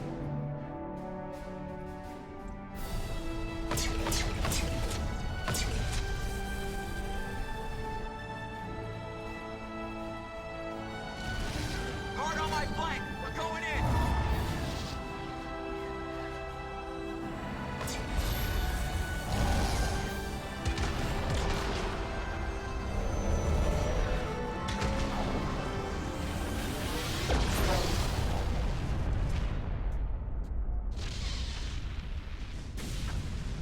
Way to go, Joker. Uh-oh. Go!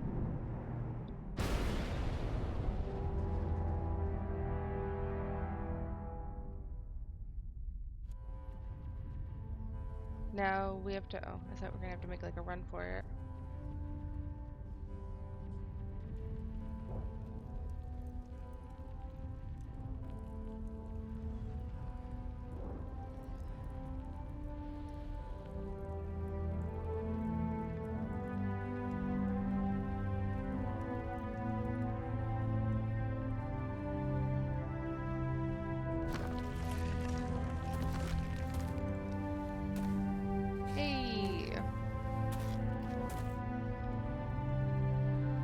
Captain Anderson, we found them. They're in here. Take it easy. It's over. You're safe now. Where's the commander?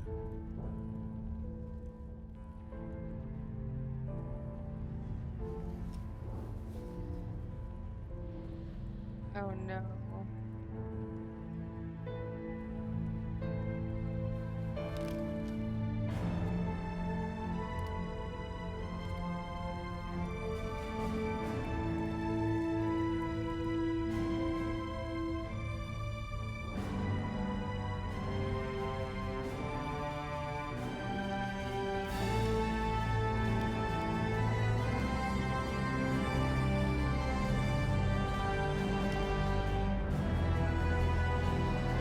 I was waiting for like my arm to like bust out from somewhere, being like, I'm here, I'm alive.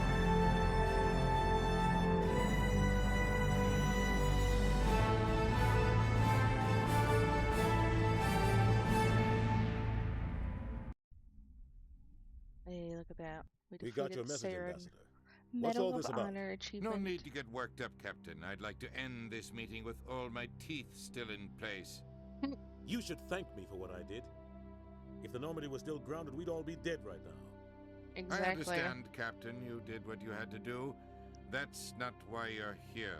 We need to talk about what happened to the Council. Commander Shepard did the right thing. We had to hold our fleet back to go after Sovereign. It was the only way.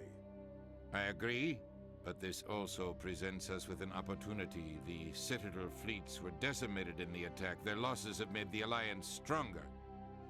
They can't rebuild without us. We need to take the lead in forming a new council, one with a human chairman at its head. I can see Will the they other accept races that? inviting us to join the council, but lead it? That's a whole different story. The other species are scared. They've never faced anything like this before. They don't know what to do. They want us to step forward. They believe in us because of you, Shepard. You saved the galaxy from Sovereign. You're a symbol of everything good about humanity. Our courage, our strength. The Ambassador's right. The other races look up to us now. They won't just accept our leadership. They'll welcome it. Given everything you've done, Commander, the Alliance will want to know who you think our Council Chairman should be.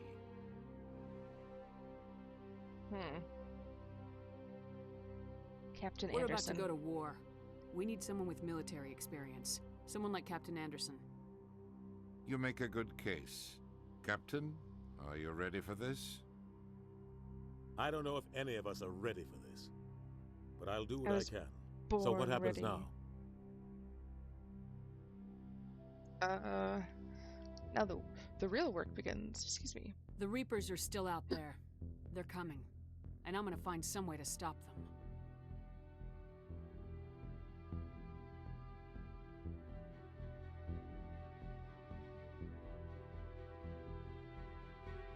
Shepard's right. We're headed for war with the Reapers. If we lose, it's the end of all life as we know it. We have to show the rest of the galaxy what it takes to survive. With the support of the other races, we can win this battle. With them behind us, we can stand against the Reapers' return and drive them back into dark space. Heck yeah.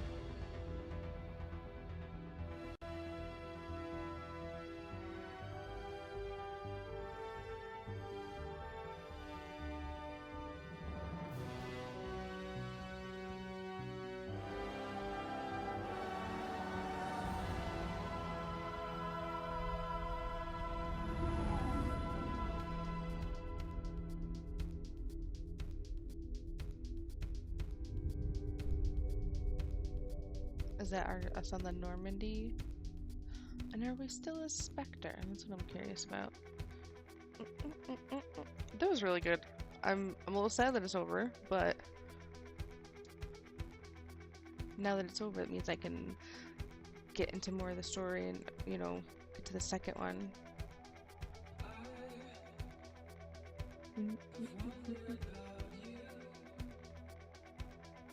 And I think that was a pretty good game. There was a couple buggy things, getting pushed and stuck into a wall that was not fun, and then the Mako flipping over. But you know, that's what you expect with an older game like that. But no, that was really good. I like the whole story behind it. You know, I wasn't expecting the Keepers to have been a whole part of like the Reapers using them to basically take care of the relay to get them like basically back into the deep space to hide. So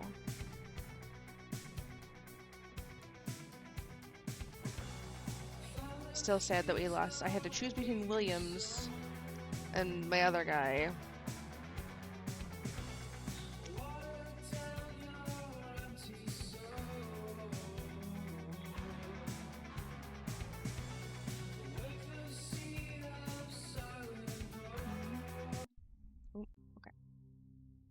But no, that was really good.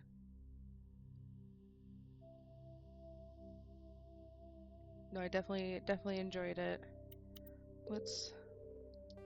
I wanted to see, what did I kill 100 enemies with melee attacks, kill 2,000. Oh, that's just with like melee.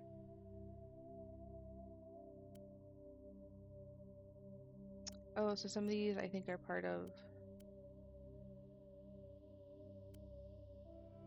all the games. That's kind of cool though. Got a decent amount of achievements.